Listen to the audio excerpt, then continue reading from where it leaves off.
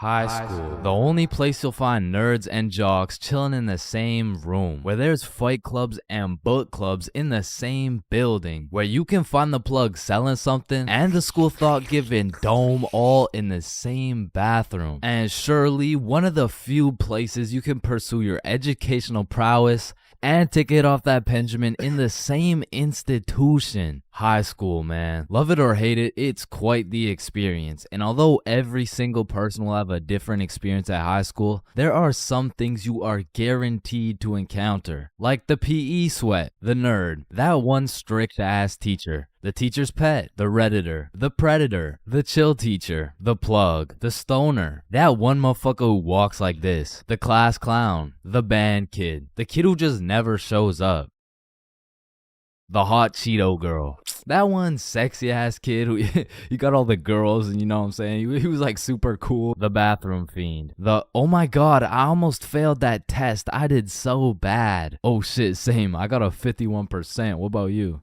Oh my god, I only got a 98.5. The fighter, the anime kid, and the NPCs. Every single one of these individuals make up the magical place we call high school. You come into high school merely a young, innocent, and clueless child, but you leave even more clueless than before, bro. Like when we learned about pie in math class, my dumbass thought I was in culinary arts for 2 goddamn weeks. And that is pie. Chains, are you listening? Yeah, we're learning about pie. Then recite pie. Flour, egg, some fucking blueberry. Like coming into high school as a freshman, I was thinking, I can use my high school experiences and knowledge to figure out what I'm gonna do in life. Then shit, all of a sudden I'm graduated and my brain is filled to max capacity on bullshit. So now that you're graduated, what are you gonna do with your life? The mitochondria is the powerhouse of the cell. But one of the most majestic parts of high school is the bathrooms, bro. Like it's a proven statistic that only 1 in 30 kids actually go to the bathroom to take a piss. And Lord knows what the other 29 are doing, bro. I mean, it could literally be anything from a secret fight club to a drug ring to a fucking Bible study. Like nothing is out of the picture when it comes to high school bathrooms, bro. But the bathrooms are not the only place where some fuck shit goes down. Cause you know high school students love to see fights, so when there's the slightest hint of beef, there's a motherfucker instigating that shit. Oh shit, my bad, bro. Nah, it's all good, don't worry. Yo, personally, I wouldn't take that shit, bro. What? Nah, it's fine. Like, he practically just called you a bitch. Wait, really? No, it was an accident. Wait, what's that? Oh shit, he just said he's smoking on your grandma's pack right now. Hey, don't be talking about grams like that. Ah, shit. Wow. But tell me why when some entertaining shit happens, I just happen to miss school that day. Like I'll go every day of the month, but I get sick for 1 day? Damn, I'm glad as fuck I'm not at school right now. Yo. Holy shit. Chains, where are you? I'm in my bed right now. Why? Ooh. Jeremy and Tom are running the ones right now. Fuck, the one day I didn't go. Wait, what's that in the background? Oh shit, yeah, they got Lil Uzi performing at school today. What? Uzi's at our school? Yeah, check it out. Yo. Oh, and they brought in Gordon Ramsay cooking up free lunch today as well. What? Oh, and I almost forgot, Elon's pulling up and giving everyone Teslas. So no. I'll see you later, man. But listen, high school is nothing like these movies paint it out to be. Like all these movies portray the same shit, where Victoria and her goon squad make fun of Ruby, and where Chad and the football team shove Arthur in a locker. Like I've only seen a motherfucker get shoved into a locker once in my life, and to be honest, I couldn't even see much of it. I mean, it was pretty fucking dark in that locker, bro. But for real, in high school, you don't have to worry about some big body taking your lunch money or some football kid slapping the books out of your hand. The worst thing you'll encounter on your average day at school is your local Redditor. I don't know how they do it, but somehow every joke they make is so unfunny that it just ruins my day, bro. Do you smell that? Yeah, Jeremy, that's what happens when you don't shower in 2 months. No, it smells like sussy baka, like Among Us. But not to confuse Redditors with Discord mods. I mean, they're pretty much the same thing, but Discord mods shower even less. To be honest, there is truly only one thing mustier than a Discord mod, and that's the cafeteria food, bro. I mean, this food is completely and utterly ass. Like, somehow these motherfuckers manage to get the food cold and the drinks warm. Like, how the fuck does that shit happen? And my high school would serve some daily specials, and to be honest, that shit was unidentifiable. Like, you'd see this pile of mysterious substance, and I'd ask the person who made it what it is. Like, what's the special today? You're holding it right now, dumbass. No, but like, what is it? Oh, I don't fucking know. And my school refused to pay people to make good food, so they had students making all the food. So you'd be eating a burger and look up at the person making them, and they'd just be casually scratching their ass. And even with all this free labor, tell me how these motherfuckers have the audacity to be charging $6 for 3 chicken strips, bro. That's $2 for one small soggy piece of some shit that's probably not even chicken. I mean, that shit is a robbery. And speaking of robbery, the high school change rooms are shockingly similar to Detroit. And we all know, you can't have shit in Detroit. Like, if you leave anything not locked up, it's gone, bro. Your iPhone, gone. $5, finessed. 2-week-old rotten sandwich. Someone's taking that shit. And to be honest, even if you lock that shit up, it's still at high risk. Like, let me paint the picture a little bit. This is PJ. PJ locks all his beloved belongings in his good old PE locker before heading to play some soccer. After scoring a hat trick, PJ comes back to the change room to reacquire his belongings, only to find out someone took PJ's whole goddamn locker. PJ was devastated. Until he remembers, he can check the school's security cameras. Yeah, take a look. Yeah, take that shit, take that. Yeah, we'll. PJ never got his shit back. Now, I don't know about your guys' high schools, but mine was equipped with security cameras everywhere, covering every square inch of the school. But these cameras had the resolution of a fucking toaster. Like, you could have a motherfucker commit a heinous crime. He could proceed to put his face in the camera, state his government name, address, and date of birth, and you would still have no clue who did it, bro. And of course, the teachers. Teachers have the ability to make or break your high school experience. So real quick, let me go over some of the teachers you will encounter in high school. The angry teacher, the chill teacher, the lazy ass teacher, the funny ass teacher, the teacher who doesn't know how to teach shit, Miss Cakinson, the teacher who wants to be the chill teacher, but shit just doesn't work. That teacher that plays videos all class. The gym teacher with several allegations. The weird science teacher. And the teacher who subscribed to ChainsFR. Wow, what a G. And that's high school in a nutshell.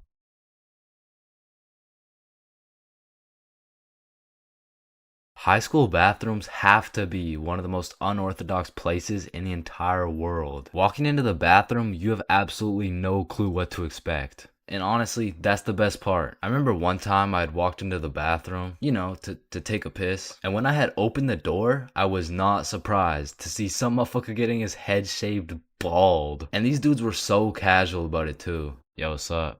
What up? And it's cool and all to be able to be entertained while you're trying to release your bodily fluids. But I mean, sometimes you just want some peace and quiet. Because you truly never know when something like this can happen to you.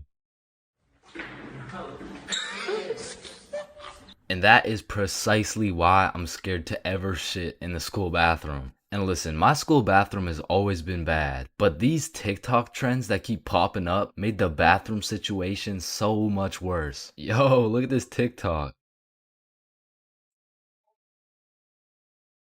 That's kind of funny. 1 week later. Damn, someone took the soap dispensers. Who snatched the blow dryers, bruh? Where the fuck did the urinals go? 1 hour later. Hold up. Who hit a lick on the bathroom? These TikToks had the school announcements like, "Guys, I'm begging you, stop with the devious licks." If you see anyone hitting a devious lick in the bathroom, report it to the office immediately. And I'm not gonna lie, this trend was low-key pointless. Like, once you go home, the fuck are you gonna do with a broken blow dryer, bruh? But there was one TikTok bathroom trend that was fire. So, what is the square root of pi? Chains. Yeah, can I go to the bathroom? Be quick. Am I tripping or did I just hear? Yeah, bro. Bathroom functions are a 10 out of 10 TikTok trend. Hey, man, if you're still in high school, I recommend trying it. Anyways, I've obviously never been in the girls' washroom before, but I be seeing way too many TikToks filmed in there. Like, is it just a normal thing for girls to go to the washroom while other girls are just in there hitting the renegade? Like, I wouldn't know, but that whole situation seems a little bit awkward to me. Boom. Boom.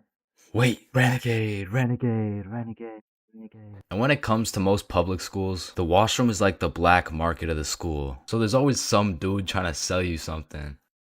Yo, you need anything right now? I got that Gandalf OG, that Alaskan Thunder, some purple monkey balls, got those Girl Scout cookies. Hey man, just give me a second. I'm kind of busy right now. I got that sour diesel, that Granddaddy Purple Deluxe. Trust me, this stuff will blow your socks off. And every once in a while, someone will bring boxing gloves. All of a sudden, the school bathroom turns into the octagon. People are getting knocked out, dropped, and getting hit with the guillotine chokehold. But as soon as a teacher walks in,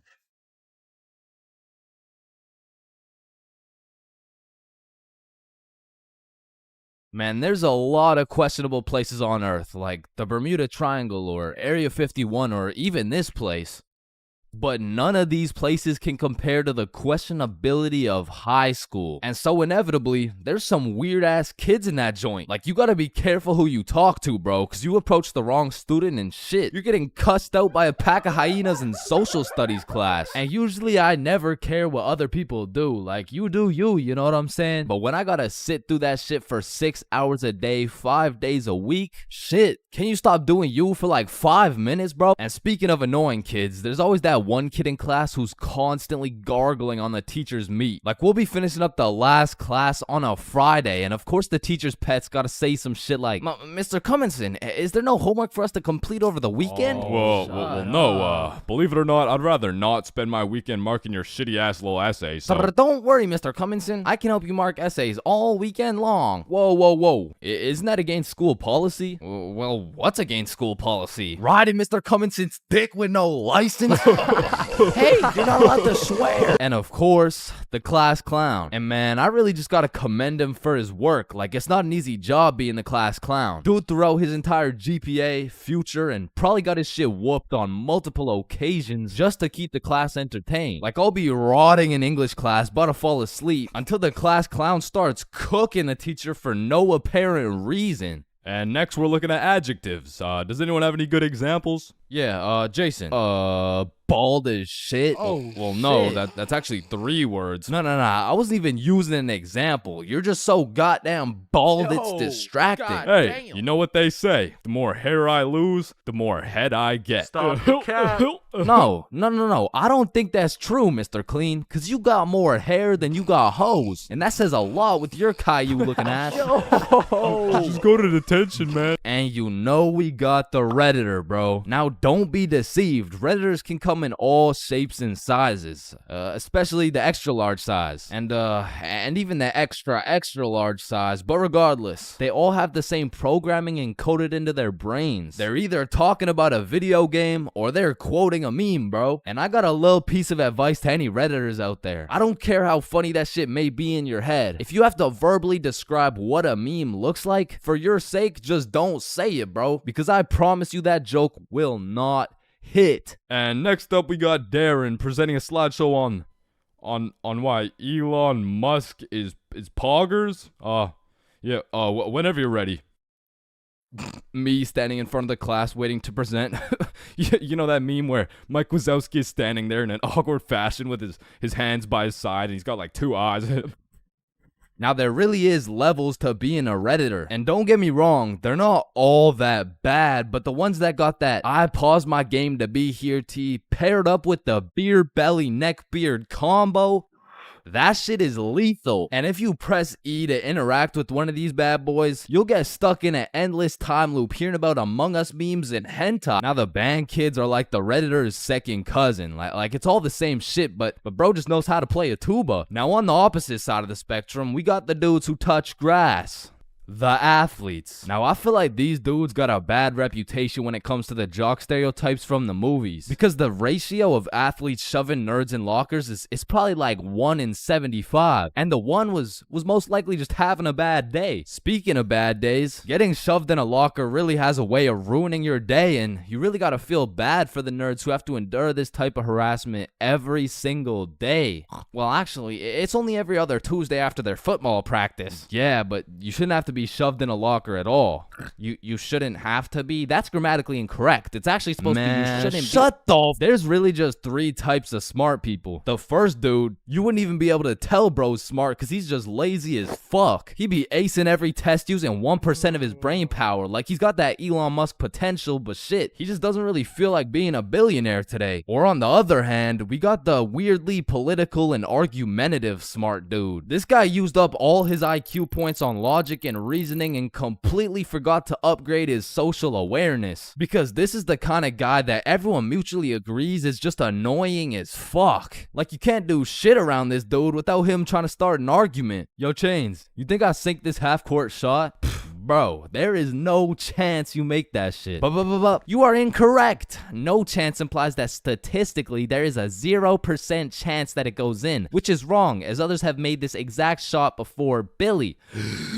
Truthfully, there's a chance for just about anything to happen, even though the chances may be slim. Well, that's cap, because there's no chance for you, bro. No chance for me to what? You gotta be more specific. For you to get some bitches. And some people are just smart, and they still have the ability to be a normal functioning member of society. A lot of these people are chill as fuck. Like, they can teach you shit you don't understand, carry you in group projects, and if they're goated, they can just bless you with the homework. And this is not the same as getting your homework from the class clown or the athlete, because this shit is actually correct. And next, we got the other dudes who touch grass. The stoners.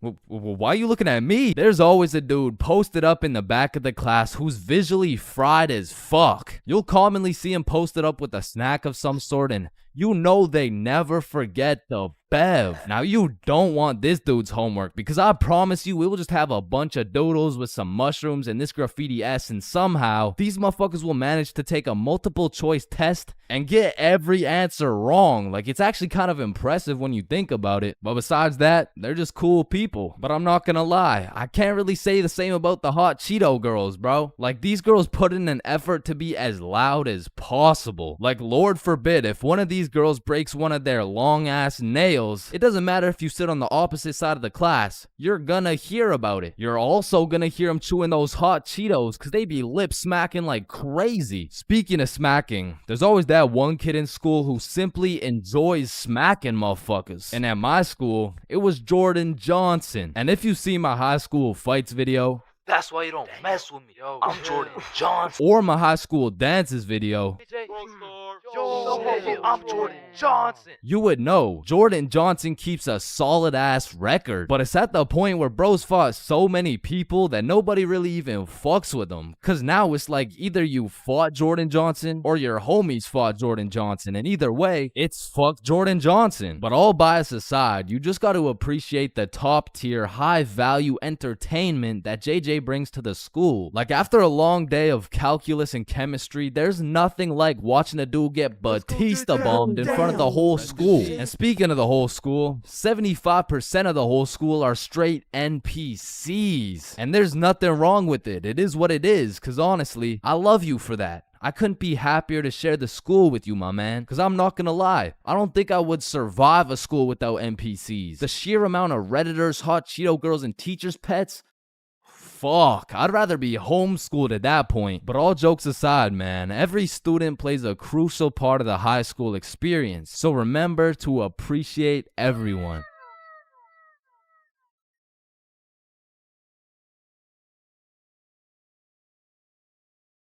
Hello, can I get a green apple and bubblegum, please? Of course, that'll be 25 cents. Oh, gee, what a deal. Life sure is good, huh? Oh, it sure is.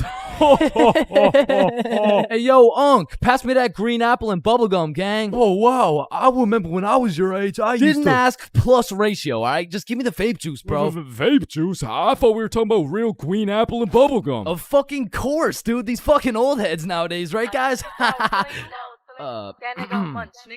Just give me the vape juice, please. All right, well, in that case, I need to see some ID. Yeah, I got you, Unc. Your ID says you just turned 11 years old. Type shit. No, you gotta be at least 21 to buy vape juice. Oh, shit, yeah, no, I guess it's a robbery then. Oh, wait, what? Ah, shit. Listen, the times are changing, bro. Not too long ago, kids were just playing outside, playing sports, and climbing trees and shit. But nowadays, I swear these kids are just grinding TikTok, playing GTA in real life, and the only thing they're climbing is the spectrum, and I blame the internet, bro. Cause now these kids are coming straight out the womb watching Skibbity Toilet Brain Rot, and if that was my kid, shit, I would want to restart, bro. Like take two from the top, bro. And honestly, I feel like most of these kids were coming along just fine, you know? Like, they were developing into some cool dudes. They had a banger theme song and shit. Like, yeah, I was low-key fucking with this new generation. And then... the birth of brain rot. Millions of people scrolling TikTok, Instagram Reels, YouTube Shorts, and even... It was great. I mean, we had all the free time in the world to fill up our brains with dog shit, and it didn't even matter until we had to talk to each other again. Like, Oh, shit. hey, oh, hi, oh, what's up? What? Hi. Oh, what's poppin'? Brand new whip just hopped. Oh, yeah, I know Yo, that I song. got options. What I about- could what pass about that bitch Roxanne? like Roxanne. Roxanne. Like shit, even now in 2024, I feel like half the motherfuckers my age still haven't mentally recovered. Like ever since the great brain rotting, I've unfortunately witnessed some of my closest homies get NPC-ified, and there's really no bringing them back. Yo, bro, you've been watching a lot of TikTok recently, huh? Oh, yeah, nah. I mean, this shit's fire, bro. Just look at this We one. can go gut for gut. Fuck that, we can go wrist for wrist. Yeah, no, bro, you have a problem, like dead ass. Like you gotta put the TikTok down, bro. Like really lock in up here, bro. Nah, bro really just phantom taxed my phone. And minus 100 aura for throwing it and shit. Like, that would have been outrageous if I wasn't Sigma. But remember what Duke Dennis said? Ohio, Riz Skibbity Toilet, Phantom Tax, did Gronk hugs Libby Dog? And so if some of my homies' brains are still trying to recover, I can only imagine the permanent effects on these kids, bro. Like, I feel like it's entirely possible that these kids' brains will be stuck in 2024 and they'll be old as hell talking about, Hey, can you help me cross the road? oh yeah, for sure. W Riz! Oh, no, my aura! Now, unlike half these YouTubers out here, I don't spend a lot of time talking to kids. But the one kid I did talk to recently was actually my cousin. Hey, you're not alone on that one. No. So I was at this extended family function, and there was a bunch of people I'd never seen in my life, including this one kid who had to be about 10 years old. He was a short little guy, still waiting on puberty and shit, but when I talked to him, it was like talking to a little Kai Cenat or some shit. If he was 10 years younger and like, about the same height. Yo, broski. The fuck? Hey, down here. Oh, shit, what's up? My name's Elijah. Okay, Elijah. How's school, bro? Shit, it's alright. Yo, what grade are you in, bro? Grade 5. Type shit. Damn, I remember being in grade 5, bro. I was actually the fastest kid in my school. Yeah, but you probably had no hoes, bro. I already got a girlfriend and she's bad as hell, bro. You should see the gyat on that shit. Nah, what? And I never thought I'd be saying this, but back in my day, grade 5, we were still running from cooties and shit, and is this motherfucker vaping? What the fuck? I feel like kids these days just skipped a part of childhood, you know? Like they're fresh out of elementary school, chiefing some coconut watermelon ice. Like, bro, your little ass should be watching Coca melon twice. Chat, did that hit? Yeah? No.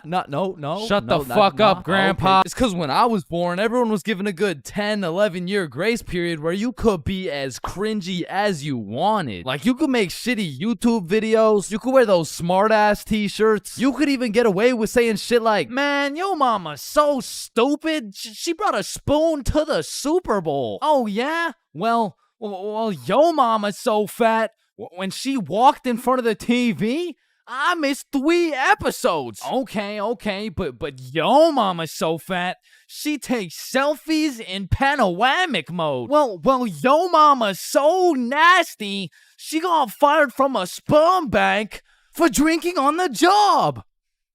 What's a sperm bank? Shit, I don't even know. And I feel bad for this new generation because they don't got no cringe grace period or anything, bro. They just pop straight out the womb like, and it's a boy. Yeah, I'm a dude, whatever. Now snip me up, bro. I can't have the host seeing my foreskin, dog. And maybe I'm just jealous, but to me, it's wild that these kids are getting new-ass phones in elementary and middle school. Because they'll never understand the absolute crucifixion I would get every single time I whipped out my phone, bro. Like, that shit was staying in my pocket unless it was 100% necessary. All right, class, everyone get your phones out for our end-of-year Kahoot.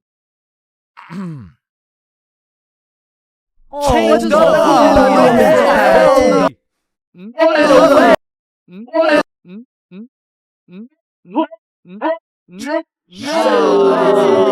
I honestly feel like the world would be a better place if we implemented a new law where if you saw a kid who had an iPhone number higher than their age, you had every right to respectfully and lawfully slap the shit out of them and give them a devious wedgie, bro. Like, you're 10 years old. What the fuck do you need 6 gigabytes of RAM for? I need it because I like to play Fortnite on my phone. Man, how about you eat 6 gigabytes of this shut up sandwich before I ram this fist up your ass? Alright, chat, I know that one hit, bro. What do we think? Stickman Police Department donated $1. Wait, what? Look behind you, Chains. Oh my. And it's the same with these kids' fits, bro. Like, whatever happened to wearing neon shirts and light up Skechers? Like, why am I seeing literal children walking around in Jordans, bro? Like, I didn't even know what Michael Jordans were until I was getting my shit cooked for walking around in some Michelle Gordons, bro. But I mean, that shit was necessary for my character development. And that's what's wrong with these kids, man. They're straight up skipping out on some of the most crucial moments of their lives. I feel like we could low-key do them a favor. Next time you see a kid walking around on the street thinking life is all sunshine and rainbows and shit, you could just give him a little character development and like maybe roast his cut or something, you know? Like, hey kid, you look like you cut your hair with a fucking pencil sharpener. or no, you look like Peter Griffin if he never hit puberty. You look like... Yo, we giving kids some character development? Did he? Now, I don't know why I'm talking like I was born in the 1900s or something, because for the homies who are around my age, we were low-key in the same boat as these kids, bro. They're growing up on some skibbity toilet brain rot. We had MLG brain rot. They're always scrolling TikTok. We had Vine. These motherfuckers are out here looking up to I Show Speed, bro. We had fucking Jake Paul. So the moral of the story is, even if these kids nowadays are absolutely cooked, I was once cooked too, bro. So worst comes to worst, these kids will just end up like me. Oh, fuck no, please, no.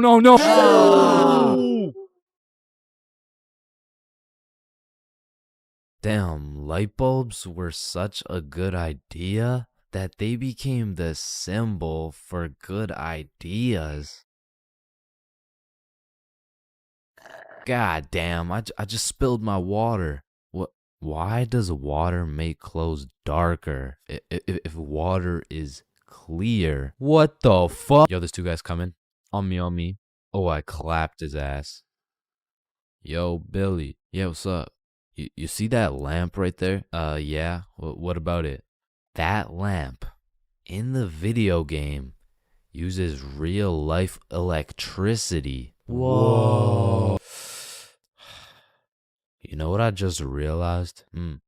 When a morgue worker dies, he still goes into work the next day. Bro, how could he go to work? He's dead. Oh, shit. Oh, whoops. Just dropped the soap. Wait, When you drop the soap, does the soap get dirty or does the floor get clean? Wait, guys. Since I'm alone, I'm the only person in the world to ever see this peanut. Nah, I saw it too. Who the fuck are you? Yo, when did you get so much money? Man, it's the money my grandma inherited me before she died. Yo, that's low key like when your homie dies in Fortnite and you pick up his loot. Come on, bro, my grandma's dead. Not cool. You right, my bad. Man, imagine the guy that discovered milk and think about him convincing someone else to drink it.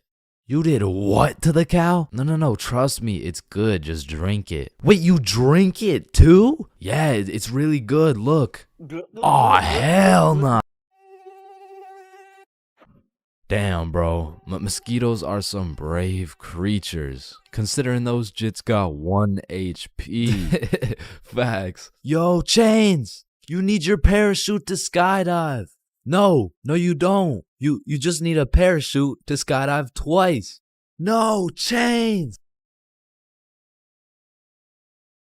Well, what the fuck? Why did you just break my mirror? Well, actually, mirrors don't break. They simply multiply. Oh. Damn, bro. We're all just some walking nut for real. Facts. Damn, for real. It's crazy. It's true, though. Oh, shit. I'm on fire. If you really think about it, you're not on fire. Fire is on you. Call the fire truck. Wait a minute. A fire truck is actually a water truck. Oh, god damn, just call the truck. Jesus. Bro, I was on fire. Why didn't you just call the fire truck? First of all, you weren't on fire. The fire was on you. Second of all, it's a water truck. Bro, I got the munchies. We should cook some cookies or something. Nah, you don't cook cookies. You bake them. What? Then why are they called cookies? Shit, I don't know. Cookies are just cookies. No, that's like saying you cook bacon instead of baking it. Well, actually, you do. What the fuck? Bro, what keeps the hot dog in like hot dog shape? It's like meat inside some animal intestine casing or some shit. Okay, so it's hot dog meat inside animal casing, right? Yeah. So, hypothetically speaking, once you eat the hot dog, it's still hot dog meat inside animal casing, but you are the animal casing. So, with that being said, when you eat the hot dog, you become the hot dog. Just let me eat my fucking hot dog, bro. And that is why Genghis Khan has the most descendants in human history. I actually know someone with more descendants than Genghis Khan. Well, that's impossible. Who could possibly have more descendants than Genghis Khan? Genghis Khan's dad. Damn, you know Google Maps, right? Yeah, of course. Bro, someone at Google really just said, yup, let's just have someone drive down every road on fucking Earth. And then they did it.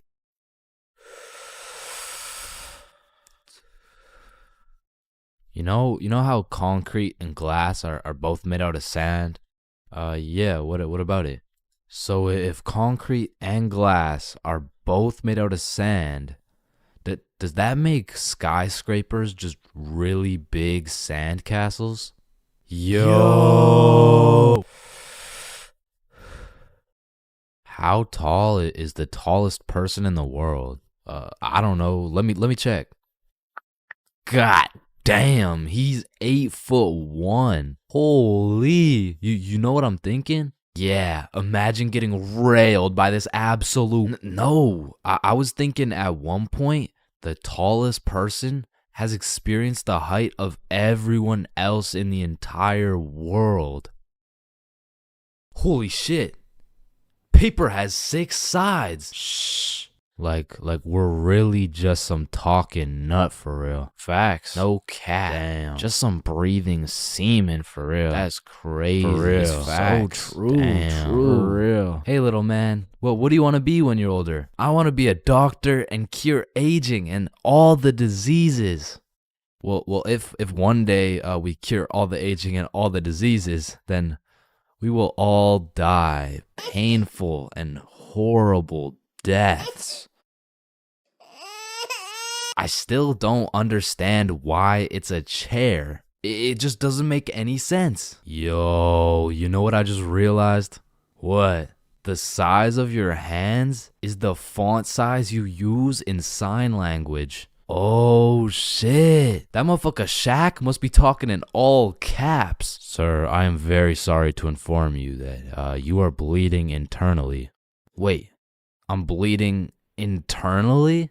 Yes, we will need an immediate operation and we will have to... Oh, no, it's all good. Internally, that's where the blood's supposed to be. No, sir, where are you going? This is an urgent matter. Get back here. You're in critical condition right now. Yo, can you pass the Apple charger really quick? Yeah, for sure. Yo, what if Apple chargers were called apple juice? Whoa. Damn. Yo. Apple juice? Bro. You know what I just realized? You can drink a drink, but you can't food a food. Nah, that one was ass. Yeah, you right. Like, I mean, we're literally just semen that can talk. So true. Facts. That's so crazy. For real. Yo, when you put your socks on inside out, the entire universe is wearing your socks, except you. Fuck. Yo, look, it's a unicorn. Damn, it's got a really unique horn. Unique horn? Unicorn. Unique horn. Unicorn. Unicorn. Unique horn. Unique horn. Unique horn.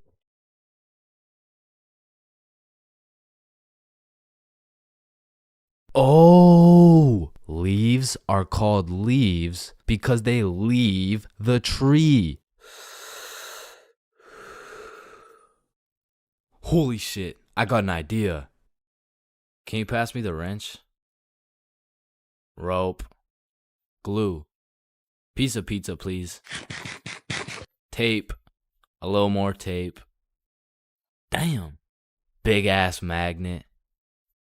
Alright, all done. Whoa! This bad boy uses 0 gas. It's completely eco-friendly. Hop in.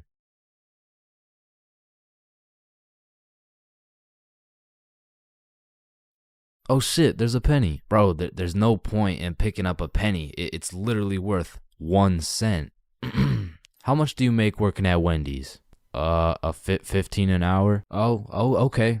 So you see there are 3,600 seconds in an hour. And because you make $15 an hour, that is exactly 0.416 pennies per second. So with this being said, the second it takes to pick up this penny off the ground is a net positive outcome. Oh, okay.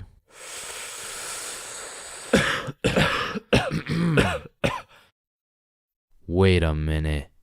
Are stickmen always naked? Holy shit, we are stickmen. What the fuck? Yo.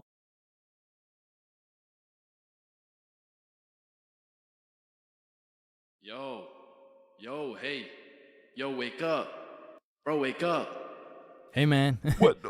Who are you? Dreams. We all have them whether you remember them or not. Now, at one point in our lives, we've all dreamt about the same shit, bro. Like your teeth falling out or running through your school butt booty naked or being reincarnated as a chicken laying eggs.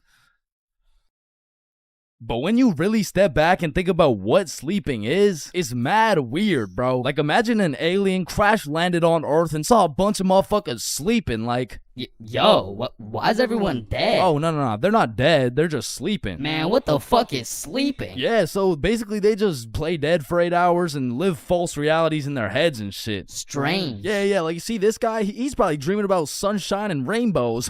Get down. Or you see this dude, he's having a nightmare for sure.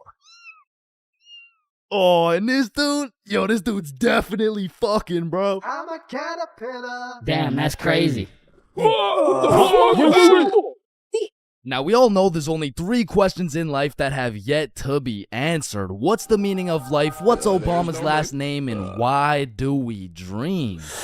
Dude, it's all your subconscious talking to you, man. You just gotta find the true meaning of each dream, dude. Bro, what the actual fuck could this possibly mean, bruh? You're autistic. Anyways, the craziest part about dreams is the fact you're the one telling the story and you're the one listening to that shit. My dumbass still falls for the plot twist every time, bruh. I'll never forget this one dream I had back in grade 6 where me and my 2 homies were walking. Don't know where, don't know why, but as we're walking, a dude in a big white van pulls up talking about, "Hey, if you kids come in my van, I'll give you some candy." Shit. I mean, I'd come in your mouth for the whole bag. So obviously, we hop in, and the driver looks absolutely cracked out, talking about, "Hey kids, eat this candy." And so we unwrap this piece of candy, and it's literally just a razor blade, bro. Like, he didn't even try and hide that shit. Nah, I think I'll have to pass on this one. Alright, okay, then eat this piece of candy. Nah, this is a perk 30. You got any Reese's cups? Yeah, nah, I got Reese's cups. Here. Sir, this is just a Glock covered in peanut butter. Alright, fine, take this. Shit, okay. So we eat this unsuspicious looking candy and instantly start tripping balls, bruh. Like, the van is deforming, we're seeing rainbows and shit, and worst of all, we see this big ass grin on the driver's face. And I don't remember exactly what he said, but he said some crazy shit like, "Get ready, I'm coming for them cheeks." It was more like "Looks like your private square just went public." Okay, no, that wasn't it either. It was it was something more like "You boys ever had your buns stuffed like a meat mountain from Arby's?" Yeah, I can't remember exactly what he said, but all I know is if we didn't act fast, we were getting our cheeks snatched up, bro. So Billy's like, "Yo, quick, call your dad." So I'm rushing to start calling my dad, and this is the most dream logic shit ever, cause I don't even got a dad, bruh. And this is where my own brain hit me with the meanest plot twist I never saw coming. Cause as I'm calling my dad, the driver's phone starts ringing, bruh. Bomba Club. Now, I don't remember the rest, but the fact my own brain hit me with some Star Wars Darth Vader type plot twist, god damn, bruh, that shit was a movie. But still, I probably got my shit touched, so I'm gonna have to leave this as a B-tier dream, bro. B-tier? What the fuck could possibly be worse than a crackhead tickling your pickle, bro? Fever dreams. Now, those motherfuckers could be their own torture method, bro. These are dreams that just have you stuck in an infinite time loop doing the same shit over and over and over and over. And C-tier, bro. Now, lucid dreams. Lucid dreams are deadass just playing life on creative mode, bro. Cause in my long life, I've only had 3 lucid dreams, and every single one of them was lit as fuck, bruh. Now, the problem is I can only start lucid dreaming when my original dream is just a little too strange. Like, "Hey, you're cute. Can I get your number?" What? You want my number? Yeah. Yo, I must be lucid dreaming. Ow, what the fuck? Shit, it's so real, bro. I can do anything. I can probably fucking fly. Alright, Chains, this is not a dream. You're under arrest for battery and assault. But for real, my first lucid dream started when I was posted up in a basement with Michael Jackson. Yo, aren't you supposed to be, like, dead and shit? Oh shit, I must be dreaming. And so to test the waters, I start spawning in random shit on the spot, and this is the moment I realized the possibilities were endless, bruh. I could do whatever I wanted, and so I spawned in a honey pack, and I spawned in Lola Bunny, and S tier. Lucid dreams are S tier, bruh. Wet dreams are too.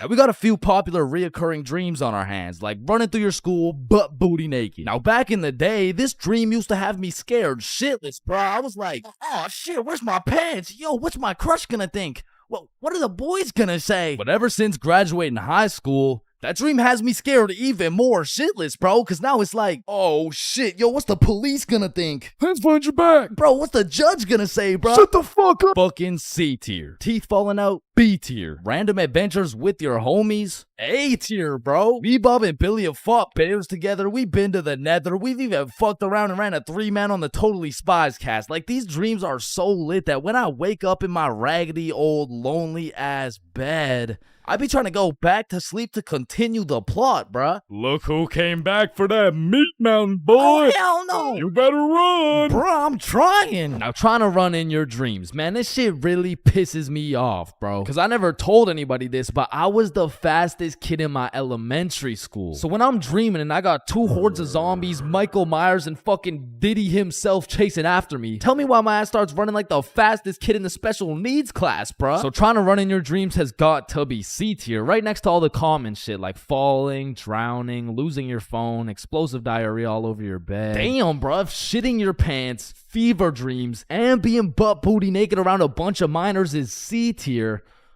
What the hell is D tier, bro? Sleep paralysis.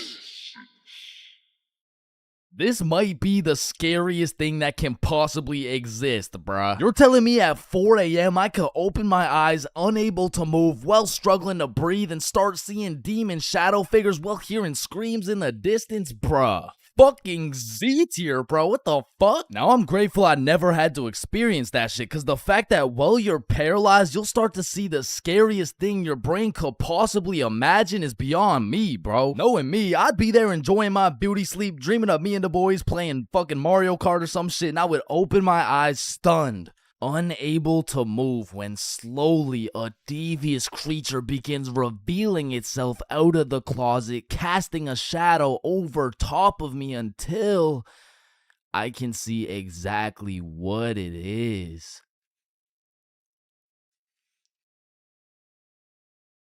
Looks like someone ordered a meat mountain.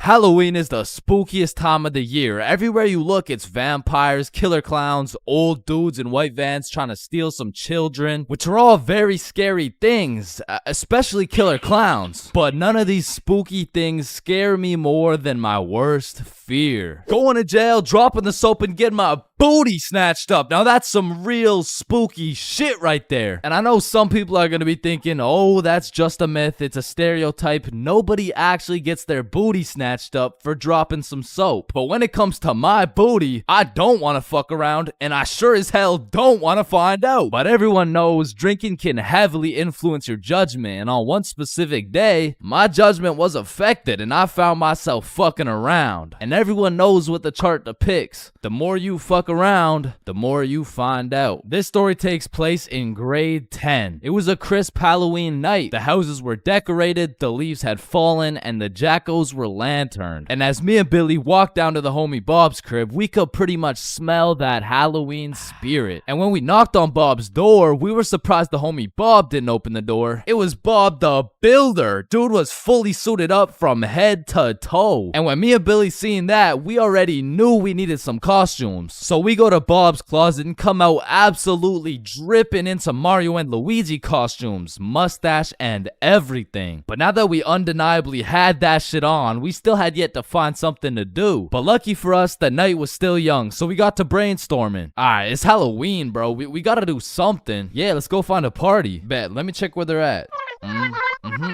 Okay. Yeah, there's no parties, bro. Fuck. I mean, we could trick or treat. Shit, we might have to, bruh. And just as 3 15-year-olds decided we would knock on strangers' doors asking for candy, our Halloween was looking grim. And not in a good way. But you know what they say: can we fix it? Yes, we can. Because Bob pulls through and sets up a goddamn 3-man mission. And just like that, Halloween goes from an L to a W night. And I thought the homies and I couldn't get more hype, that is, until Bob pulls out a bottle of Hennessy. And you would have thought Peach took the kids the way I was abusing that bottle. And we passed it around until we were all tipsy. Then we started walking to Chloe's house for the little Halloween 3-man. And it was already 9 p.m. at this point, so we're walking through the neighborhood admiring these these decorations when we see the creepiest house of them all. It was Chloe's crib. So we walked through a whole graveyard just to knock on the door, and Chloe opens it looking like a whole angel. I mean like literally, like she had the halo and the wings and shit. So we go up to her room where her two friends Lucy and Mia were, and we sit on her bed, and I'm not gonna lie, it was a little awkward, bro. I was sitting there with my Mario fit, my little mustache, like, so, Chloe, why'd you choose to be an angel? I don't know. I just liked it. Why'd you choose to be Mario? Shit, you know, Mamma Mia, am I right? Shit. Fuck. Then Chloe whips out some tequila, and all of a sudden we're playing drinking games and shit. But honestly, I was just trying to get drunk, so it'd be like, haha, drink up. Oh no. Alright, it's your turn. Wait, you're supposed to get it in my cup. What the fuck? And after purposely selling multiple games of tequila pong, I was feeling what some would call completely and utterly drunk as fuck. And next thing I know, we're playing spin the bottle, and I was up, so I spin the bottle, and it spins and spins and lands on Chloe. And in my head, I'm thinking, and just as Mario's about to get some peaches, we hear the door open downstairs, and Chloe's like, oh shit, my parents are home, hide. So me and the homies run into her closet with a bottle of tequila, and we can hear her dad come into the room. Hey, what's going on up here? Oh, you know, we're just watching scary movies. All right, I'll be downstairs watching TV. Let me know if you need anything. Thanks, Dad. And once her dad went downstairs, we all came out of the we exited the closet, and Chloe said, you guys gotta sneak out through the front door. Just be super quiet. And so we creep down the stairs and peek around the corner, and Chloe's parents are right there with a clear sight of the door. So we know what we have to do. We take a shot for good measure and then run to the door. And my drunk ass couldn't even figure out how to unlock this fucking door. Hey, who is that? It's me, I'm Mario. Then we ran out that joint, and we didn't stop running until I got a call from one of my homies named Dave. He was like, yo, what are you doing right now? Oh, nothing really, just drunk as hell running from Chloe's angry ass dad. Yo, that's what's up. Come link me and Joe at Stickman Elementary. And we had nothing else to do, so we pull up, and it's Dave, Dave's girlfriend, Joe, and Joe's girlfriend. And they got some couples costumes going, but I couldn't help but notice Dave and Joe were shiestied up. What are you, if the Simpsons grew up in Chicago? Nah, I'm just Homer. Yeah, but I mean, Homer doesn't usually wear a fucking ski mask. Oh, yeah, no, I just wore this because we graffitied the hell out of this school. What? Joe was here and Dave was too? Bro, what the fuck were you thinking? What? Oh, you want me to include your name too? No, hell no. And just as we become guilty by association, 4 cop cars come zooming down the street. Oh shit, it's the cops, run! And the cops hop out of their cars and start running at us with flashlights. So we head for the forest, but to get to the forest, we had to run across this long ass muddy field. And in the middle of this field, there was a huge pothole. And how did I know that? Cause I seen Marge absolutely eat shit right in front of me. And don't get me wrong, I was absolutely plastered, but as the cops got closer and closer, I could practically see myself getting caught and dropping the soap, and you know I wasn't gonna let that happen. And so with all that adrenaline, I Mario jumped that fucking pothole and hauled ass into the forest. And right when you get into the forest, there was this deep creek with a log going across it. But when I look back, I see the cops' flashlight getting brighter and brighter, so I say fuck it and take a run at this log. I get a good 2 steps and then my drunk ass slips. Boom, right into the muddy creek. But I don't have time to give a single fuck. So I run through this waist-high muddy water, and then we regroup and check who made it. I see Bob, Joe, Dave, and Dave's girl. Yo, where the fuck is Billy? No, where's my girlfriend, bro? Oh, she ate shit a few yards back. Whoa, wait, what? Is she okay? Did she get caught? Wait, shut up. Billy's calling. Yo, where are you? I'm hiding behind a tree right now. In the middle of the field. The cops are looking for me. I bet we're coming. I gotta go. Fuck no, bro. If you go, you're gonna get caught. Listen, bro, I have to. He's the Luigi to my Mario. So I go back in to save Billy, and my main man Bob comes with me. So we get to the edge of the forest and see Billy absolutely shitting his pants trying to hide from these cops, but they keep getting closer and closer. So Bob turns on his flashlight and both cops look at him. He's right there. Get over here. And while the cops were looking for Bob, me and Billy both run for the street, and we ran and ran, but once we were at least 5 blocks away, we text Bob like, bro, we both made it, are you good? And Bob's like, So Bob makes it out of the forest and we all link up. And we take a moment to appreciate the fact that none of us went to jail. And more importantly, none of us got our booty snatched up. And after our moment of appreciation, we were like, yo, maybe we should have just went trick-or-treating. Yeah, bro, some Reese's Pieces would hit right now. I mean, it's not too late to buy some candy. So we all go to the store and cop the biggest packs of candy we could find. Then we walked back to Bob's crib and enjoyed the rest of our night while fucking up some Halloween candy.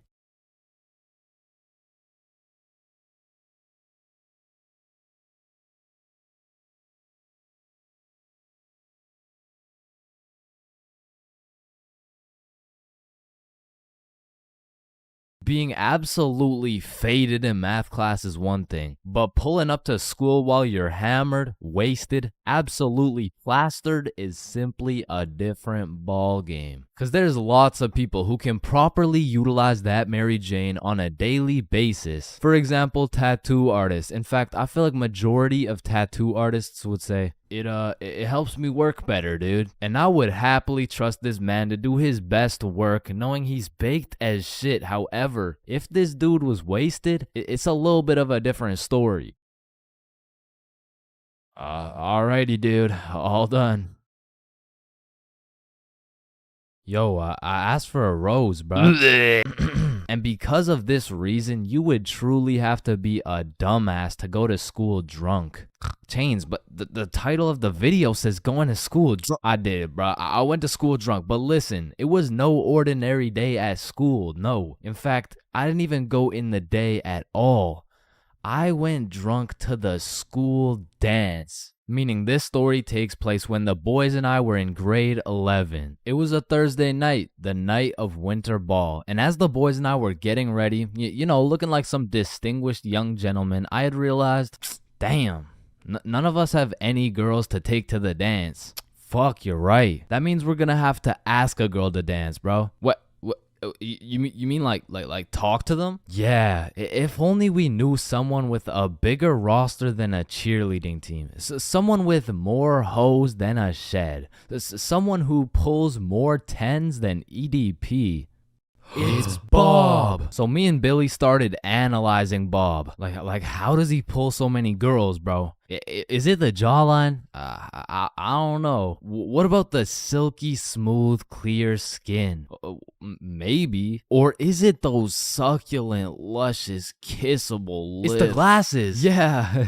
the glasses. Yeah. So we stole Bob's entire flow in the hopes this would put an end to my drought of bitches. So we check ourselves out in the mirror and then we hop into Billy's whip. We throw on some Rihanna to get us hyped, and before we knew it, we had arrived at school. Now to really paint the picture, it was a Thursday at 8 p.m. And on this Thursday at 8 p.m., Billy pops his trunk to pull out 2 bottles of vodka. Now, if you were unaware, it was currently a Thursday at 8 p.m. on a school night, and we were headed into our school. Now, logically, I should have simply denied the alcohol, but I'ma keep it a buck. The whole idea of walking up to a girl and asking her to dance was really giving me the heebie-jeebies. I mean, my palms were sweaty, my knees were weak, and arms were heavy, so I took a big old chug of that liquid courage in order to ease the nerves a little bit. And shit, Billy must have been feeling the same way because Billy was down in that shit like it was water. And right after we consumed enough alcohol to kill a baby elephant, I got a notification on my phone.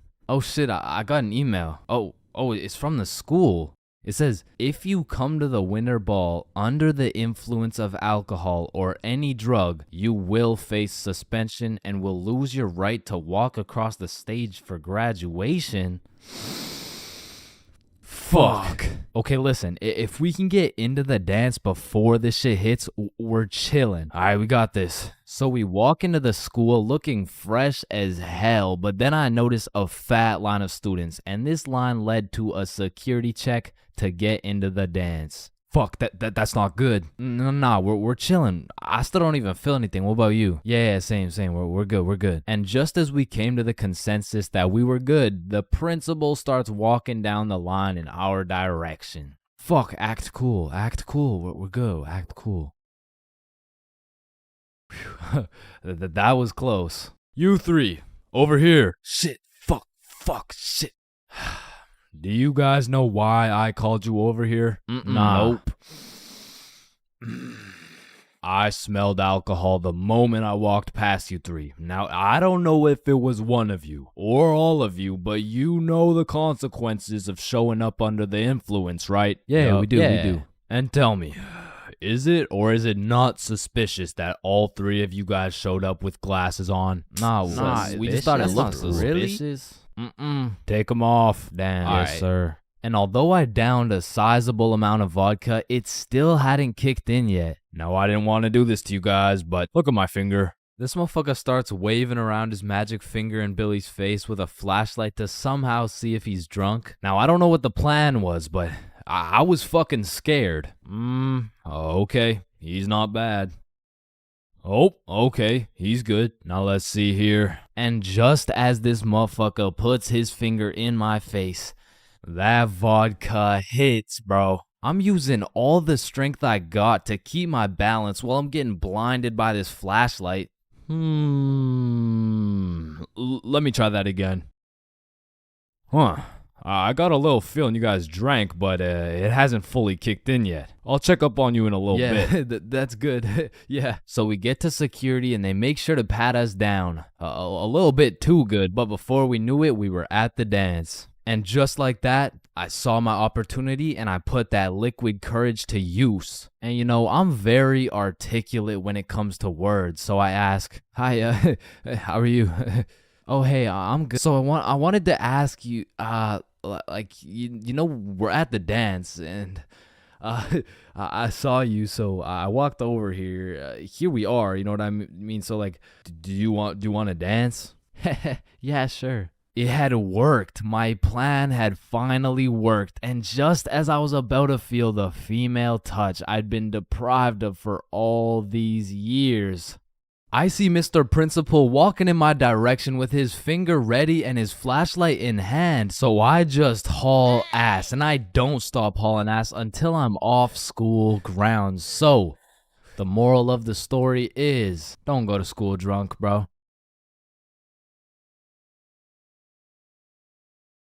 Man, summer is just a beautiful season. The sun is shining, the trees are green, and you can stay out with your homies all night. And best of all, you get to sleep in till that shit gets absolutely fucked by the first day of school. And waking up to that first alarm of the school year will have you discombobulated as hell, like, Chains, Square Doodle Mat Salami Mouse.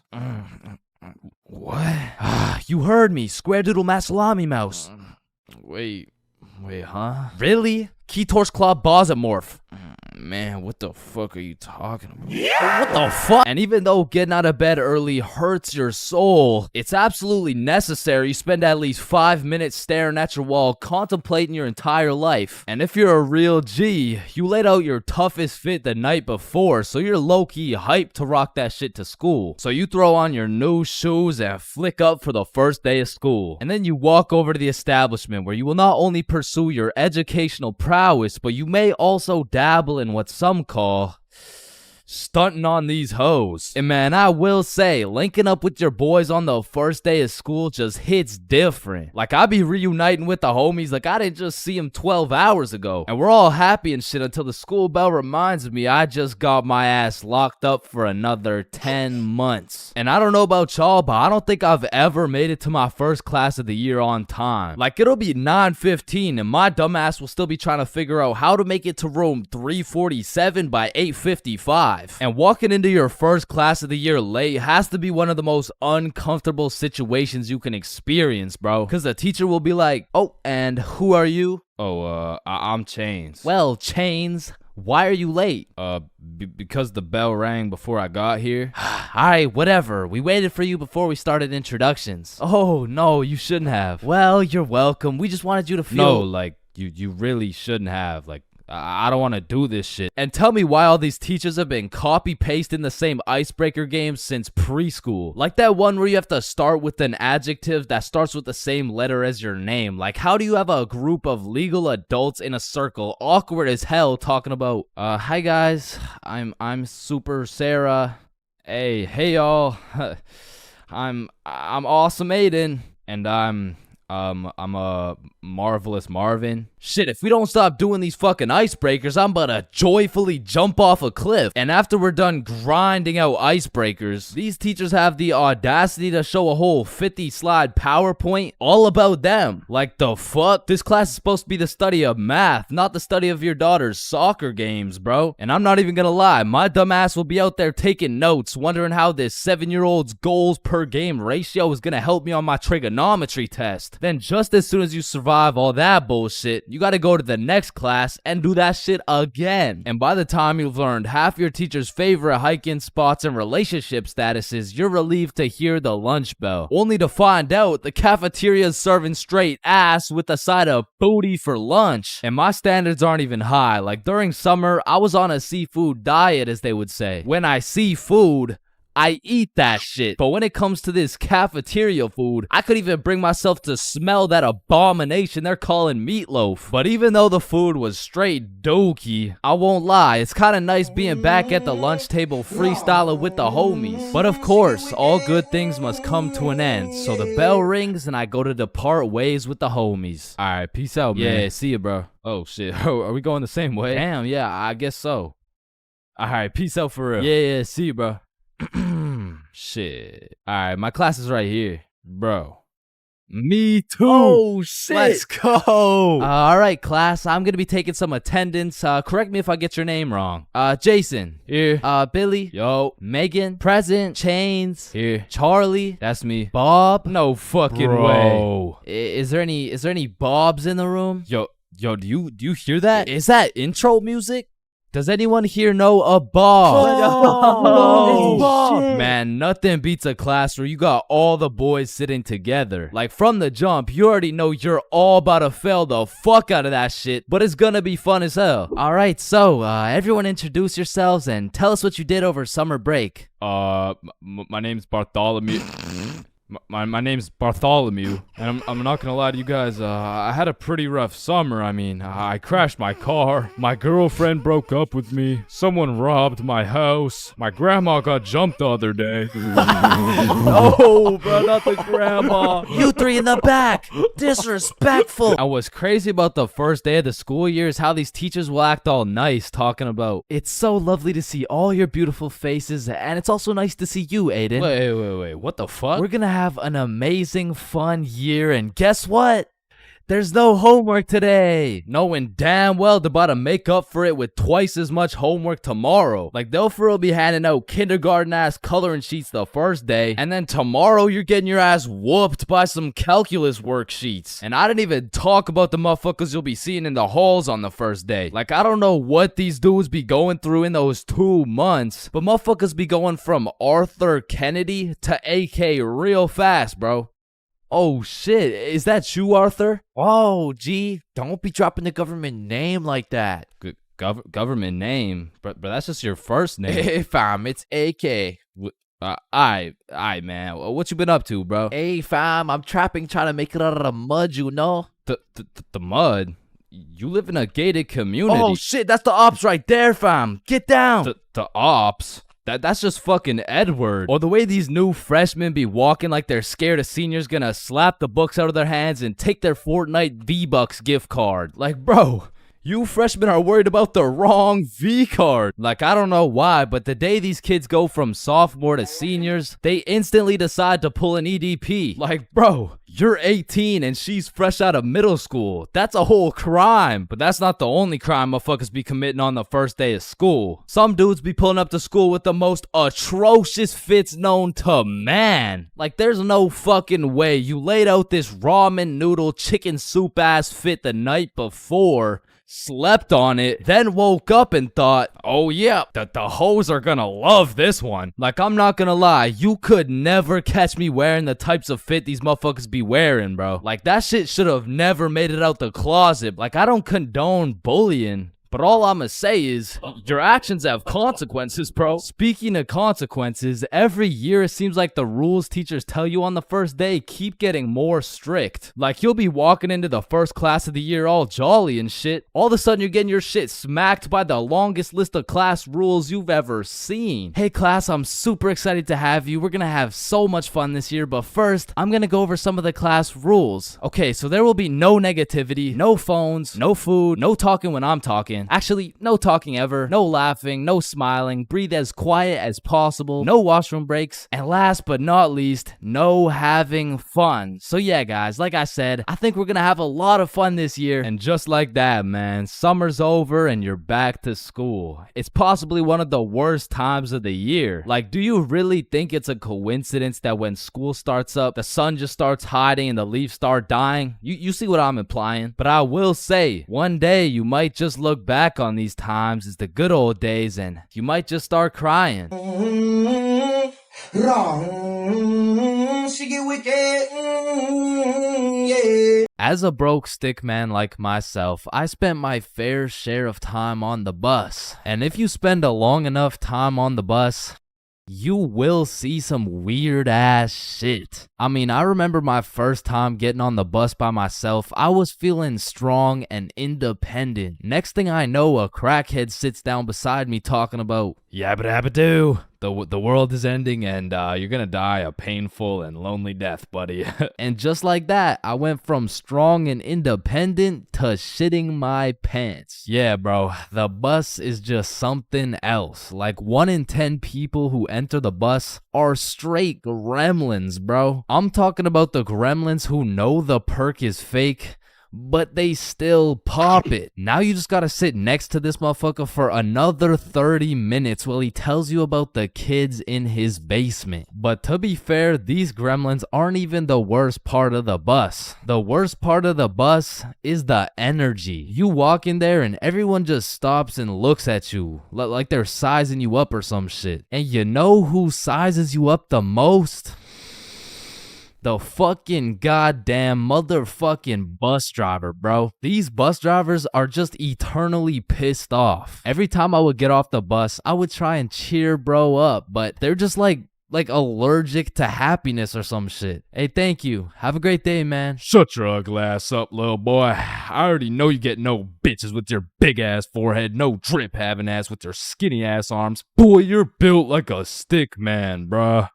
Damn. Hey, bro, there could really only be 2 reasons why these bus drivers are so mad all the time. Either they had a demon villain origin story where they were abandoned as a child and never shown any form of love until one day. In freshman year of high school, Timmy met Linda. Linda was kind, smart, beautiful, and she paid attention to Timmy when nobody else would. Timmy asked Linda to be his girlfriend, and she said yes. They dated all throughout high school, and they even got into the same university so they could be together forever. Until one day, when Timmy's world was flipped upside down. Timmy found out Tyrone had been laying some mean pipe on Linda this entire time. Everyone in Timmy's school made fun of him. Timmy could not let this slide. So he called out Tyrone to run the ones in front of the entire school. And without a single word, Tyrone winds up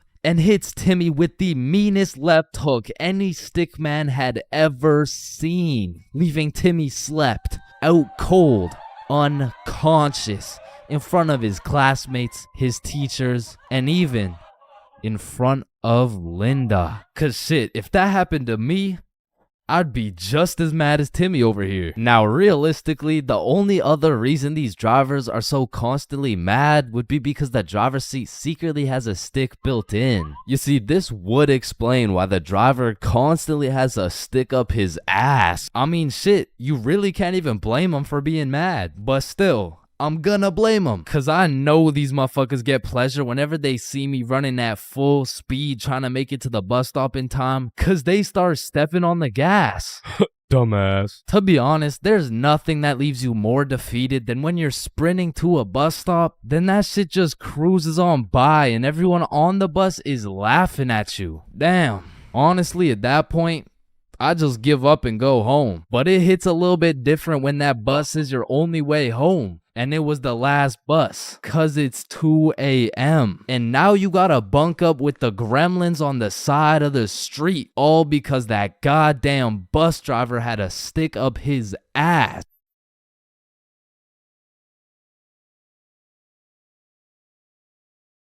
Aw, can I pet your dog? Yeah, for sure. Aw, what's your name, little guy? His name's Ben. Oh, he's so cute. I just wanna Hunt that motherfucker.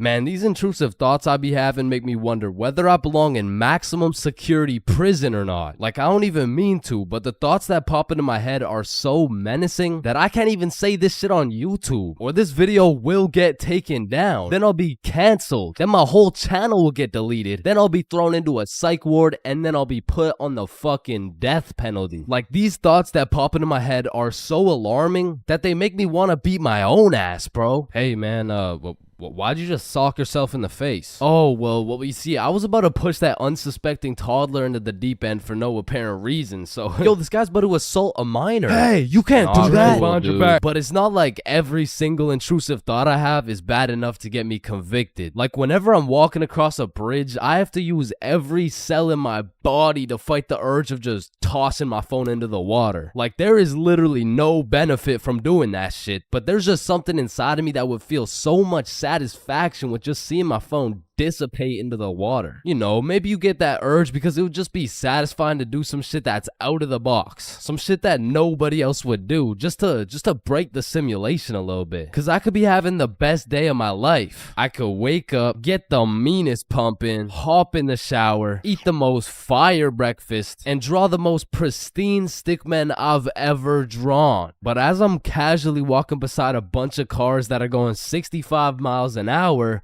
I'm still gonna have the urge to just throw myself in front of a car, bro. And it's not even on some emo shit. Like, I want to live, but I also want to dive into some oncoming traffic. But at least I'm not the only one who does this. Like, other people do this. Right? Like, it's normal, right? But half the time, an intrusive thought will just be to do some goofy shit. Like, you're just forced to imagine the consequences of what it would look like to start throwing it back on a Tuesday at 2:41 p.m. And every once in a while, you'll just be chilling, and you'll witness a motherfucker fall to the intrusive urges. Man, Get along the hell table, no. bruh. Shit, he let the intrusive thoughts win, man. Now, I don't even know if these count as intrusive thoughts or not, but as a dude, when I'm walking down the street, I'll just be going on with my day chilling. Then all of a sudden I see a car and I'm like, If I don't make it to that tree before this car, I'm gonna die. aw, shit. Honestly, these kinds of intrusive thoughts are kind of motivating. Like, it's the same thing as having a hype man at the gym, except instead of that positive reinforcement, if you don't get those 3 extra reps, you're gonna die. It's like whenever I'm at the gym hitting those Bulgarian split squats, I be having mental wars with myself. Oof, that was a good set, man. I think we're done. 5 more reps or you're a bitch. Damn, good shit. All right, I think we could wrap it up. 10 more, pussy. Who the fuck's gonna carry the boats? I told you we should have stopped, bro. 15 more or you like dick. Now that I think about it, there's a good amount of people in prison right now who just succumb to their intrusive thoughts. Cause intrusive thoughts are just like that demon on your shoulder telling you to do the most devious shit possible. And I know there's a bunch of motherfuckers out there who just listen to that little guy. Hey, man, you see that lovely old lady right there? Yeah, you're gonna hit her with a mean right hook. Well, what's in it for me? Nothing. Shit, alright. But to be honest, there is a handful of times where I've let the intrusive thoughts take over. One of the most memorable was way back when I was 5 years old. Me and my older brother were just dicking around, doing some 5-year-old shit. Keep in mind, this story takes place before your boy had even developed consciousness. So I was just a little munchkin doing munchkin shit. Then suddenly, this urge came over me. It was unlike anything I'd ever felt before. It was dark, irresistible. And for no apparent reason, I bit my brother's arm. And this was probably the most satisfied I'd ever felt in my entire life. But it was followed by shame and regret because I had no excuse. Ow, why the fuck did your dumbass just bite me, bro? I felt like it. And one of my lowest IQ moments of all time took place when I was in grade 8. It was goddamn sewing class, bro. And I remember I was having a particularly miserable day, so I was just going through the motions. We were all gathered around this big table with our sewing machines, some fabric, and some scissors. I remember I was working on some shitty little big chungus stuffy. But on this particular day, the sewing machine cable was looking mad thick and juicy. And like I said, I was having a bad day, which is exactly why the intrusive thoughts decided to catch me at my worst. Psst, psst, do it. What? To do what? Oh, you know what to do. You're the one with the scissors in your hand, buddy. How did these even get in my hand? Now cut it. Cut it, Chains. No. Why the fuck would I? The wire exploded with smoke and my heart dropped so fast, bro. And everyone around the table just stares me down. And I'm thinking I can somehow cover this shit up like I didn't just take some fucking scissors and snip that shit like an umbilical cord. Maybe I could convince the teacher the cord snipped itself or some shit. But as I look down at the scissors in my hand, there's literally a chunk missing from the scissors. They look like they survived World War II. But barely. The scissors are all charred up and shit, and just like that, my plan of convincing her I didn't cut it went out the fucking window. You take one look at the cord, one look at the scissors, and one look at my dumbass face, and you could piece together exactly what happened. So my sewing teacher walks over looking pissed as hell, and she tells me to go sit in the corner. So I take my charred scissors and sit in the corner like I'm a 5-year-old, but to be fair, I made a 5-year-old decision like I was in grade 8. I was 14, bruh. What kind of 14-year-old cuts the cord to a sewing machine cause he felt like it? Like if my 14-year-old son did some shit like that, I would tell the kid I'm going to get some milk and I'm calling it quits. I would have to have another kid and try it all over again cause that kid is going nowhere in life, man. So as I'm sitting in the corner realizing I'm a disappointment, it was one of those moments where you fucked up so bad you don't even feel any emotions. I was just sitting there straight faced like, well,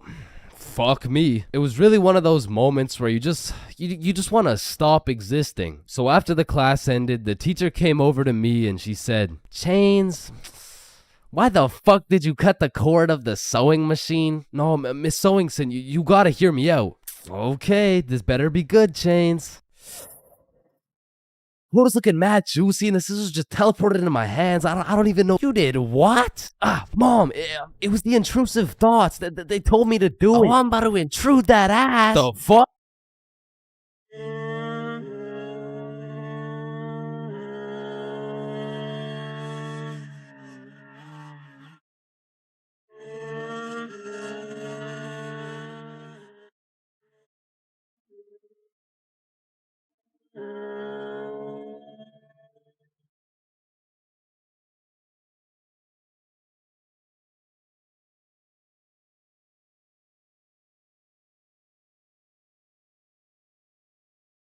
Hello class, I'm Mr. Sovinson. I'll be your sub for today. For rules, I don't want to see any horseplay, no phones, and no WWE wrestling moves off the top of the desk, alright? Yo, Mr. Sub. Yeah, he just looks like the dude from the Pringles can. Walking into class and then seeing a substitute teacher is like the same feeling as squaring up to fight a dude and then finding out that dude's blind, bro. Like you pretty much just gotta show up and you win. Like, I honestly feel bad for these substitutes, bro, because every day they have no clue what they're showing up to. Like, one day they're walking into a class full of angels, and the next day they're fighting for their life in a class of straight demons, bro. I mean, being a substitute teacher is all about confidence. Like, the moment the sub walks into the class, they're being analyzed. Like, the way they walk, how they dress, and especially how they talk. Yo, if the first thing they say sounds like, hey, hi guys. It's raps, bro. If you start the class sounding like an intro to an 8-year-old's Minecraft Let's Play, paper's gonna be thrown, pencils are gonna be thrown, fucking dudes are gonna be thrown, like it's gonna be straight anarchy, bro. But when the sub walks in the room with a little pep in his step, a little drip in his fit, and most importantly, he starts the class sounding like he's done this shit before. Hey guys, I'm Mr. Peppinson, and today we mean business. All of a sudden, people are listening. Everyone except for one man. The class class clown. He's gonna see that confidence as a challenge, and bro's gonna start testing the waters to see if this sub is really about it. And that is how Y equals MC squared. Any questions? Yeah, blue hat. Yeah, Mr. Pepinson, why are you built like that? Oh, you mean built like the Rock? Yeah, these are called muscles. You learn about them when you hit puberty. But bro, I'm in grade 11. I've already hit puberty. Yeah, nah. That's not what your peach fuzz mustache is telling me, buddy. Okay, well, your hairline is telling me it's going on a vacation, bruh. All right, let's see your shit then. Yeah, like, it's not bad. Like, some substitutes are so good, you just wish they were your real teacher. Like, I remember one time in grade 10, I had this math class with one of those teachers who used to yap the whole time and then assign a bunch of homework with 5 minutes left in class. And then one day, a goat walked into our class, a goat who went by the name of Mr. G, or more formally, G-Dog. Now, G-Dog was packing a mean 68 years in his lifespan. However, he had the utmost pep in his step, paired with the drippiest of fits. And he was the type of dude who would lay down some respectable rules, and if anyone broke them, he wouldn't get mad. He would just simply flame the living shit out of you in front of everybody. And that's how you calculate the surface area of... no text while I'm talking, please. I'm just texting my mom. Oh wow, that's crazy. How's she doing? Wouldn't you like to know? Oh yeah, I mean, I would actually, cause she's probably pretty tired after last night. I mean, I did lay down some mean dick. But there are definitely some questionable substitutes out there. I remember when I was in grade 6, my entire middle school was just weird, bro. My recess was called Nut Break, my music teacher was deaf, and our principal was damn near bipolar. Alright, who told the blind kid he could say the N-word? Okay, alright, it was me, but like, I didn't think he would actually say it. Oh no, that's actually a pretty good one. I mean, I gotta give it to you, kid. Wait, so you're not mad? No, I'm fucking furious, okay? Get in my office right now. Okay, wait, I thought you were just laughing. What's going on right now? Yo, I'm just messing with you, kid. You're good to go. Okay, thank you. Thank you. Good to go out of the school because you're expelled. That is absolutely unacceptable. Are you joking, or does it sound like I'm joking? Yeah, kinda. Yeah, bro, my middle school was weird as hell, so I can't say I was surprised when a substitute teacher walks into my class talking about, hello class, I'm Mrs. Hutchinson, and I identify as a mermaid. And I'm only 12 years old, so I'm like, dog, what the actual fuck does identify mean? But bless Miss Hutchinson's heart, man, cause Lord knows middle schoolers weren't gonna take that shit seriously. Oh, she's funny, mermaid. No, class. I'm serious. Oh, so that's why you smell like the ocean. Exactly. Wait, what? And I remember one time this sub walked into our class, and I could have swore they just found this motherfucker on the side of the street, bro. He walked in sagging like crazy, and if he even went to school, this motherfucker most definitely cheated his way through, bro. Yo, hey class. Like, what are we doing today? I mean, shit. You're the teacher. Oh yeah, right. So what'd you guys learn about yesterday? We were learning about agriculture. Oh yeah. Yeah. And I think you're right too, because the culture we live in right now is very angry, and the anger culture just needs to take a chill pill. You know what I'm saying? Any questions about that? Yeah. What's a chill pill? Oh, yup. I'm glad you asked. Okay, see, I actually know a guy who can hook you up with some. Just meet me in the parking lot at lunch. Mr. Saginson, are you trying to sell us drugs right now? No. Well, I mean, yeah, but it's for chemistry with neuroscience, or I mean, like for microbiology or something like that. And these substitute teachers seem to butcher every single name on the attendance. I mean, shit's gotta be on purpose at this point. Like, hello class. I'm just gonna do some attendance really quick. Correct me if I get your name wrong, okay? Horda Hansa. Is Horda Hansa here? Okay. I mean, my name's Jordan Johnson. Well, you're absent now, so you gotta speak up sooner next time. Wait, what the fuck? Maya? Is Maya present? It's Mia. Wow, quite the name you got there. It's spelled kind of weird, no? No, it's not. It's literally 3 letters. Ariana? Is Ariana here? Sorry, it's Ariana. Okay, and like, what's your point? That's just how it's pronounced. Juwan? Is there Juwan in the room? It's Juan.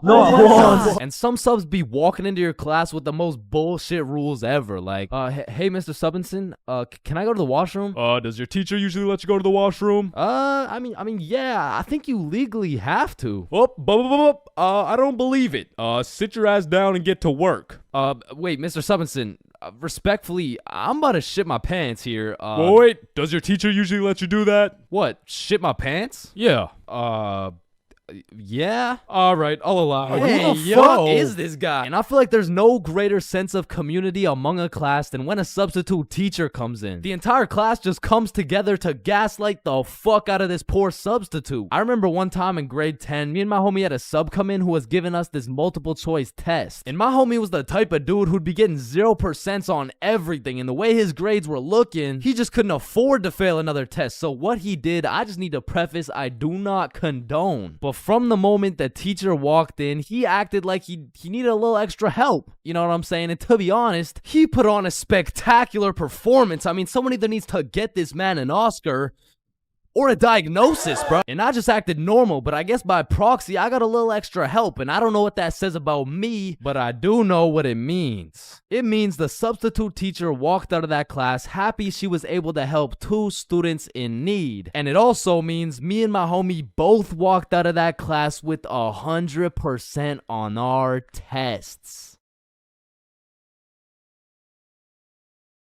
Everyone has encountered countless NPCs during their lives. Like, you know, the people that just spawned in. They didn't have any character development or anything. And to be honest, when you leave their vicinity, they probably just despawn. If you still have no clue what an NPC is, it's a non-playable character. They're like the type of people you could sock in the face and they'd say some NPC-ass line like, "Hey!" And I know at least some NPCs have to exist. Because let's be real, there is no way all 7 billion people on this planet have whole lives from start to finish. That just doesn't add up. And I don't know if any of you guys have ever noticed this, but NPCs all have a spot they go to just do NPC things, bro. For example, if you go to Walmart, that's their natural habitat. You are bound to see at least 15 NPCs at Walmart. And usually the NPCs are trying to avoid eye contact. But if you've ever tried interacting with them, you'll know they always have the most predictable and neutral responses possible. Like whoever programmed them should have spiced it up a little bit, you know what I'm saying? They could have made them tell jokes or something, I don't know. But anyways, I used to work at a summer camp where you teach little kids to ride bikes. And through this experience, I realized that pretty much all young kids are NPCs. And I guess it's just because they haven't been alive long enough to actually go through the character development.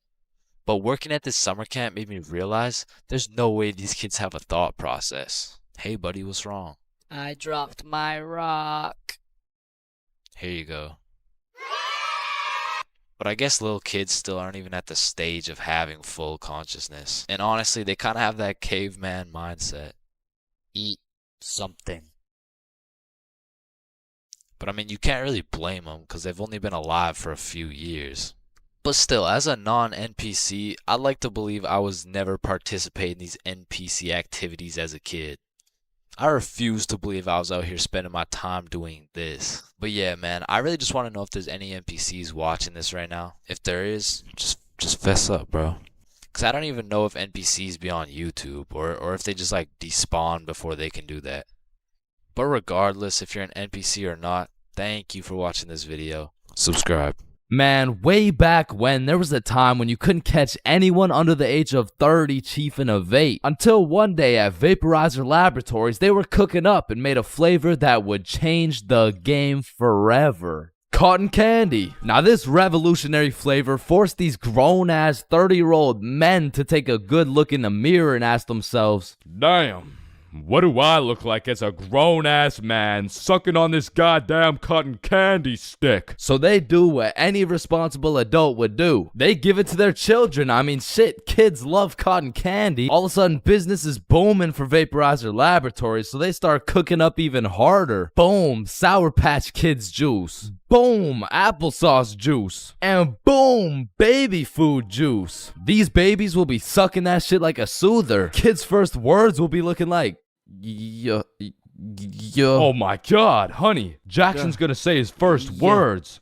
Yeah. Oh, let's hear it. Yo. Yo, Pops. Well, let me bum a hit off that 50 Nick Guava Ice, G. Yo, just wait till they drop that breast milk flavor, bro. Shit, these newborn babies won't even know what hit them. They'll be returning customers for life, which will probably be like 12 years max. Now, the reason I say all this is to let you know that vaping not only intruded my high school years, but also my years in middle school. I was first introduced to these bad boys at the ripe age of 13. And with a little bit of that good old peer pressure, I folded, bro. Like, what was I supposed to do, bro? Like not take the hit?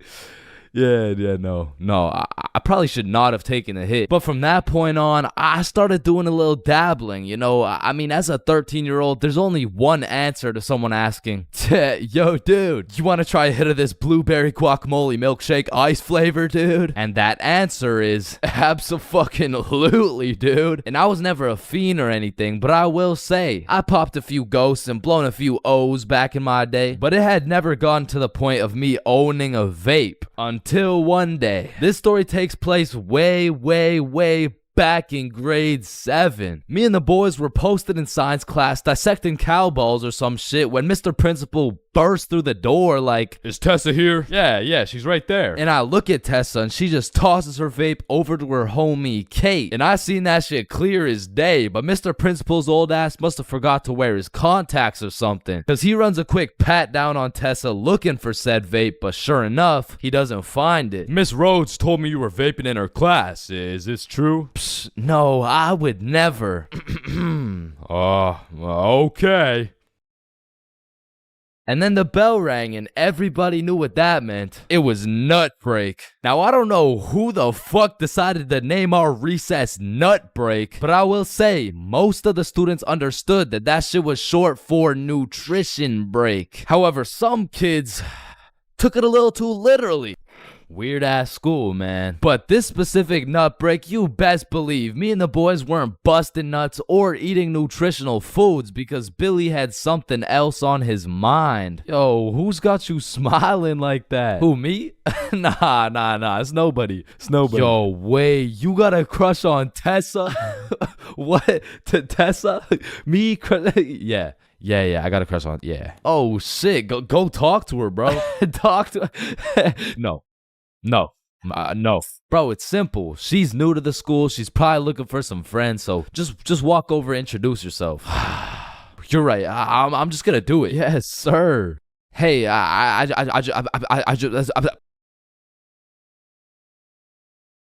I just sell that shit? Yup. You did. Then the bell rings and we all go to PE class. Now in my middle school, your class was your class. You just have the same students and the same underqualified teacher teaching everything. Like, Lord knows Mr. Donaldson shouldn't be teaching PE, but shit, here we are. And so while we're playing dodgeball, I'm trying to coach Billy on how to confess his love for Tessa, but I'm gonna keep it a buck. I was speaking straight out of my ass, bro. I don't know the first thing about confessing love. Listen, bro, I'm the expert when it comes to confessing love. All you gotta do is walk up with confidence, introduce yourself, and then ask her to be your girlfriend, bro. Okay, simple. Let's practice. Hey, Vanessa. My name's Billy, and do you want to be my girlfriend? Damn. And after the proper training, by the time lunch came around, Billy was prepared to do what had to be done. Alright, listen, bro. Whatever happens out there, me and Bob got your back. And remember, the worst she can say is no, bro. Alright, I'm ready. You got this. Hey, Vanessa. I'm Billy. I seen you in science class today, and you were looking very pretty. And do you want to be my girlfriend? Fuck no. She laughed, bro. She laughed in Billy's face. And he walks back to us with tears in his eyes. She laughed at me, bro. Well, at least you know what they say. What? If you can make her laugh and giggle, you can make the cheeks clap and Not jiggle. right now, bro. You're right. Too soon. Needless to say, that brother Billy went home that night, listened to Juice WRLD, and cried himself to sleep. Shit, the next day, Billy didn't even say a word, but I could hear Lucid Dreams on full blast in those earbuds. Man, it's a tough sight to see. Next thing I know, Mr. Principal bursts in the class talking about, All right, Tessa, in my office right now. now I don't know why she was in trouble, but whatever she was accused of, she's guilty, bro. And she's also guilty on 1/3 degree count of breaking my man's heart. And as I'm busy praying on Tessa's downfall, I get a little tap on my shoulder like, psst, take this. Mr. Principal's looking for it and he's not gonna check you. Whose is it? It's Tessa's. Don't worry, it's safe with me. And it was safe with me, cause that shit was now mine. The only way she could get it back is if she repaired my boy Billy's heart, and that just wasn't happening. And soon enough, Tessa comes back from Mr. Principal's office and she didn't say a word. We had nut break, nothing. We went to PE, nothing. And then we went to math class. And as I was chilling in math class, calculating the square root of pi and shit, I get a tap on my shoulder again. Psst, Tessa wants her vape back. Vape? What vape? The one I handed you this morning, you know, it was purple. Oh, that vape. Oh, yeah, no, I threw that shit in the bushes. So she reports back to the person who gave her the vape, and she reports back to the person who gave her the vape, etc., until Tessa finds out, and she looks pissed. So she whispers to her friend, who whispers to her friend, etc. What bush did you throw it in? Oh, the one out back. And to put it in perspective, the bush out back was fucking massive. It was this huge conglomerate of straight prickle bushes, and so pretty much her vape was gone, bro. And I went to sleep that night with a smile on my face, knowing I not only saved Tessa's lungs, but also Billy's heart. The next day I went to class, sat down with the boys as always, but something was different. Tessa and her homies were nowhere to be seen. I shrugged it off and continued to make some groundbreaking studies in science class until I hear Billy like, bro, no fucking way. So I turn around to not only see Tessa and her friends waist high in prickle bushes looking for this vape, but I also see Mr. Principal forcing them to do it. Now this was truly a beautiful sight to see revenge play out this perfectly. Like Billy was sitting at the window the entire class watching him do a whole search party for this vape that was posted in my pocket. And just when I thought Billy couldn't get happier, the next day Tessa and her friends had to present a PowerPoint to the entire school on why vaping is bad. Vaping is bad because when the vape enters your lungs, well, it's not good for your lungs. Man, karma is real, because not only did Tessa understand how it felt to be laughed at, but the next day my friend came up to me like, can I use that vape for the day? And I wasn't using that shit, so I said, yeah, sure. And at the end of the day, you'll never guess what she told me, bro. Yo, you still got the vape? No, I threw it in the bush out back.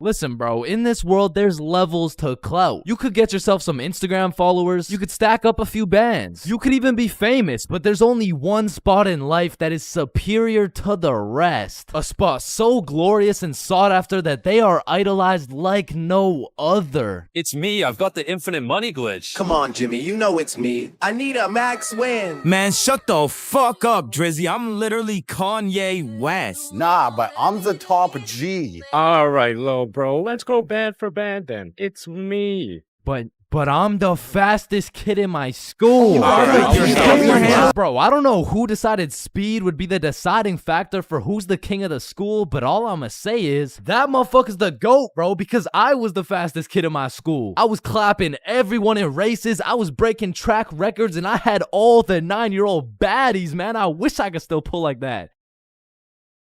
Alright, it's just a miscommunication, you know, like when I say 9-year-old baddies, I didn't mean Explain it to the judge, buddy. Sick fuck. And because I peaked in elementary school, come with me and we'll take a look back at some of the first years of our lives and maybe some of the best, am I right? Kindergarten. Coming into kindergarten, kids were either excited or terrified as fuck for their first day. I mean, I would be pretty fucking pissed too if I knew this was the beginning of me being locked up every day for 13 years. But kindergarten was funny as hell because these kids had no clue what was right and wrong, so they'd be saying the most outrageous shit for no reason at all, bro. Hey, buddy with the hat, can you pass me the skin color crayon? I mean, at this age, kids were just walking NPCs, and I can't even blame them. I mean, they haven't developed consciousness yet, bro. Like, at this age, recess consisted of catching bugs, playing on the monkey bars, and fucking eating sand. And I've talked about the high school bathrooms and all the wild shit that happens in there, but to be honest, the elementary school bathrooms blow that shit out the water, bro. Because these kids aren't hitting vape tricks, no, they're hitting toilet trick shots, trying to set some world record for the farthest piss taken from the toilet. And let's just say even Stephen Curry couldn't splash that three-pointer, so essentially, motherfuckers was just pissing on the ground. Like, you need to walk into that bathroom 110% alert, or else the next thing you know, you're getting that R. Kelly treatment, bro. And I remember my kindergarten had those green, yellow, and red cards to show how good you were that day, but there was always that one kid with the permanent red. I'm talking the teacher didn't even bother to change his shit the next day, because everyone knows as soon as he walks into class, he's doing some fuck shit. For me, it was this kid we'll call Dennis, because he was a menace, bro. He was always loud, always throwing shit, but besides being a menace, he was also a truth speaker, a fact spitter, for better or for worse, because this little guy had no filter. Okay, Leah, you're up first for our show and tell. Okay, I brought my favorite painting of mine. This right here, this one's me, and this is my dog, Peanut Butter. That shit is ass. Dennis, what did we say about saying the truth out loud? I mean, not the truth. I'm talking about, like, he was the only dude I knew who could talk over the quiet coyote. I mean, to this day, if I see one of those things, I just can't I just can't talk over it. I mean, maybe he's gonna eat me. I don't fucking know. But there was one thing that could shut Dennis up, and one thing only. Boy-girl seating arrangements. Dennis always had so much to say until you put him beside Isabel and Leah, and all of a sudden it's like, hey, what are you drawing? Nothing. Aw, is that your dog? Maybe. Shit, he's just like me for real. Like, to this day, you know? Oh shit. And then we go outside for lunch, and don't get me wrong, eating sand for fun was great and all, but as kids got older, everyone started to play games, some of which consisted of tag, manhunt, soccer, basketball, grounders, red ass, kickball, jump rope, tetherball, and what is possibly the most goated game of all time, Foursquare. This game was legendary, bro, but this shit used to get heated as fuck. I mean, kids were making truces, making whole clans, and that right there was real beef. Like, if you caught the ops lacking at nap time, it was on sight, bro. Psst, what? Oh, no, wait. You're a poopy head. But man, crushes were everything in elementary school. Like, if you told anyone you had the smallest crush on a girl, words getting out fast, and the entire class is gonna be organizing a wedding for tomorrow. But some kids just didn't use their words, like this one girl in my elementary school who most definitely had a crush on me. I mean, once again, I was the fastest kid in my elementary school, so... As I was saying, this girl had a crush on me, but she didn't like using her words, so essentially, she just she just beat my ass. I mean, what better way to tell someone you like them? And she must have really liked me, bro, because you could see it when I came home. Like, oh my god, Chains, what happened? Oh, well, I think this girl at school likes me. Oh, yeah, that's great. But why do you have so many bruises? Well, Mom, I think she really likes me. No, I think you need to go to the hospital. Yeah, probably, yeah. And there was also that one kid who went around teaching people swear words just cause he could. And of course, when I learn some shiny new words, I'm gonna use them. I mean, I still fucking do. But I remember just talking with my friends, dropping the F-bomb, feeling cool as hell. And then one time I see this girl hauling ass over to the teacher and whispering in her ear. And I already knew what was going down because this girl was the biggest snitch known to man. Like, unprovoked. It was like a hobby or some shit to her. And her name was Erin. Like, her real name was Erin, spelled E-R-I-N. Yeah, how's it feel to get snitched on, buddy? But getting in trouble in elementary school was tough because they would act like you were committing war crimes for the smallest things. Like, when I got snitched on for swearing, I was in grade 4. I was a big boy, you know what I'm saying? But my teacher was pissed, bro. Chains, you can never say that word. It's horrendous.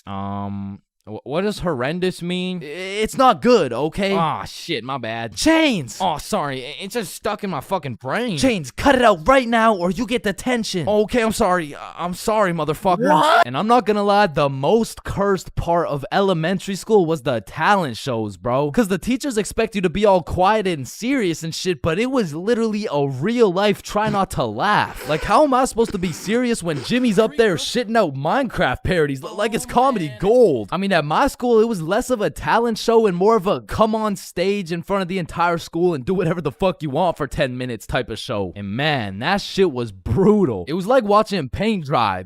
But if the paint was 7 years old and standing on a stage in front of the entire school, nervous as hell, shitting his pants. Cause elementary school had some weird kids, bro. Like those kids who used to put glue on their hands to let it dry so they could peel it off. Or the kid who would just straight up eat the glue. Or the weird kid who would secretly take a bite out of every single foam football. Like, how are you that hungry? The kid who only wore shorts through rain and snow. The kid who was mad at everyone for no reason. The kid who wouldn't stop yapping. The kid who always had to flex how strong their dad is. My dad is so much stronger than yours. He can beat up your dad with his pinky finger. He can bench press 625 pounds. Wait, what even is that? You don't know what a bench press is? No. What the fuck is a dad? The kid who thought he was Albert Einstein. The snitch named Aaron lives at 354 Stickman Way. The fake snitch. Bro, you won't believe what I just did. What'd you do? I just put my juice box in the recycling. Get this? With the straw inside. I'm telling the teacher. Bro, chill. Teacher. Jackson. Yeah, can I go to the bathroom? The teacher's pet named Aaron, ERIN, postal code 3310. And of course, the fastest kid in the school. You know what I'm saying? That was me. I was him. I was the fastest kid in my... Bad haircuts. There is nothing worse than when your barber just randomly decides to destroy your self-confidence with some goofy ass haircut. And as someone who has never found a barber who consistently does me nicely, I have gotten my shit all the way fucked up on many occasions. I'm talking not going to school, locking myself in my room so nobody can see me with this disgraceful cut type of fucked up. And these barbers are out here having the audacity to ask, do you like it? Man, do I like it? Yeah, bro. I love it, bro. Thank you so much. Man, I just be wiping the tears away and then tipping them nicely. Knowing damn well I should be out here throwing hands, cause this dude is the reason I can't get any bitches. So I've tried lots of different barbers in my time, starting with the ones my mom used to take me to. I mean, this early, I never really even had a say on what I wanted my hair to look like. So, what are you looking for today? Just a little bit off the top, please. Shave it. Wait, what? Shave it. Your new haircut looks so good, buddy. Thanks.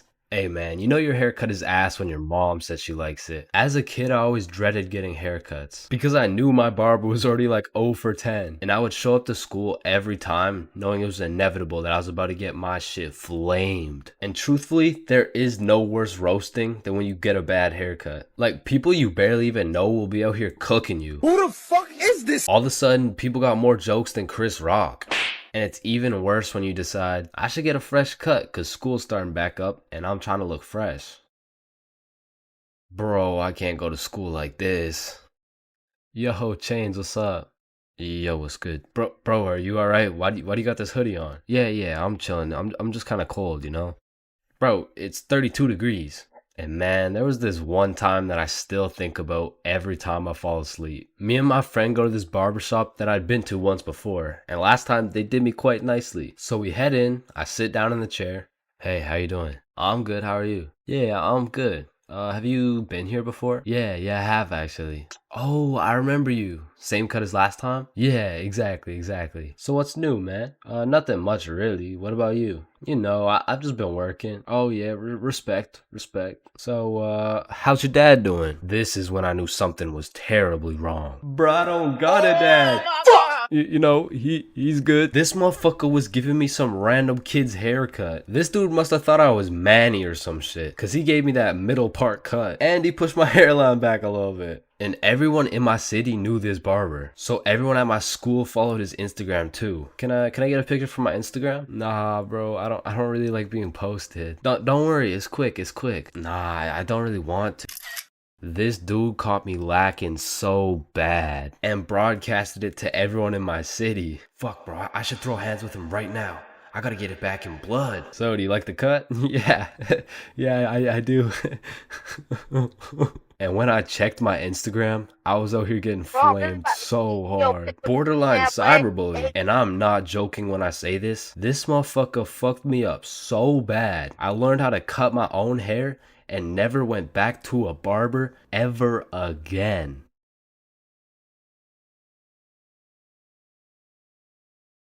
Yo, Chains, I'll pay you $5 if you pull that fire alarm right there. Oh, Yo, damn, run. Chains, do you know why I've called you into my office today? No. You see, that little stunt you pulled has led you to a 1-week suspension. God damn it. What does suspension mean? It means for the next week you are prohibited from coming to school. Fuck. What does prohibited mean? Chains, you can't come to school for the next week. Hold up, so you're telling me because I pulled the fire alarm, I don't have to go to school for a week? Yes, it's a suspension. You are... Man, I got a love-hate relationship when it comes to getting suspended from school. Like on one hand, shit, you just don't have to go to school. But on the other hand... Suspended? Oh, I'm about to suspend that ass. Ah, fuck. Ow. Shit. Alright, I don't recommend getting suspended. That shit is not worth it. But how do I know? This story dates way back to grade 7. It was a cold winter day at Stickman Middle School. In fact, it was freezing cold, and this gave Billy a great idea. Yo, the pond behind the school is frozen. Let's go fuck around on it. Oh, I'm down. Okay, bet. So after school, we got a group of 5 homies, and we headed over to the frozen pond. Now, to paint the picture, behind Stickman Middle School was Stickman Elementary School, and behind Stickman Elementary School was this frozen pond, meaning we had to walk through Stickman Elementary School to get to this pond. But nonetheless, we walk up to the pond and instantly I see this big red sign that says, "Hazard, do not step on ice." Guys, the sign says do not step on ice. Man, fuck the sign. Watch this. Oh shit, look, it's sturdy as fuck. Yo, fuck. And even though Billy's dumbass fell in, the ice was actually pretty sturdy. So you know, we're gliding around, eating shit, hitting the meanest ballerina spins you've ever seen, and eating shit. And we were having some good old harmless fun. In fact, our grade 7 selves were having the time of our lives on this frozen water. That is until... Oh, what do you guys think you're doing? We were just walking on the ice. Did you guys not see the sign? What sign? I could have swore I put a sign right here. Nope, no sign at all. There was no sign. I have no clue what you're talking about. Okay, but you guys have to get off the ice. Well, why? Nobody's getting hurt. Yeah, we're safe. Okay, it's your choice. You're gonna regret this. So we continued with our ice skating antics for approximately 10 more minutes. Until the same lady came back up to the pond, but this time she was equipped with a Sony Alpha A7 mirrorless digital camera with the extendo lens. In other words, she was quite literally about to catch us in 4K. But at least she doesn't know what school we go to. Hey, what school do you guys go to? Not Stickman Middle School. Absolutely not. No, definitely not. Fuck, she knows. We had to think quick. How are we gonna smoothly get out of this situation without getting in trouble? So we called a boys emergency meeting. We huddled up and discussed our best plans to get out of this situation. And after combining all of our genius grade 7 brains, we made the ultimate plan. If we started mooning the camera, it would then be illegal for her to take pictures of our middle school cheeks. I don't know how this became our best option, but regardless, we put the plan in motion. I mean, me personally, I got a little shy and kept my pants up, but some of the boys were out there going crazy, looking more caked up than Summer Rae. And after a little while, the lady must have decided it wasn't a great look to have a camera pointed at some 12-year-old cheeks, and she left, which means the plan had worked flawlessly. Now, the next day at school, I had completely forgot about it, to be honest. But strangely enough, while I was sitting in math class, I hear the little class phone start ringing. Hello? Oh, yes, he's here. Oh, okay. Yeah, I'll send him your way. Thank you.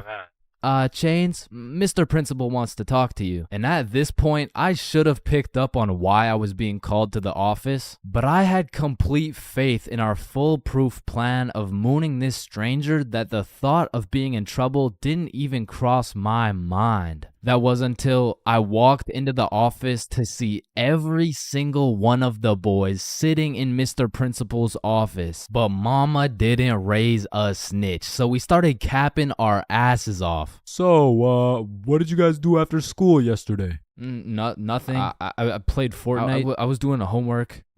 Don't play stupid with me. I got a call from Mrs. Principal over at Stickman Elementary. So tell me, what were you doing on the pond yesterday? I wasn't there. It wasn't us. I don't know what you're talking about. I don't even know what a pond is. I see. Well, I've got evidence. And as he shows us this undeniable evidence, you can see this dude Billy's cheeks in the corner of one of the pictures. So I slowly look over at Billy, and he looks over at me.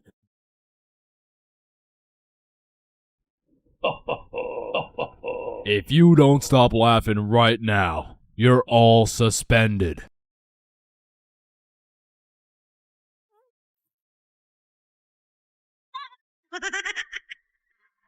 That's it.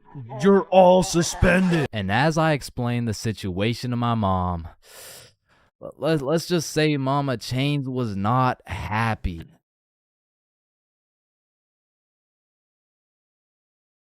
All right, listen, I'm creating something I like to call the internet. Yo, what does it do? On the internet, people are going to be able to search up literally any question they have.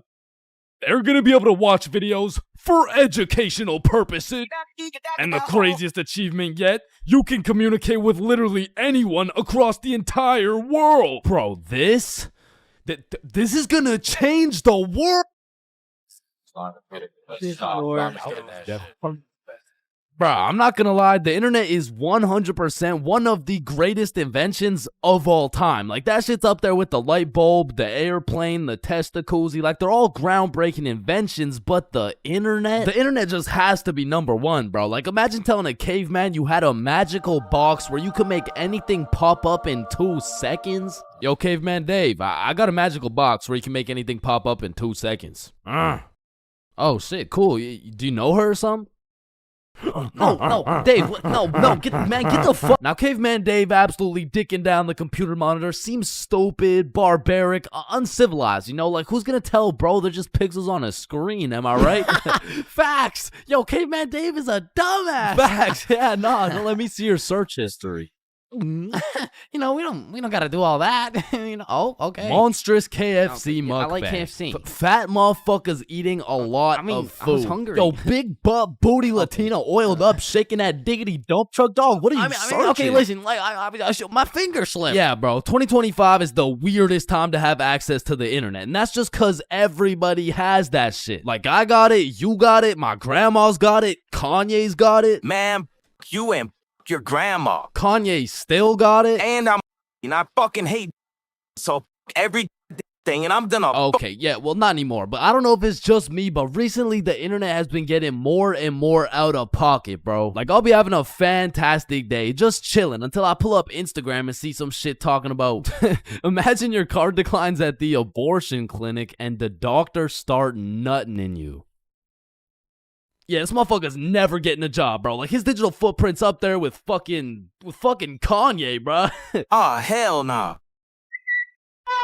Alright, his shit isn't yay bad, but imagine dude trying to apply to a university like, yes, sir, this has been a dream of mine since I was a little kid, and I've spent thousands of hours studying, and it would be an absolute pleasure to join your program. Wow, that's amazing. And it seems like your GPA is a perfect 4.0, and man, your volunteer work is nothing short of impressive. I mean, building an entire village in Africa with your bare hands, I mean, geez, that's good stuff. Yeah, thank you, sir. Yeah, now, I do just have one last question. Yeah, anything. What would happen if your car got declined at an abortion clinic?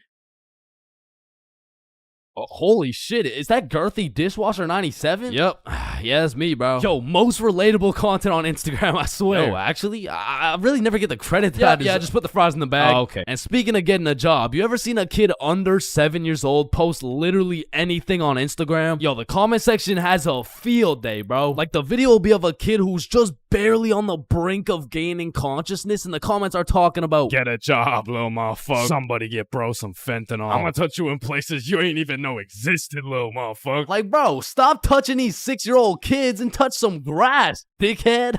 Yeah, but I'm not gonna lie, as a motherfucker who draws stickman for 16 hours a day, I really gotta start taking some of my own advice, bro. Wait, what's your advice? Oh, I mean, stop touching these 6-year-old kids. You touch 6-year-old kids? I'm talking about Gurgi Force. Chains, you know the drill. God damn. Bro. Even these motherfuckers have the internet, bro. Like, what could you even possibly be posting? Oh, shit. Yeah, nah. We gotta start banning motherfuckers from the internet, bro. And I think we should all do a poll for the first person to go. You know, like, take your time. And, oh, shit. Okay, never mind. Votes are in. Looks like we're banning Jack Doherty. Why in the fuckity shit did you just ban Jack Doherty? You know what? Ban his the last two, bruh. Actually, ban every single kid on the internet. Like, put down the Instagram reels, go outside and eat rocks like a normal kid before Gurgi Foreskin 445 fucks around and finds your IP address, bruh. Because there's a lot of weird motherfuckers online, especially considering the impending gooner epidemic of 2025. Now, if you're unaware of this widespread epidemic, well, fucking good for you, but there's been a recent spike in the amount of gooners seen online. Like the type of motherfucker who'll be scrolling and see a video of a Cheeto that's kind of built somewhat like a Kardashian, and next thing you know, bro's got a DIY screen protector, bro. And I swear these gooners have no clue it's a problem either. Like, they probably show up to the doctor's office for a quick little checkup, and the doctor has to break the news to him like, yeah, Mr. Gooningson? Yeah, I'm sorry, but you gotta stop masturbating. No, wait, what? No, wait, why? Because I'm trying to examine you, dumbass. Oh, shit. Like, it's honestly mind-blowing how having access to the internet with all its power and infinite knowledge just makes us more stupid, bro. Like, at any given moment, we have the resources to learn quantum physics or learn how we can watch Skibbity Toilet. What? No. Why the fuck would we watch Skibbity Toilet? Shit, man, this stuff's good. Just take a watch. No, I'm not watching that shit. Just real quick.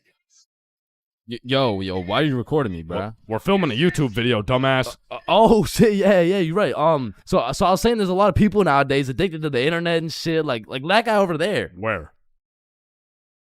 Bro. What? Oh shit, yeah, what I was saying was, back in the day, the internet was just for shit like cute cat videos and cool math games and shit, but nowadays, the internet has everything your brain craves. Like, it's got food for you, it's got friends for you, it's funny, it's educational, bro, it has Cheetos built like Kardashians, bro. And as if the internet having everything we ever needed wasn't enough, these motherfuckers invented AI, bruh. Now, maybe it's just me, but this AI shit is getting a little too good, bro. I mean, when ChatGPT first came out, I was using that bad boy for all kinds of shit. Whenever I couldn't do my homework, ChatGPT. When I forgot a recipe, ChatGPT. When I couldn't get a girlfriend, cry myself to sleep.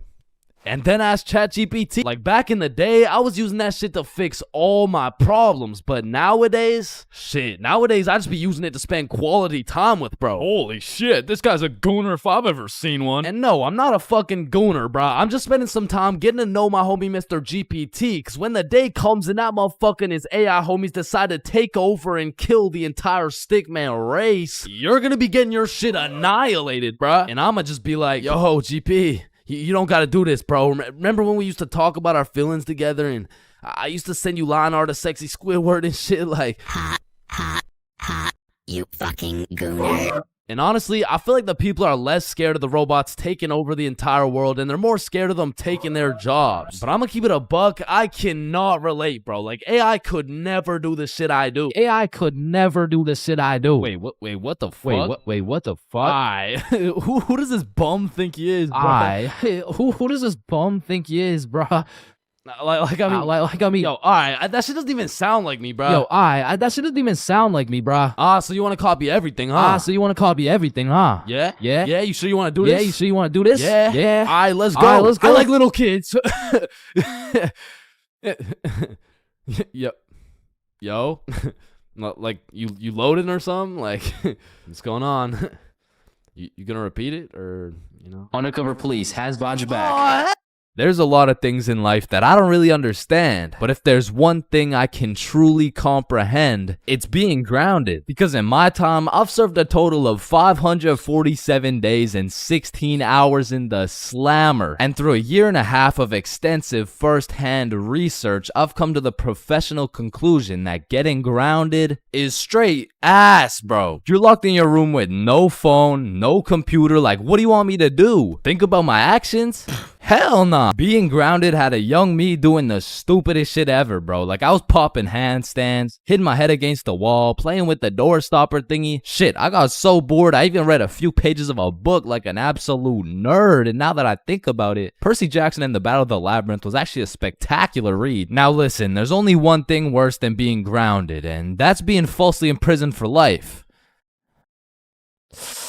Well, now that I think about it, there's a lot of things worse than being grounded, but one of which is being grounded during summer, bro. There's something about being able to hear all the happy children, the ice cream trucks, your homies having fun, the hoes throwing rocks at your window, asking you to come outside, or you just cry yourself to sleep because there never was any hoes throwing rocks at your window asking you to come outside. It's just you, your Percy Jackson books, some used toilet paper, and the existential thoughts in your head questioning if it's even worth it. And listen, I'm sure everyone can pick up on the fact that I'm a really intelligent dude. Smart all around, really, but trust me when I say, I wasn't always this smart, bro. In fact, in kindergarten, my dumbass fully believed with my whole heart that being grounded meant your parents would just dig a decent-sized hole in your backyard, toss you in, and bury you alive for the time being. And so I'm sure you could imagine my surprise when my OG friend of 5 days said, yeah, I got grounded for 2 whole weeks. Holy fucking shitballs, dude, are you okay? No, man, it's really hard. I didn't get to touch any of my toys or anything. Damn, how long ago was that, man? Oh, I'm still grounded. What?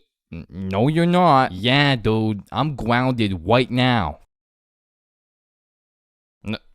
No, the fuck you're not. And I wouldn't truly find out what being grounded was until 7 years later. I was in grade 7. It was a beautiful sunny summer day at approximately 11 a.m. and me and the boys were freely roaming our city. Little did I know, we wouldn't be free for long. And as the boys and I roamed the city looking for a move, one of Bob's girls calls him up and is like, okay, so my friend Becky is in Hawaii for a few days with her family, and she said I could bring you over. And just like that, Bob could have wrapped it up and claimed some cheeks. But the boy Bob was never one to leave the homies behind, so not only did he convince his girl to let us come, but he went above and beyond. He got his girl to bring some of her friends over too, and now we're hyped because we had now located the move, and quite a marvelous move if I do say so myself. Now keep in mind, all of us knew Becky and had been to Becky's house many times before, but Becky was all the way in Hawaii, so she had no clue about the marvelous move about to take place at her own crib. But regardless, me and the homies walk into Becky's crib and they low-key got a little get-together in the works. I see Bob's girl, I see Bob's girl's friends, and then I see a mutual friend of mine named Dennis. And he brought his girl. Now, a little backstory about Dennis. Dennis was 2 years older than me, making him in high school. And to be fair, from grade 7 to high school is a colossal difference. Dennis was taller, had a more developed frame, and Dennis even had some facial hair in progress. The amount of facial hair that put my peach fuzz to shame. And to put it quite simply, Dennis was a menace. But regardless, that's my homie's homie, so I walk up and dap him up. And then everyone heads over to Becky's room. Now keep in mind, Becky had simply invited Bob and Bob's girl to come over, and somehow we ended up being 8 people deep in that joint. And so that means technically, the other 6 of us were straight trespassing. So we were all chilling in Becky's room, chopping it up for a good hour and a half, until eventually, people start exploring her house. Now in Becky's room, it was just me, Bob's girl, and Bob's girl's friend named Lily. And so we're all just talking until I hear someone yell from the room down the hall, "Yo, Chains, get in here right now!" And I don't know exactly what I was expecting to see as I walked into that bathroom, but it was absolutely not seeing Dennis drop a condom filled with water on Billy's head. And of course I laughed because that's comedy gold right there, but it also made me realize maybe we shouldn't be here dropping condoms on each other's heads. But who was I to tell Dennis what to do? He had facial hair, so he was practically a grown man to my standards. So I just turned around, went back to the room, and continued chilling with Bob. And as we talked, the music progressively got louder, and Dennis progressively became more of a menace. And it had got to the point where the speakers were booming, and Dennis was lobbing condom water balloons off Becky's balcony. And then one time, Dennis either almost hit or just missed Becky's neighbor with one of these condom water balloons. So this grown man looks down at a condom that seems to have fell from the heavens. Then he looks up and sees Dennis scrambling inside the Becky's crib with the speakers blasting music. And then he continued on his way. And we were all just having a fantastic time in Becky's room until we hear the downstairs door swing open. And we all absolutely shit our pants and run onto the balcony. Hey, I just texted the family who lives here and they said no one is supposed to be in the house. Everyone needs to leave right now or I'm calling the cops. And that's exactly what we did. No messing around, we were out that hoe. And we all went to Bob's girl's house for an emergency meeting because we were all scared as fuck. And now Bob's girl and Becky are texting and Becky's like, my parents are pissed. They want to talk to everyone's parents and they know how many people were there. So we all devise a foolproof plan. Okay, we give Becky our phone numbers, tell it's our parents' phone numbers, and we act super disappointed in our children. We all agreed on this plan and the emergency meeting was dismissed. And over the next few days, we all got texts from a very unhappy Becky's father, who made sure to specify the amount of condoms that were found in the bathtub. We all respond with some bullshit along the lines of, hello, Mr. Beckerson. I'm very sorry to hear about the inconsiderate acts of Chains and how he's invaded your home. Rest assured, Chains will feel the wrath of this thick leather belt as it repeatedly beats against his cheeks to discipline him for his heinous actions. Thank you for bringing this to my attention. But come to find out, Lily's dumbass responded with some shit like, Dear Mr. Beckerson, thank you for letting me know, but Lily did nothing wrong as she didn't know she wasn't allowed there. Plus, she didn't even make a mess or anything, on God. Put some respect on my daughter's name. Period. And just like that, our foolproof plan got fucked. And Becky's father texted each of us saying, you are coming to the house at 3:15 p.m. today or I'm calling the cops. And shit, looking back, Becky's father was most definitely bluffing. Like, say I didn't go, what was he gonna tell the cops? 911, what's your emergency? Hey, there was 8 kids who invaded my home 3 days ago. Okay, sir, did they break in? No, no, my daughter gave them the key. Sir, why the fuck are you calling 911? There was condoms in the bathtub. But like I said, I wasn't very smart and I didn't have the brain capacity to think that far ahead. So everyone shows up to the house and Becky's father sits us down and makes each of us individually call our parents and explain what we had done. And I went first. Hey mom, so I went to Becky's house the other day, but she was in Hawaii and I wasn't really invited. And there was condoms in the bathtub. Needless to say, we all got our shit whooped and I received my very first grounding with the sentence of 1 month in the slammer. Man, growing up, I was a great kid. No, I was a good kid. Man, growing up, I was a kid, bro. And as a kid, you hit a certain age where your own parents become your number one up. Like, hey, mom, can I go to this girl's house? No. Hey, mom, can I sleep over at Billy's crib? No. Hey, mom, can I go do crack under the bridge with my new friend Jorge? Hey. Hell no. Come on, all my friends are allowed to. Yeah. Okay, well, if all your friends jumped off a cliff, you're not just gonna... Now, to be fair, my mom wasn't the strictest parent out there. I mean, I've seen motherfuckers get the belt for speaking too loud, speaking too quiet, bro, for speaking at all. Like, one time, me and my friend wanted to have a sleepover, so homie went inside to go ask his mom, and he came out looking like he got a whooping from Prime Goku, bro. Yo, what the fuck happened back there, man? She said no to me, but... I think if you asked her, she would say yes. Bro, are you fucking insane? I'm not asking her shit. Like, I really can't complain, because some of my friends' parents were so strict, they had a fun limit, bro. Yo, George, we're gonna hoop after school. You wanna pull up? Damn, dude, I'd love to, but, man, I watched a movie yesterday. Okay. So do you want to play basketball? Dude, I want to, but my fun meter's maxed out, man. My mom won't let me leave the house till Monday. Holy shit, fun meter maxed out for a week off a movie? Yo, what's this movie, bro? Yeah, what? Yeah, no, it was good, man. It's called the Veggie Tale movie. Yo, George, I feel bad for you, bro. Because don't get me wrong, I've seen a lot of kids with super strict parents turn out to be straight A students, go to good colleges, stay with a good crowd of people. But with that being said, a lot of these kids whose parents were too strict to let them watch fucking SpongeBob, they end up going to college and catching Krusty Krabs after letting a dude named Patrick explore their bikini bottom, bro. Nah, but for real, my mom was far from one of those parents. I mean, she was reasonable, but the thing was, all my friends were a year older than me. Now, mentally, we were all dumb as shit. But when you hit that 12, 13, 14-year-old age, that 1 year is the biggest difference, bro. Like, us doing shit together just didn't look right. Yo, Bob, can you pass the za? Yo, Billy, let me hit that. Yo, pass me that shit, cuz. And cuz of this, I wasn't allowed to do a lot of the shit that my friends were allowed to do. Like, these boys could stay out past 10:30 p.m. on a weekend.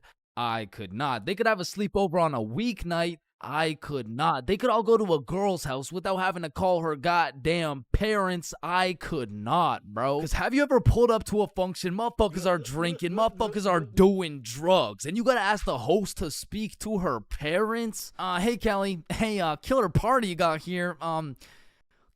Like, by any chance, can my mom talk to your mom so I can stay and, like, turn up and shit? Oh, shit. And when you're 12 and all your friends can do shit that you can't do, you're left with just two options. You can either be a good kid, follow the rules, do your homework, eat your broccoli, or you could be a bad kid, break the rules, fuck your homework, and smoke that broccoli. And boy, did I make the wrong decision. I remember the first time my mom caught me lying was back when I was in grade 7. It was just an average Saturday posted up at Billy's crib. Yo, y'all boys know Rosa? Yeah, I know Rosa. What's up? Bro, she's throwing a birthday party at her crib tonight. Oh, shit, man. We about to get freaky deaky on these. I'm about to get so drunk I forget how to speak. Yo, on God, bro. Dead ass. That's facts. For real. Hey, Mom, I'm just calling to remind you how much I love you. Oh, I love you too, Chains.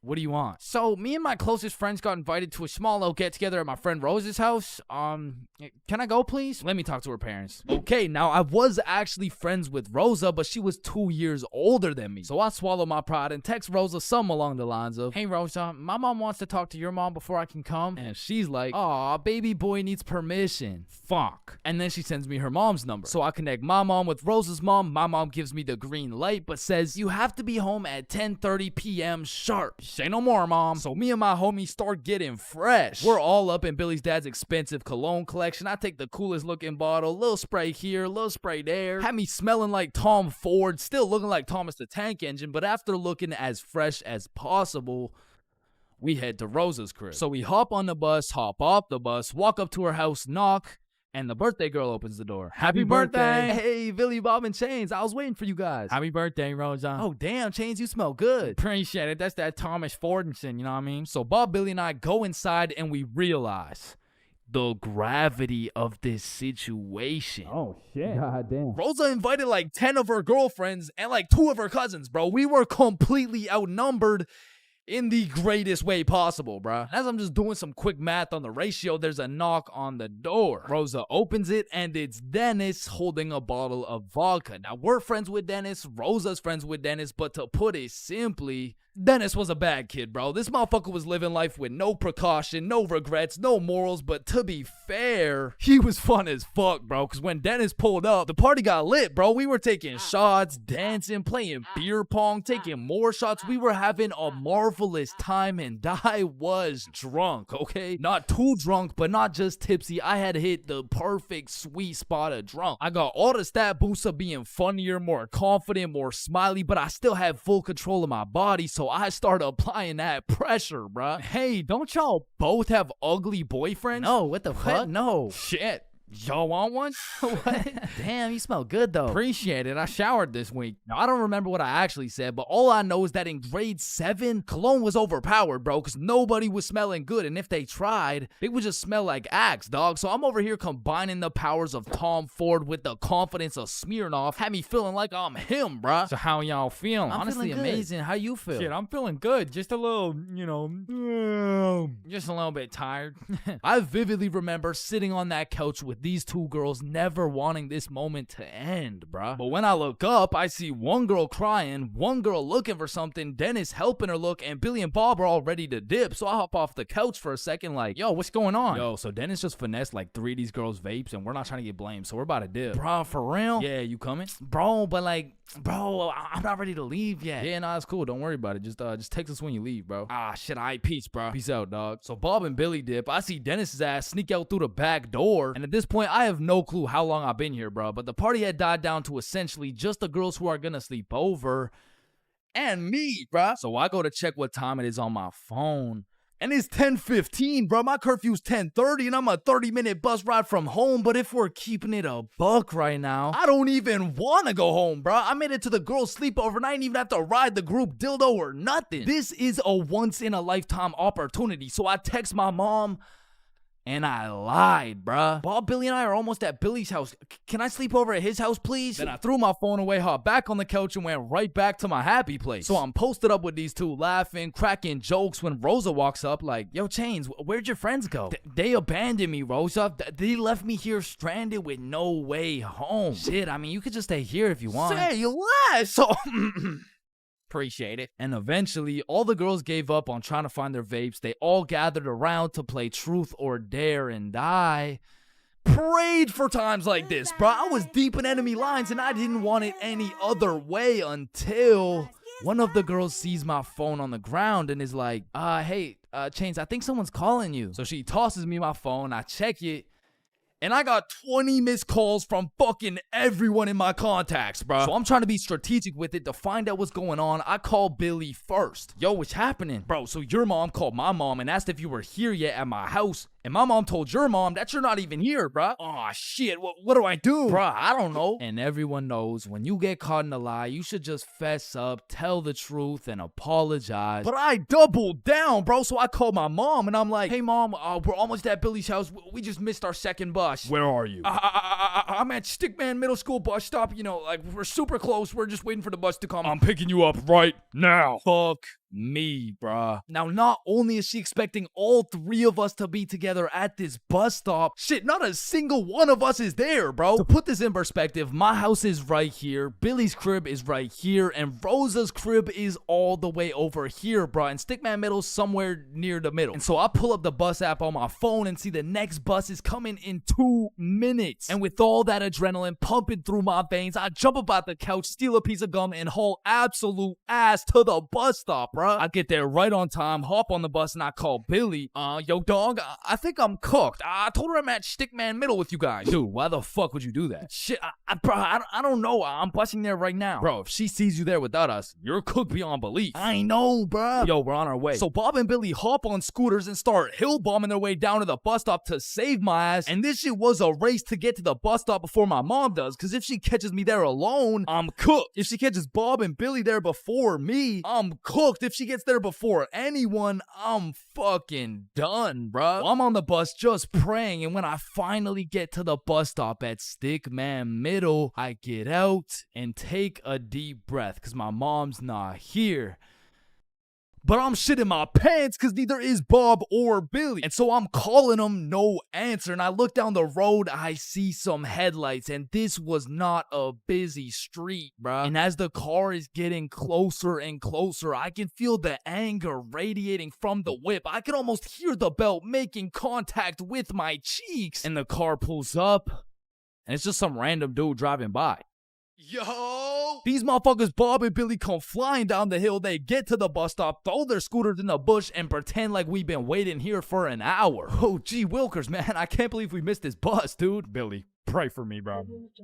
Get in the car. I get in my mom's car. I'm stone fucking sober. My heart is pounding. Why did you lie to me? Well, I honestly wanted to spend more time at my friend's house because we were just having fun. I'm not mad.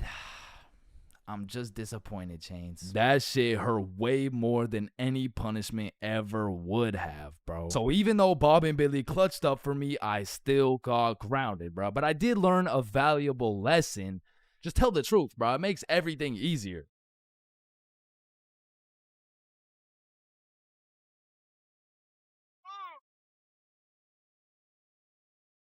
For most of my life, I've known how to swim. But by that, I mean, if my life depended on it, I could swim from one place to another. I don't even know if swim is the right word. Like, if you saw me casually enjoying a little swim at the pool, you'd be like, does he need help?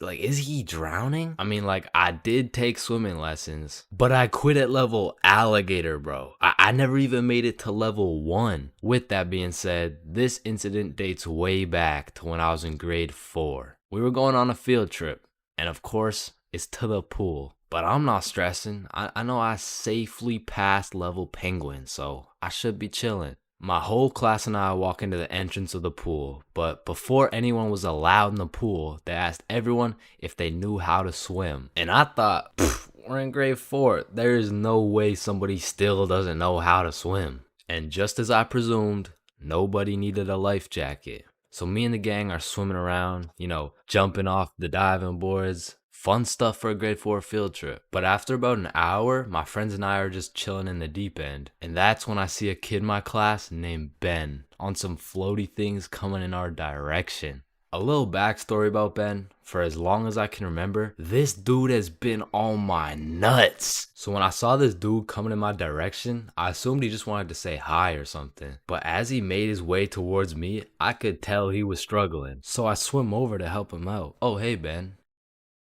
How are you? This kid jumps off the floaty thing onto me. And this man has the meanest grip on me. Pause. Well, this shit had to be some sort of attempted murder, bro. Because he had me in a chokehold and his legs were wrapped around my arms. But they did not prepare me for this shit in level alligator. So instantly I start sinking and hit the bottom of the pool. Keep in mind, Ben is chilling on top of me with his head out of the water this whole time. So I jump off the bottom of the pool just enough to get my head out of the water for a few seconds. Ben, get off me. And when I look up, I see this dude Ben with the straightest face in the world. Like this motherfucker has no clue I'm out here fighting for my life. And he says in the most monotone voice, "I can't swim."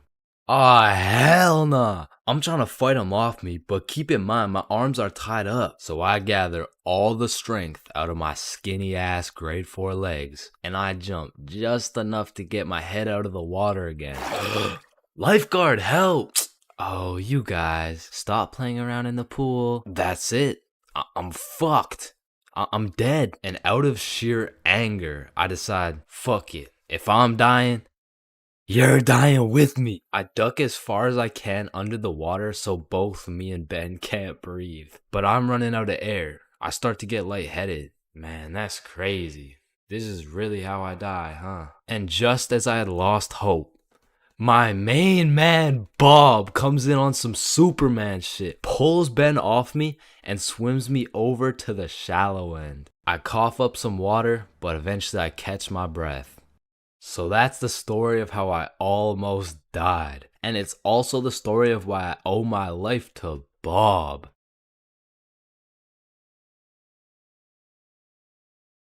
Man, family functions have the weirdest dynamic, bro. Like, how have you known these people your entire life, but have still never gone past a surface level conversation? I mean, let me know if it's just my family, but every function is the same. The whole gang links up, and everyone just asks the most generic small talk questions to each other. Hey, how's that new place you bought? Oh, yeah, it's good. And how's the kids doing? Oh, they're good. Oh, and how's the wife? Man, fuck your wife. I don't want to hear any of these NPC conversations, bro. And let me know if I'm getting too specific here, but what about that one uncle who goes by the name of either Bob, Jerry, or Dave? And this dude will just always be saying the most out-of-pocket things imaginable. Oh, how's your daughter Jane doing? Oh, Jane's always been hot, eh? Bob, she's 15. This uncle be at the family function thinking it's Coachella or something. Bob, another beer's a little bit excessive, don't you think? Yeah, football! I'm the youngest person in my whole family, which for whatever unspoken reason, it just means everyone has the go-ahead to flame the living shit out of me. Hey, Chains, still no girlfriend, huh? I guess you're not too good with the ladies there. But I make one joke back and I'm the bad guy. You don't seem too good with the ladies yourself, seeing as your wife just divorced you and she took the kids with her. Am I right? Not only do they feel free to roast your whole existence simply because you were born last, they unanimously decide you will be everyone's personal butler. Hey bud, go get another beer for me. Alright, yeah, for sure. Thanks. Now you better get started on mowing that lawn. Grass isn't gonna cut itself, am I right? Oh my god, bro. And coming into these family functions, you would think your mom is your closest ally. But as soon as she gets the chance, she will expose your biggest secret for a little bit of parent clout. You guys will never guess what I found under Chain's bed yesterday. Oh my god, what is it? Yeah, tell us. What? No way. Sometimes when my family tries to make small talk with me, they just miss the boat completely. So, buddy, how's those swimming lessons going for you? The swimming lessons I took when I was 5? Yeah, right, those ones. They're good. I finished them a little while ago. Oh, is that right? Good for you, buddy. And bro, don't get me started on those recycled ass jokes. Well, looks like you got your workout for the day. Oh, looks like you've gotten so tall. What are you feeding this kid, am I right? Oh, Bob, I think you got some food in your beard. Oh, don't worry, I'm saving it for later. Ah, good one, Bill. Oh, Bob, he's so funny. Thank you. I guess everyone at the function must have Alzheimer's or something, because these jokes will have them cracking up like they haven't heard the same joke the past 15 functions. But cousins, man. Cousins are the saving grace of family functions. Without cousins, you would have no choice but to participate in the tomfoolery of small talk. I'd be walking in the function just praying to see that one cousin. And bro, I have a family function survival tip for you. You always have to stay within arm's reach of either your siblings or your cousins. Because whenever some bullshit goes down, you just give each other the look and flee the scene. And because when you get caught lacking on your own at the function, you get jumped. Metaphorically speaking, of course.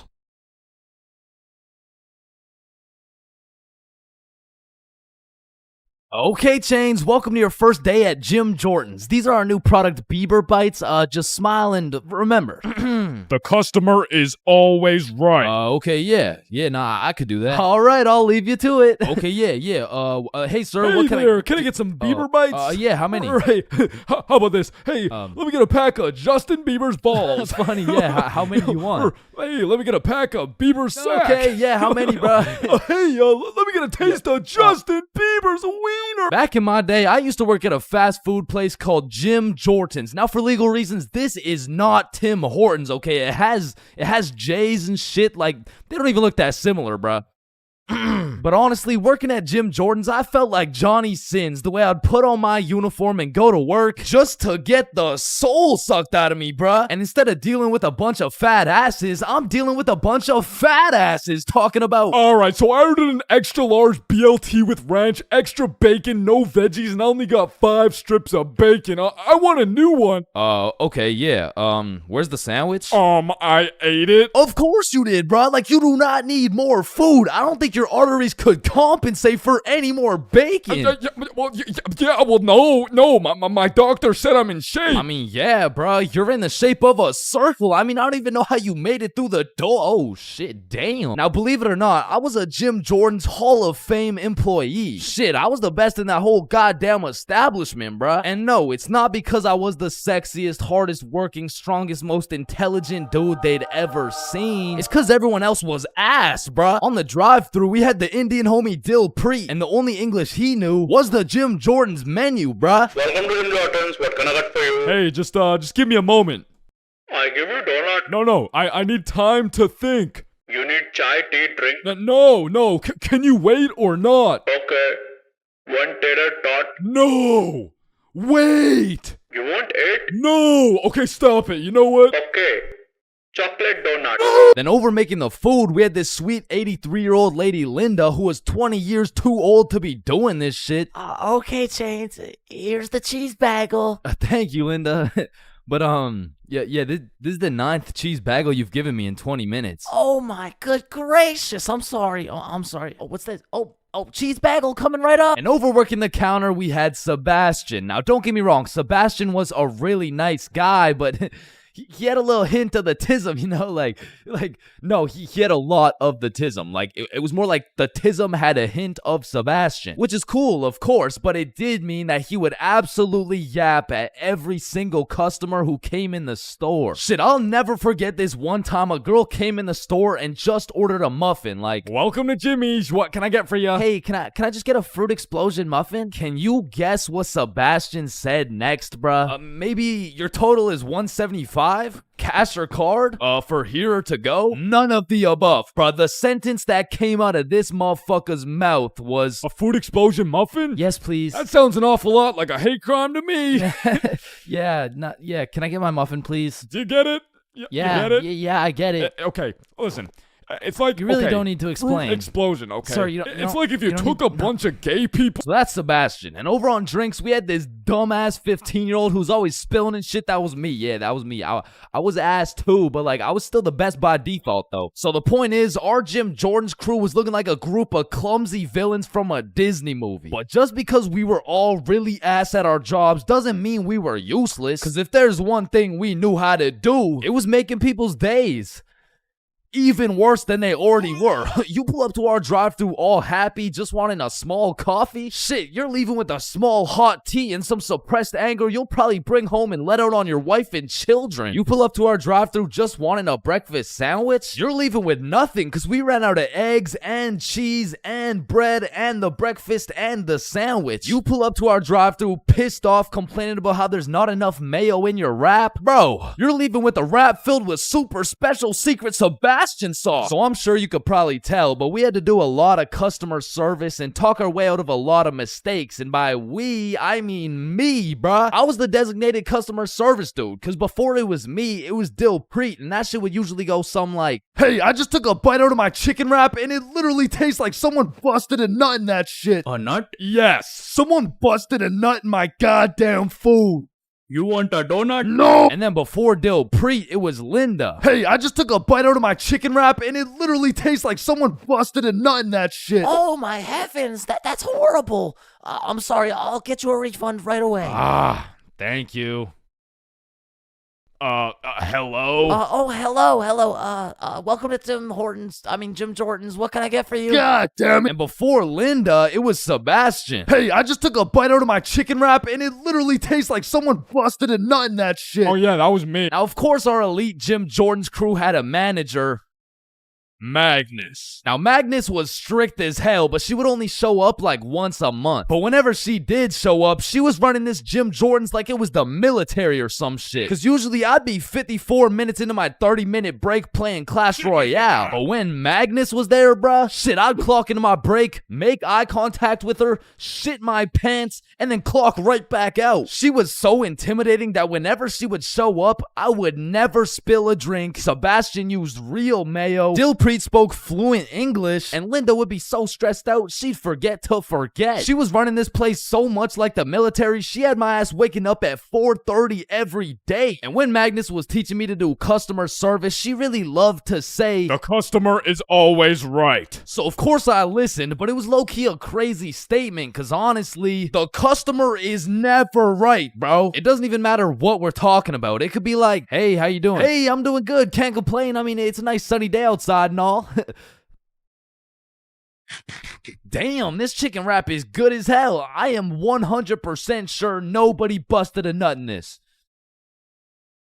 And I don't know about you, but I personally have never complained about my fast food order ever. I usually just get my order, check the bag, realize instead of a Big Mac, they gave me a McChicken with a bite taken out of it, cut my losses, and I keep it pushing. But some of these motherfuckers in the Jim Jordan's drive-thru come in like you just murdered their entire family and then took a shit in their coffee. Oh, shit. Hey, you! There's not enough sugar in my fucking coffee! Oh, okay, yeah, sorry about that. Do you want me to add more sugar in? No, this is unbelievable! Now, I swear these angry customers love to throw around the word unbelievable. But I'm not gonna lie, we forgot to put sugar in your coffee. It's pretty fucking believable, bruh. I mean, look at the staff. We're getting paid minimum wage. The guy who took your order doesn't speak English. The guy who made your order's a 15-year-old running off 2 hours of sleep. And the rest of our staff is playing fucking fucking patty cake. You're lucky we even had enough brain cells to get you the coffee. And I'ma be honest, it was a blessing that I was broke as shit and really needed that job, because if I didn't, I would have crashed out for sure. Hey, some dumbass forgot to put cheese in my fucking grilled cheese. Oh, hell no. Yo, Linda, you hear this ungrateful piece of shit? Oh, hell no. You keep running your mouth. I'm about to grill your cheese, bitch. What the fuck is your old ass gonna do? Do not talk shit about Linda. like that, bro. And I busted in your sandwich last week. Wait, what?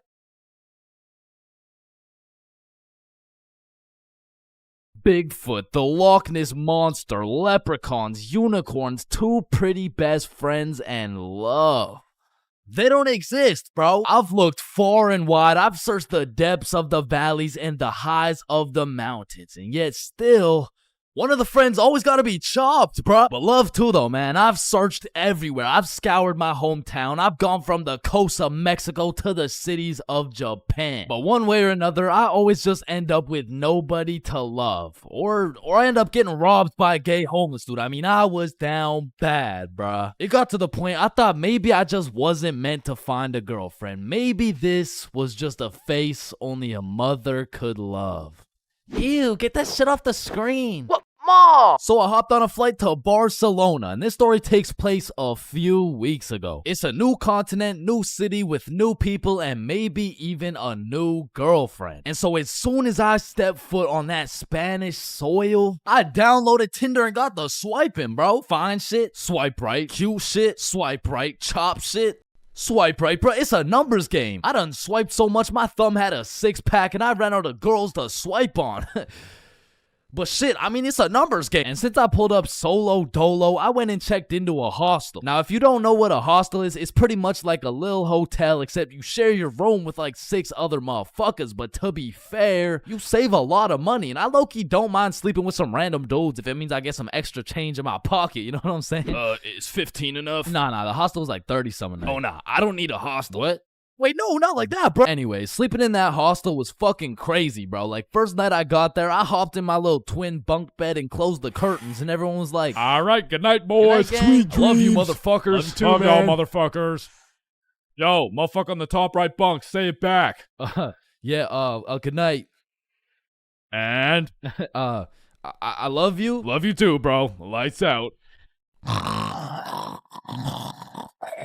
So the sun came up and my ass didn't get a drop of sleep. But regardless, I got out of bed, got some coffee, explored the city, hit the beach, got some food, all the normal shit you do when you're in a new city. But after a long day of tourist shit, I went back to my room. I went back to our room. I hopped in my little bunk bed and prepared myself to open up Tinder after letting that shit cook for a solid 24 hours. And when I opened that shit up, yo, I got 28 matches. Yeah. Yeah, thank you, bro. Thank you, man. Yeah. Oh, hell no. Now I'm gonna keep it a buck. Initially, that number 28 was looking mad nice until I clicked that shit and started looking through my matches and realized, yo, this shit is not a numbers game, bro. Like, you know you're cooked when the chuds are sliding on you, saying shit like, hey, yo, I'm trying to put you in chains for real, and then touch your stick, man. Yeah, nah, I'm deleting this shit, bro. And just as I'm about to give up on my dreams of finding my other half, I get a new match. It's Yvonne, straight dime, certified fine shit, bro. I had to slide in with some heat. So I'm like, Yvonne? Nah, more like King Von, because I'm trying to take you to the O of marriage. Now that would be a crazy story. Opening bracket featuring Lil Durk, closing bracket. And before I send her some absolute bullshit like that, she hits me with a, hey. Oh, nah, that works. What's up? How are you? Great, how are you? And we end up having a marvelous conversation. We share a bunch of beliefs, perspectives, and above all, we got the same taste in music. So I'm like, you free tomorrow? Yeah, I'm free tomorrow. What's your favorite food? I'm a drinks type of girl. Say less, I know a place. I don't know shit. I literally just got here, bro. Okay, see you tomorrow. And just like that, I just got myself a date. I'm coming. Nah, you can't come. It's my date, bro. Oh, hell no. So that night, I did a little research and found the coolest bar in Barcelona. But when I went to make a reservation online, they only do in-person virtual queues. So instead, I went to sleep.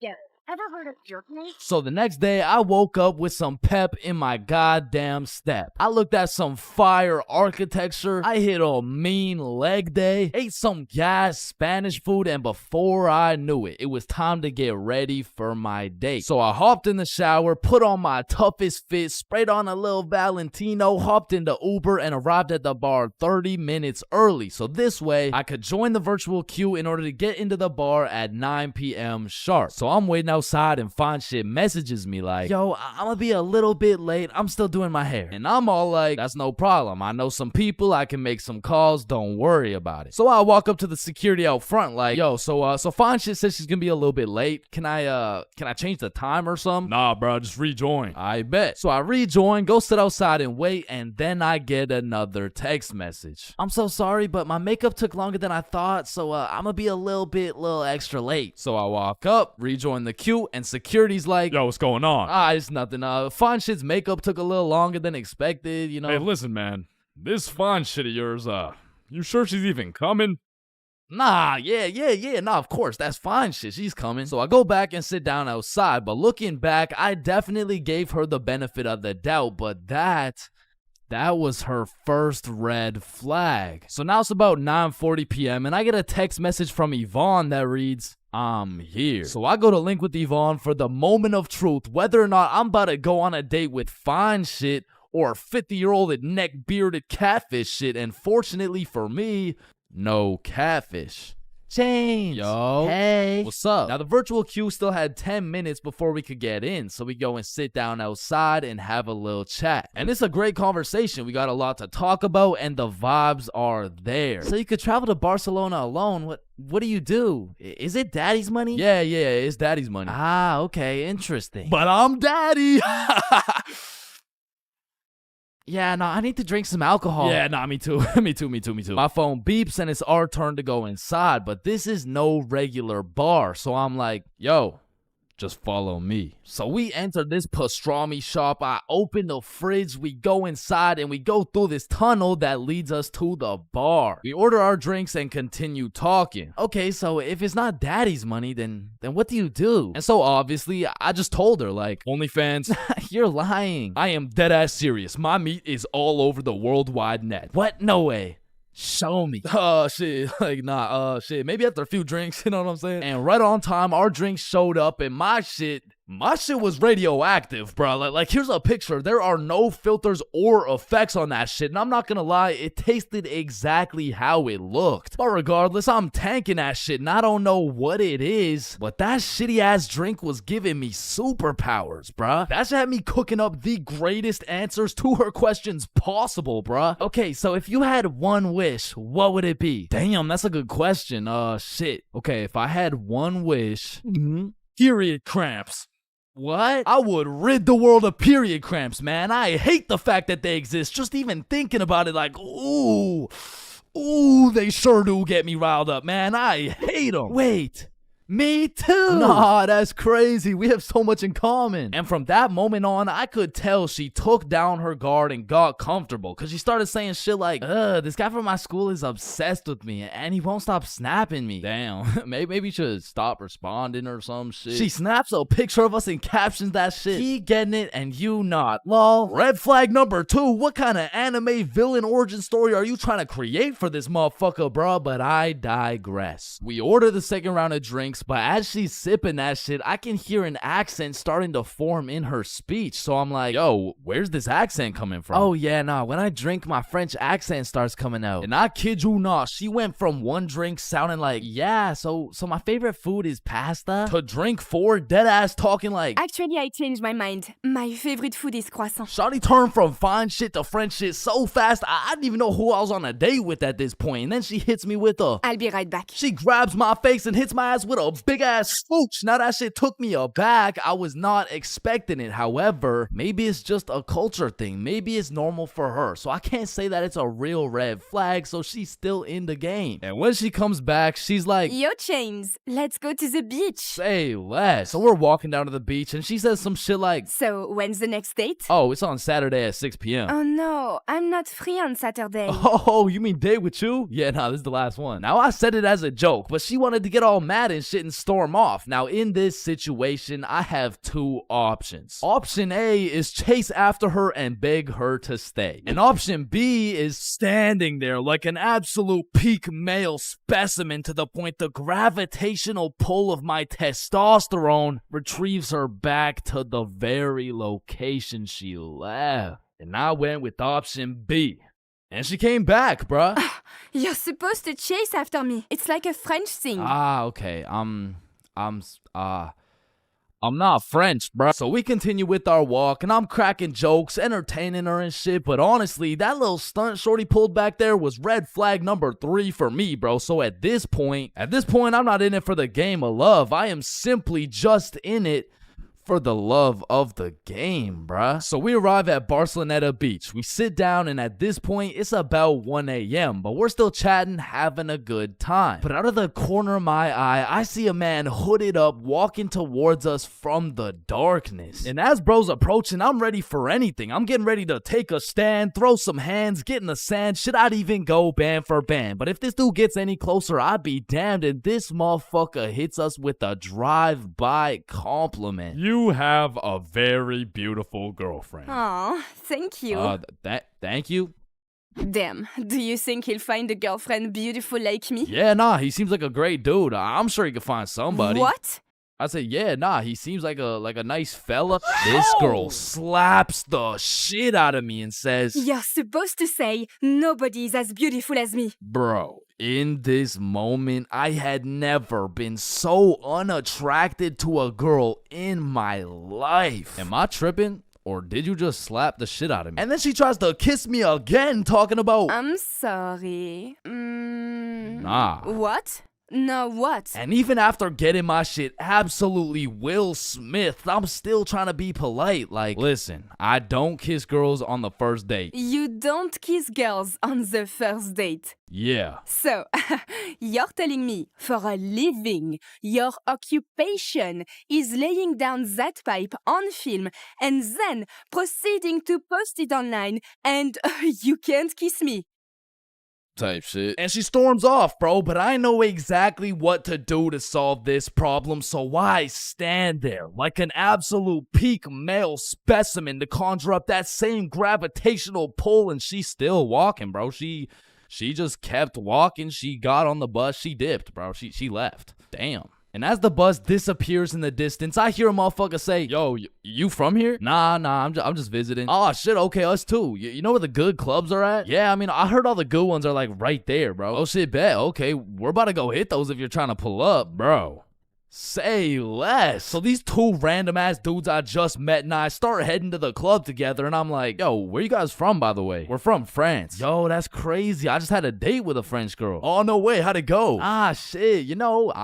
I think it went pretty good. That's what's up. Yeah.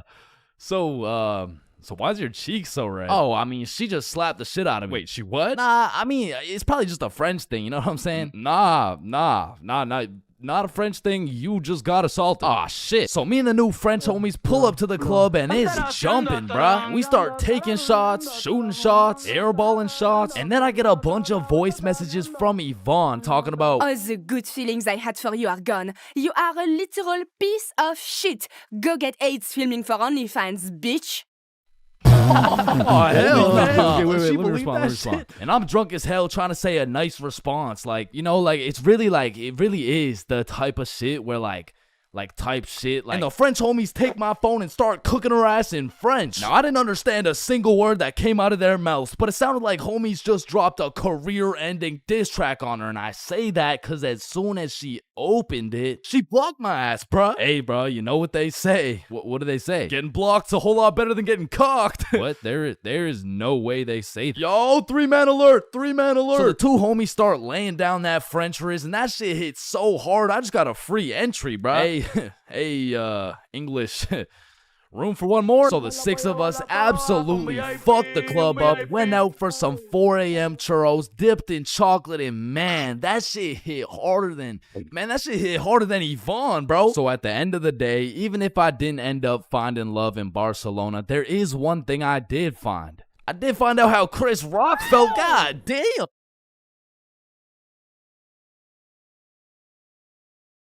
Bro, when I was in middle school, every time I would walk by the high school, the freshmen deadass looked like adults to me, bro. The sophomores looked like tax-paying citizens. I saw juniors as grown men with a wife and kids, and seniors, bro. I couldn't tell the difference between a senior and a senior citizen, bro. And that's because in grade 7, I saw me and all my homies as fully developed, mature, and respectable humans, and that was simply cat.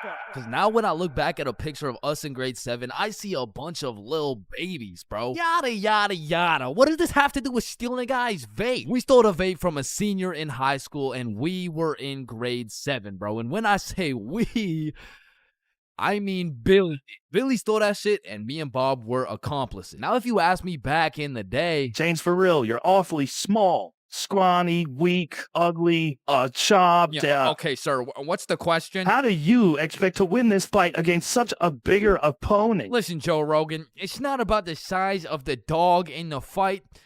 It's about the size of the fight in the dog. Thank you very much. Thank you. And then I saw Jake Paul versus Anthony Joshua, bruh. Okay, guys, so I'm not doing this fight. I quit. I'm retiring. Because I don't care how many years of karate, taekwondo, pad thai, jujitsu, or teriyaki a kid takes. I can beat their ass easily. But I won't, because that's morally wrong and I have honor. Hey, everyone. I heard Chains talks to minors. What the fuck? And I heard he fakes all his stories. Man, I do not fake my stories, bro. Sorry, anyways, as I was saying, this story takes place in grade 7. It was a summer day, and it started off pretty slow. You know, me and the boys were just chilling at Bob's crib, playing a little Rocket League and whatnot until we got bored. And when me, Bob, and Billy get bored, it's a problem, bro. Because every time we were bored, we would do one of 5 things. Light public garbage cans on fire, ding-dong ditch houses, light more shit on fire, buy things from 7-Eleven, with the 100% discount, or climb our middle school, bro. Yo, let's go let some garbages on fire. Yo, I don't know if there's any left at this point. Alright, let's ding dong ditch. Man, I'm not really trying to do all that running right now. Shit, should we climb Stickman Middle?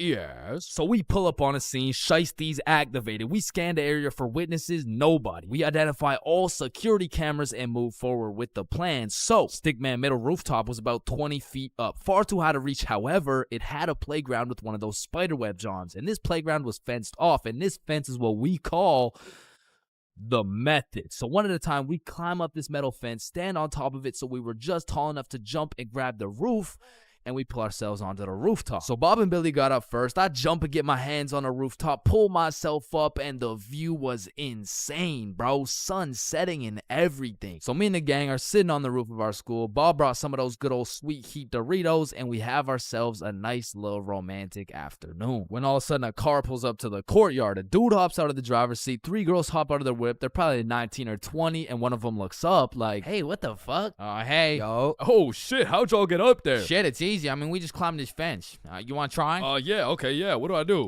You just gotta stand on the right side of the fence. Okay. Which side's the right side? It's the opposite of left. Is this guy retarded? Oh, okay, yep, okay, I got it. All right. Okay, now what? Okay, yeah, just bring your feet up to the little crossbar, but be careful. Careful? This shit's easy, man. I know a ton of 12-year-old girls who could do this. Right, okay. Why does he know a ton of 12-year-old girls? Okay, what do you think I do from here? Dude, I don't think I know what to do. Oh, shit, man. I don't think I know what to do either. No, I'm saying I know. Like, damn, man. How is he so retarded? Ooh, I'm up, boys. Let's go. Sir. Yeah, let's go. Anyways, what's y'all's names? I'm Billy. That's Bob. And I'm Chains. BBC, is it? Yeah, my name's Cooper. It's nice to meet y'all. Yeah, nice to meet you, man. You want some Doritos? So he just abandons the girls down at the courtyard, and we go back to our spot, sit down, and Cooper's vaping and shit. Billy's bumming a few hits. And I'm not gonna lie, he was a nice guy. I mean, you could tell he had a good heart, but god damn did that motherfucker like yapping, bro. I think me, Bob, and Billy got off a total of 3 sentences, bro. And so I was telling her, if you mess with the bull, you get the horns. Damn, that's crazy. Bruh, for real? Dead ass? I mean, bro yapped the day away. The sun went down. It was getting cold, so Billy was like, "Yo, y'all trying to head back?" "Yeah, bro, it's getting cold." Yeah, yo, great conversation though, boys. Right. So we all climb down the roof, make it to the courtyard, and say our farewells. Peace out, Cooper. See you, bro. Yeah, y'all have a good one, man. We head back towards Bob's crib, and to get there, we gotta walk up this small path with a super steep uphill, and as soon as we get to the top of the hill, Billy stops. And he looks back. Yo, what's up? I should have taxed his vape, bro. What? Yeah, like I should have finessed his vape. That shit was nice. Bro, like you're not doing that.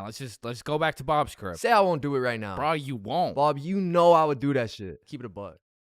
Alright, watch this then. So Billy, completely alone, walks back down the hill to the courtyard and starts talking to the dude through the driver's window. Yo, Cooper, you think I can have one more hit for the road, bro? Damn, man, you really came all the way back? You're a fiend, huh? Yeah, nah, I got you, man. Bless. And because me and Bob were up on this hill, I vividly remember we got like a bird's eye view of this shit. And obviously, y'all don't know Billy the way I do, but I was 100% convinced he did not have the balls to do this shit, bro. There was no way. Hey, Billy starts hauling ass, and instantly Cooper punches that bitch in reverse. And my heart dropped so fast. We had a bird's eye view of Billy running for his fucking life, and Cooper's right on his ass, and they are both headed right towards me and Bob, bro. So we take our head start and get our ass right back to Bob's crib. But Billy couldn't just run to Bob's crib and have Cooper knowing his address. So instead of taking the path to Bob's crib, this motherfucker runs straight into the prickle bushes, bro. Adrenaline pumping. He's powering through these bushes, getting cuts all over his arms, legs, face, until all that adrenaline crashes and he realizes he can't make it through to the other side. He was stuck. Oh, no. You fucking idiot. Come back down here and give me my fucking vape. So Billy walks back out of the bushes, walks over to Cooper, hands over the vape. The girls in the back are all laughing and pointing and shit. Billy's aura is decreasing by the second. And just as Billy cuts his loss and starts walking away. Hey, yo, come back. What? Bro, the coil's missing from the vape. You owe me $70. I know what school you go to, man. You got a week to pay me back. Or else. Billy not only lost all the aura he'd been saving up for 13 years on this earth, but now he's $70 in debt with 1 week to figure it out. So every day after that, Billy begs his mom for $10 for lunch money, $10 for pizza, $10 for school supplies until a week had passed. And Billy had his 70 bones saved up. So as agreed upon, me, Bob, and Billy are posted up in the parking lot 1 week after the incident, and just as expected, Cooper pulls up. And this time he's got like 4 shorties in the car. Like, genuinely, how the fuck? So Billy hands over his life savings. Cooper pockets that shit, and with the most shit-eating grin I've ever witnessed, he mutters, "Hey, look, it looks like we got some pizza money for tonight, am I right?" Yes, look at this dumbass. Billy got scammed, bro. He got his shit rinsed. $70 could have bought this dude like 3 whole vapes, but I mean, truthfully, that's karma. And the moral of the story is don't steal from people, but more importantly, just don't vape, bro. Yo, Billy just posted his first YouTube video ever. Go check that shit out. Yes, sir. And I just posted a video of me and Chains talking about this story, the raw, uncut, unedited version. So click this link right here if y'all want to tap in. Click that shit. Stole that shit. That's what I do, nigga. Fuck, nigga, I stole that shit. There's a lot of awkward things in life, like the handshake fist bump dilemma, or waving back to someone who is waving to the dude behind you, or the you too situation. Enjoy your meal, sir. Thanks, you too. Actually, wait, no. But on this long list of things that will keep you up at night, I feel like school dances lands itself in the top 3, bro. Cause it's like, is it a party or is it a school event? Are we hitting a Dougie or are we just standing awkwardly in the corner? There's just too many questions, bro. Like another question, who the fuck hired this guy to be the DJ? Like, I don't know how much they pay this dude, but it can't be anything over $50. I remember at my first middle school dance, I seen the DJ walk in with all his gear and shit, and I thought, damn, look at those big ass speakers. This dude knows what he's doing for sure. Hey, Stickman Middle, are we ready to turn up? Yeah, let's go. 1, 2, 1, 2, 3, let's go.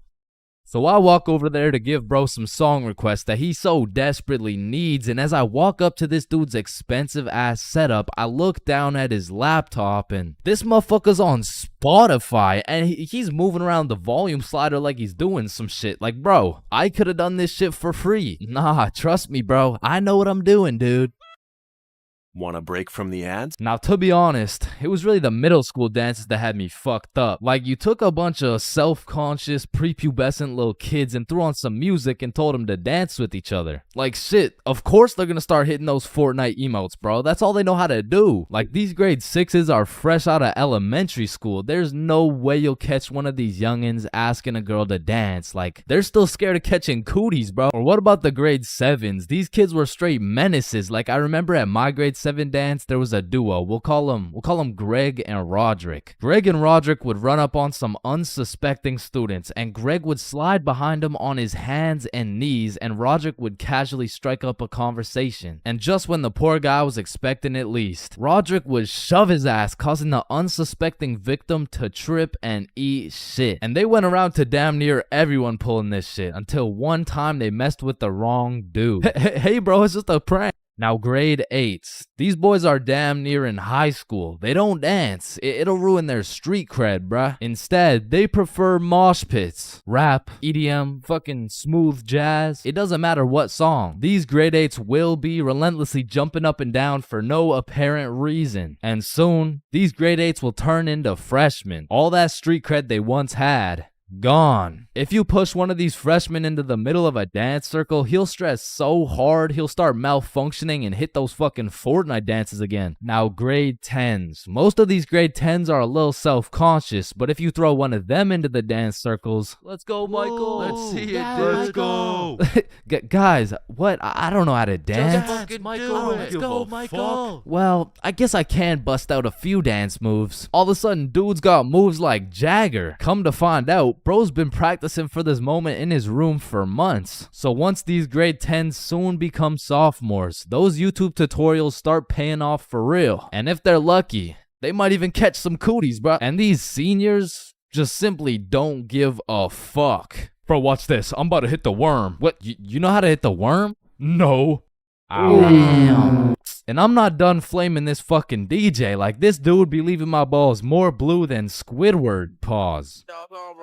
These bitches lost. Oh, hell nah. Is that lo-fi? And then out of nowhere, really quick, the DJ will throw on some heat and it'll have everybody turning up. But just as fast as Pop Smoke got that shit jumping, Ed Sheeran shut that bitch right back down. Like, mixing drill with The Shape of You has to be some sort of felony, bro. Like tell me this dude deserves to roam the streets freely after pulling some shit like that. In fact, funny story, I had seen the DJ after the dance in the parking lot one time, and we walked up and we jumped the fuck out of him. Alright, but not all DJs were out here committing war crimes on my ears. Like, you know, the DJ was onto some shit when he got the students and the teachers turning up. Like, you play the right song and these teachers will forget they're on chaperoning duty. Shit, even the principal will start wilding out. Once you got the right song playing, motherfuckers will get hype over anything. Like, remember how hype it was when someone would land a flip in the middle of a mosh pit? Shit, remember how hype it was when someone didn't land a flip in the middle of a mosh pit? These motherfuckers were excited as ever, like they didn't just witness a dude snap his neck. Poor guy's probably getting trampled down there. Rest in peace. Sacrificed his life for a few Snapchat memories. But you know that one song, that when the DJ throws that hoe on, everybody knows what to do. Motherfuckers will run in from the bathroom, teachers will hop in, the Redditors will hop off the bleachers, and the school dance will be looking like something straight out of High School Musical, bro. Speaking of High School Musical, back in the day, I knew a dude named Troy. I fucked with Troy, but let's just say,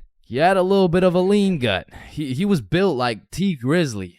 Nah, fuck that. He was built like DJ Khaled. And I remember this dude Troy was just coming off a school suspension, but for whatever reason at the dance, this motherfucker must have been looking for another one. Cause Troy came up to me talking about how he was gonna beat Jordan Johnson's ass at the dance tonight, and honestly, I ain't believing him. So once the dance came around, he was beefing JJ every chance that he got, until soon JJ wasn't gonna stand for it. Now, a school dance is simply the best time for a school fight to take place for the dude who wins. For the dude who loses, you literally have every single motherfucker in your school gathered in one place to get several different 4K angles of you getting pieced up. So Troy was really putting everything on the line here because JJ was known for handing out whoopings like food stamps. But to be fair, Troy loved food. Regardless, JJ wasn't scared. In fact, he threw the first punch. Boom. But Troy ate that shit like a Wendy's 4-for-4 combo. And instantly, the entire school gathered in a circle. The circle was so big, there was no escaping. They were gonna have to fight to the death. But the DJ was so locked in that he was completely oblivious to what was happening. He was playing some happy-go-lucky ass shit. Oh shit. Ooh. Damn. Yo, Get his ass. let's go. Beat his Go, ass, Troy. JJ. Yo, I'm Jordan Johnson. Now the moral of that story is don't get into a fight at the school dance. Unless you know you're gonna win. Now on another note, asking someone to dance is a very important topic when it comes to school dances. Now girls, I'm sorry I can't help you with this one. I've never asked a dude to dance before. But boys, shit, I can't help you either. I'm like 0 for 15 with this shit. But I do know someone who can. I'm talking about the homie Bob. So Bob, how do you ask a girl to dance? Watch and learn. Is this motherfucker moonwalking right now? Oh shit. Oh, what the fuck?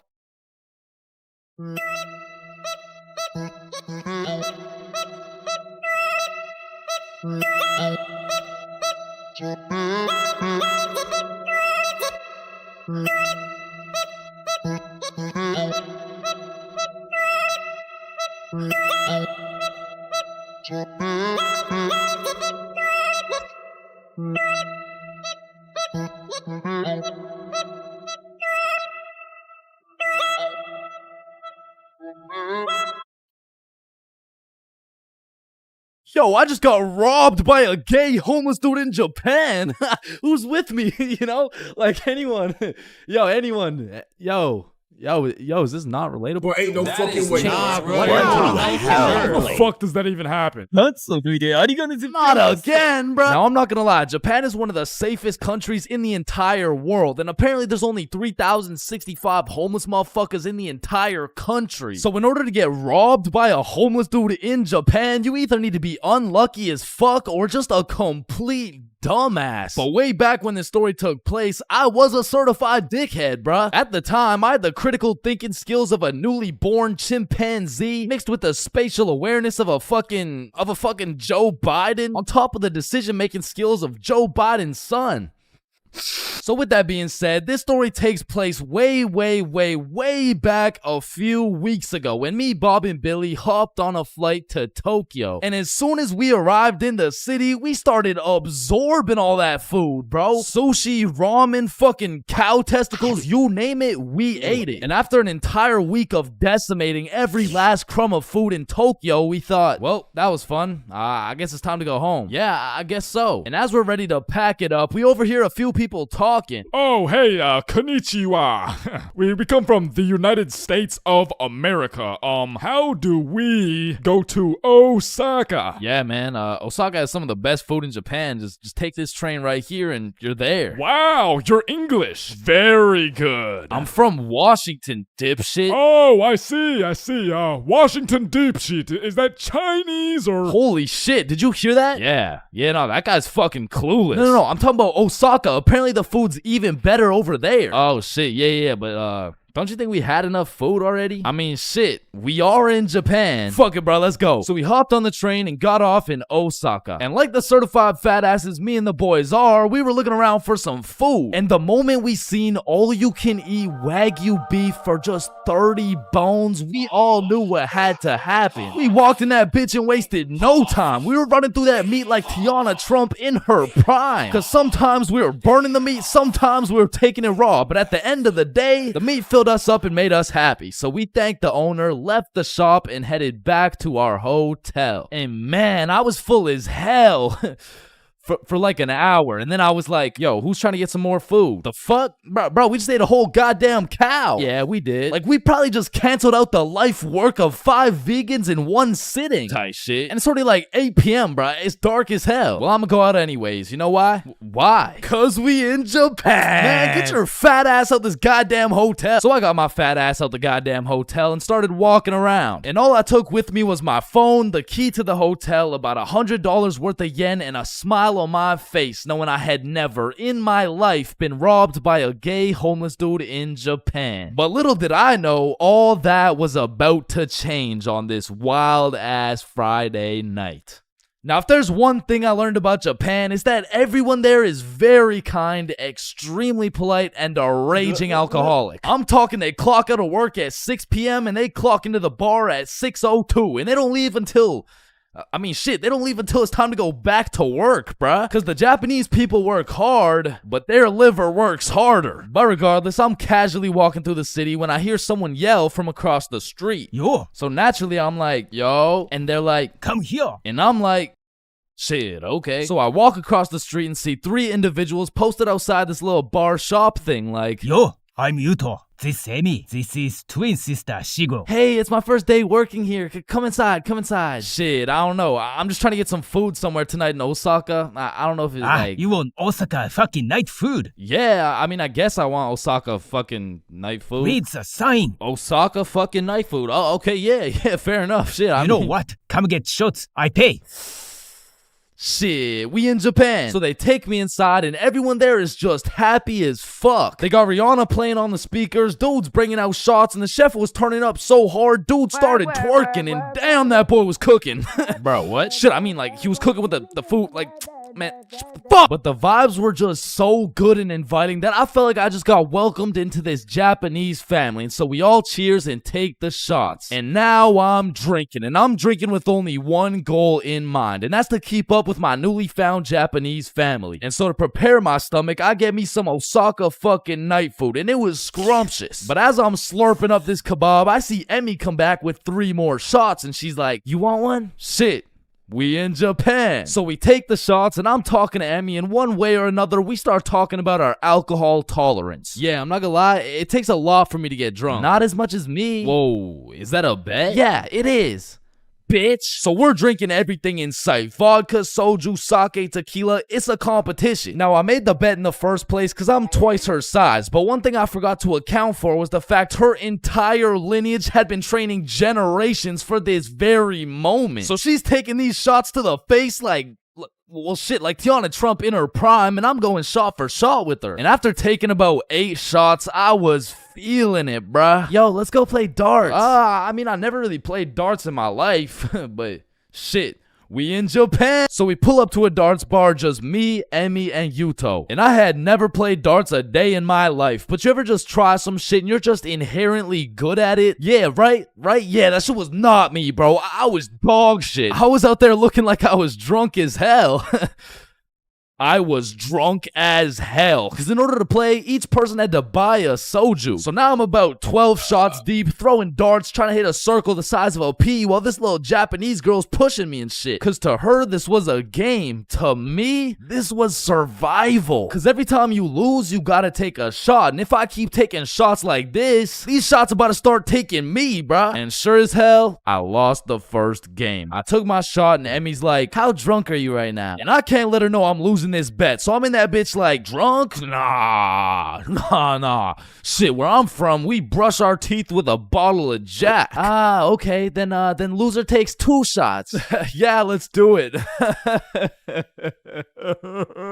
So one thing leads to another. Now I'm 16 shots deep and Emmy's like, I'm gonna go to the washroom. I'll be right back. And then Yuto's like, yo, Chains, we must talk. Oh shit, yeah, what's up? Now Yuto had a strong accent and very limited English. So it really went some like, Emi, bomburu. Huh? Emi, have bomburu. Yo, Yuto, no, I don't speak Japanese, dog. No, Emi, use bomburu. Swipe left, swipe right. Bumble. Oh shit, Emi uses Bumble. Okay. Yes, and she texts the Bumble guy. Come here. Oh hell nah, bruh. I'ma have to abort mission. Me too. You too? Hi, Emi to you daddy. Fuck Emi. Oh shit, facts, let's do. So we sneak away to the elevator and we're spamming the up button trying to leave, and this shit is just not coming, bruh. So we both peek around the corner to see if she's coming, and she notices us. Oh shit, guys, we're leaving? Yeah, we are leaving. Fuck. So we all get in the elevator and Yuto whispers in my ear like, when the elevator open, we run. And I'm drunk as shit, but I was the fastest kid in my elementary school. So as soon as the doors open, we hauled ass, bro. And I just kept running till Yuto was like, stop. We go to bar. And I'm just having a great time existing at this point. So I walk into this bar all drunk like, where the hoes at? Oh shit. Oh shit. Where the bros at? Yuto took me to a gay bar, bruh. Now, of course, there's nothing wrong with the gay bar, but it was the fact that after drinking 16 shots, I just sprinted full speed away from a cute Japanese girl to run straight into a room filled with a bunch of sweaty gay dudes. And these motherfuckers were looking at me like I'm some fresh meat or some shit. And it really just had me questioning my entire life. I was in that bitch confused, frustrated, drunk as hell, ready to crash out. I was gonna leave that bar looking like I would like a fruit explosion. No, Sebastian, what the wrong video? What the fuck? Oh, hey, is that Diddy? So you're trying to see a fruit explosion, huh? No. So I left the gay bar, called up Emmy, we link back up, and the first thing she says to me is, "Fuck you." Fuck me? What? Nah, fuck you. Why'd you run from me? Bruh, you were inviting Bumble dudes and shit. What? No, what are you even talking about? I mean, Yuto said, like, you know what? Don't even worry about it. Okay. Well, let's go to the club. And I'm like, shit, we in Japan. So we're at the club doing club shit, and after an hour or so, she's like, let's take some shots. And I'm like, shit, we in Japan. I am blackout drunk, bruh. I don't even know how many shots deep I am at this point, but all I know is I'm so drunk, I gained the ability to fucking teleport. So I'm in the club, and as soon as I blink, I'm in a bar. Then I'm in a club, back to a bar, to a new club, McDonald's, bar, karaoke club, bar, Love Hotel. Love Hotel? Man, what? Man, what the fuck? You said you wanted to sleep. Damn. Yeah, nah, I probably said some shit like that. I don't fucking know. So we walk into our room, and the very first thing I notice, the hub on the TV, vibration devices on the bed, protection everywhere. Shorty just lured me to the Japanese freak chamber, bruh. I blink, and we teleport to the bed. But we were just talking like, yo, Yuto said you were inviting dudes from Bumble. Oh my god, okay, Yuto's a liar. Listen, I gotta tell you something, but you can't tell anyone. Nah, I won't tell a soul, you know? I will not post this on YouTube, clip it up, post it on TikTok, Facebook, LinkedIn, Instagram, Reels, or anything like that, you know? Like, yeah, that'd be weird. Okay. So Yuto's homeless. Wait, what? Yeah, like, he just goes to the gay bar and then goes back to a dude's house and sleeps there. Damn. Oh, man, I didn't even know. And then he steals their money. Wait, he what? Yeah, he just steals their money. Wait, but it's just the gay dudes, right? Yeah, it's mostly just the gay dudes. I check my pockets. The money's gone. Fuck. You said it's only the gay dudes. Yeah, nah, he just steals from the gay dudes. Fuck, I want to go home, bruh. So I leave the Love Hotel, and at this point, the sun is coming up, and I'm still drunk as hell, walking like a zombie. I pull out my phone to go use Google Maps, and that shit dies, bro. So now it's just me and my last few brain cells trying to make it to my hotel before I pass out. And I'm stepping over Japanese motherfuckers blackout drunk sleeping on the sidewalks, thinking I can't end up like them, but honestly, I have no clue where I am, no clue where the hotel is, and no clue what time it is. And after what felt like hours of aimlessly walking around, I blinked and I fell asleep, bruh. And when I woke up, I was in my bed. I genuinely don't know how, who, what, when, or why, but shit, I wasn't complaining. But by the time I got out of bed, it was 6 p.m. and I didn't remember shit. I had to go through my camera roll and piece everything together like The Hangover. But at least that Friday night, I learned a very valuable lesson. Don't try to outdrink the Japanese motherfuckers, bro. You'll lose every time.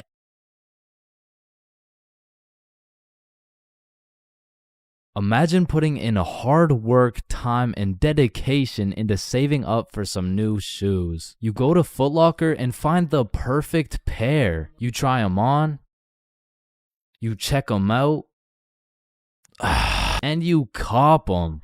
And even though you spent your last $200 on these shoes, you're happy because you feel fresh as fuck, and these J's might actually get you some bitches. But as you're leaving the mall, a gang of motherfuckers wearing shiesties take those J's right off your feet, leaving you shoeless, broke, depressed, and with absolutely zero bitches. Now, personally, I wouldn't let that slide. However, when I was just a young, wholesome boy in 7th grade, I still wouldn't have let that slide. but I was weak as shit, so it would have slid anyway. I mean, in 7th grade, I could have got my ass beat by Hezbollah, bruh. I was a walking lick, which is exactly why I got a story for y'all today. So as I said, this story takes place in 7th grade, where I was young, innocent, and built like a string bean, bro. So one Friday night, me, Bob, and Billy were going to this girl's house for the 3-man mission. The plan was simple. There was 3 of us and 3 of them. We will put on a scary movie, and if everything went to plan, we would get some cheeks. Now, just earlier that day, I had copped some fresh ass Jordans, so I've got a little confidence boost as we walk up to this girl's house. So we knock on the door, they open it, and we go inside. Now we stuck to the plan. We put on some cheesy horror movie, and one thing led to another, and by the end of the movie,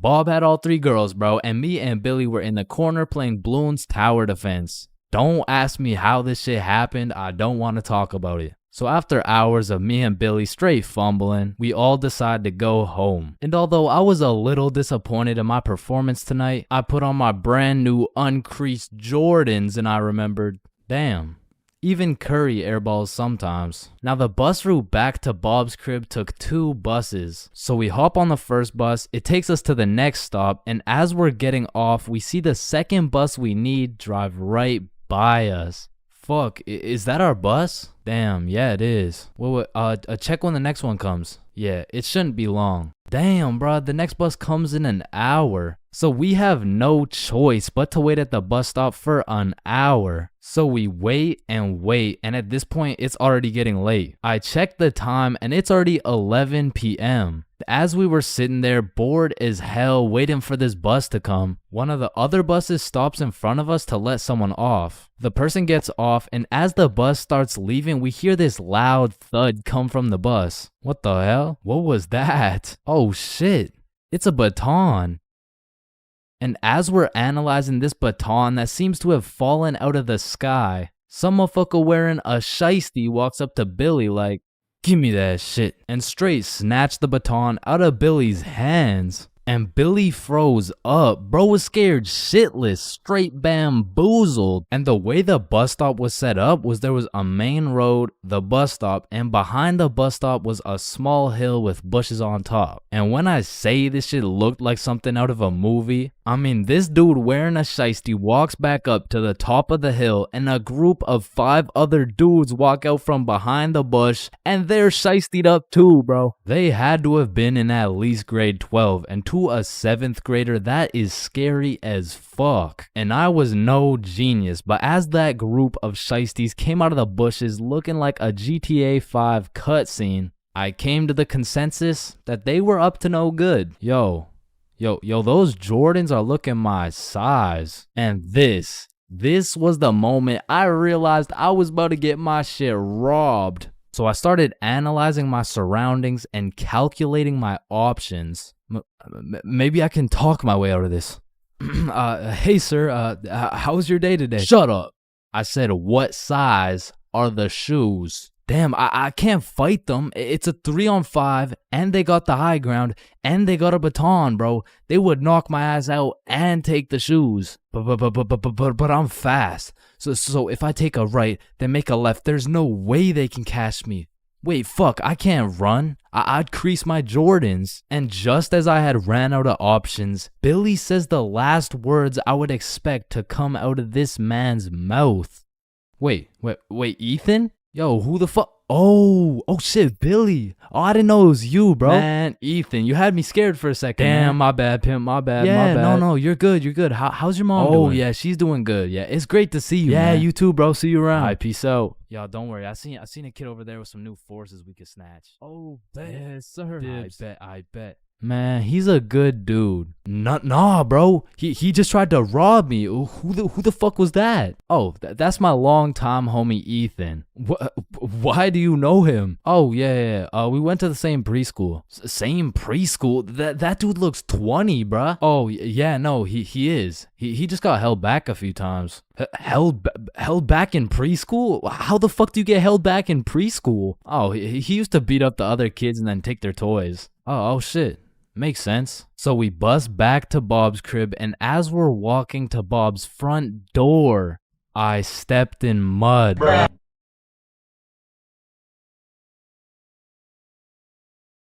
Now, I really don't have many fears, but there are 4 things that I would say I'm truly scared of, which are sleep paralysis, being flipped over while I'm in a porta potty, this thing, and public speaking. And honestly, I can't even really explain why I'm scared of public speaking. I mean, sleep paralysis, you'll have demons chilling in your room while you can't move. The whole porta potty thing, that's just some traumatic shit. And this thing is fucking terrifying. But there's just something about talking in front of more than 5 people that has me shitting bricks. Like, my brain will start showing me the absolute worst case scenarios possible. Hi guys, my name is Chain. Get off the stage, Boo. loser. No one likes you. Ow. Hi guys, my name is...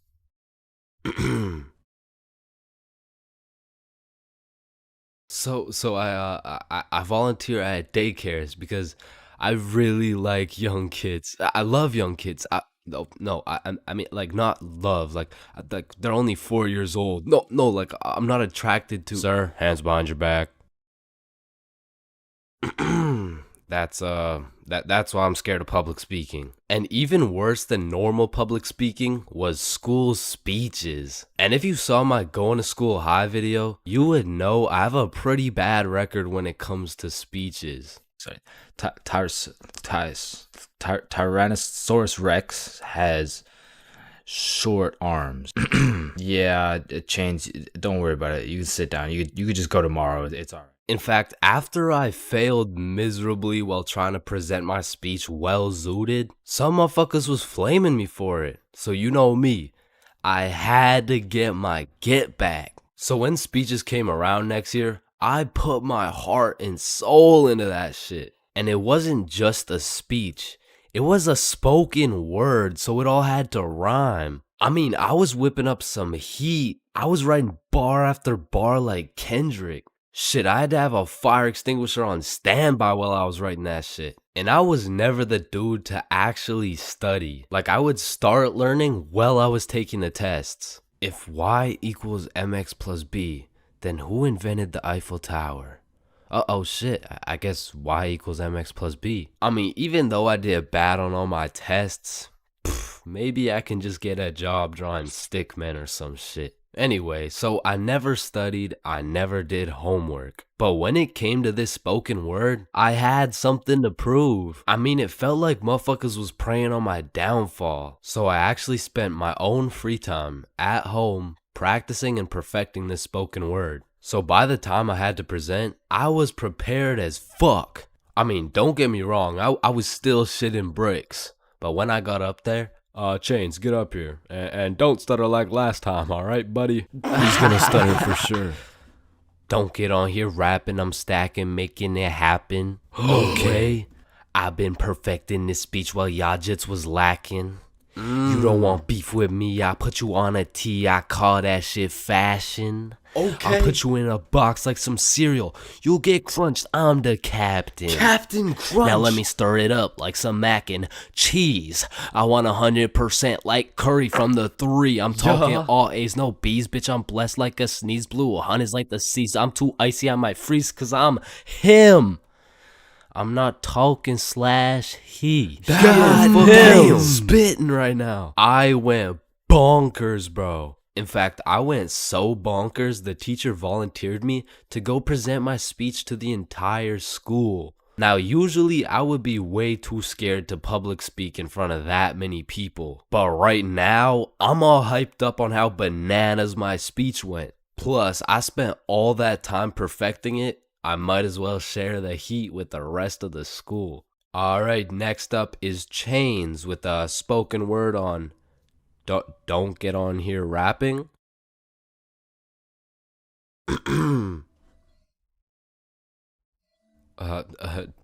Don't get on here stacking. I mean rapping. Stacking. I'm happing. You don't want beef with me because, quite frankly, I will put you on a t-shirt. I mean, you could call that fashion. Thank you guys for having me. I fucking fumbled. I folded under the pressure, bro. With the entire school watching my fear of public speaking absolutely crush me. And that is the reason why I have a fear of public speaking.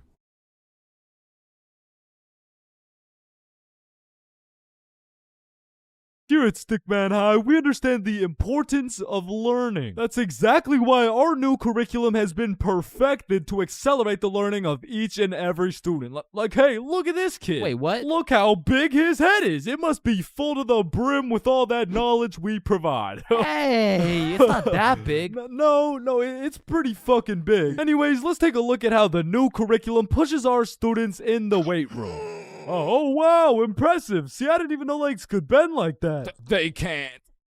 All right, stop recording.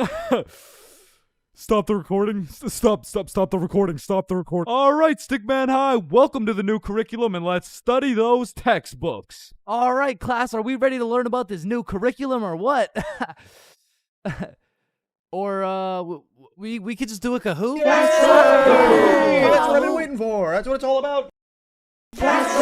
Man, I fucking love Kahoots, and I don't study for shit. Bro, I feel like Kahoots are the exact equivalent of the good old here comes the airplane trick. Like, yo, you want a Brussels sprout? Aw, hell nah, bro. Those are disgusting. Oh, shit. Alright, but here comes the airplane. Hey, Chains, you need to study for this history test. Hell nah, bro. That shit's boring as hell. Okay, yeah, but... What? The Declaration of Independence was signed on the... Because personally, I didn't give a single fuck about what we're learning in school. But I swear they infused the Kahoot music with Adderall or like crack or some shit. Because a game of Kahoot used to have me all the way locked in. And I would be grinding my way up those leaderboards. Like, I'd make it to 3rd place and then 2nd place and then 1st. And then the teacher would throw in some bullshit like, now what position was Abraham Lincoln conceived in?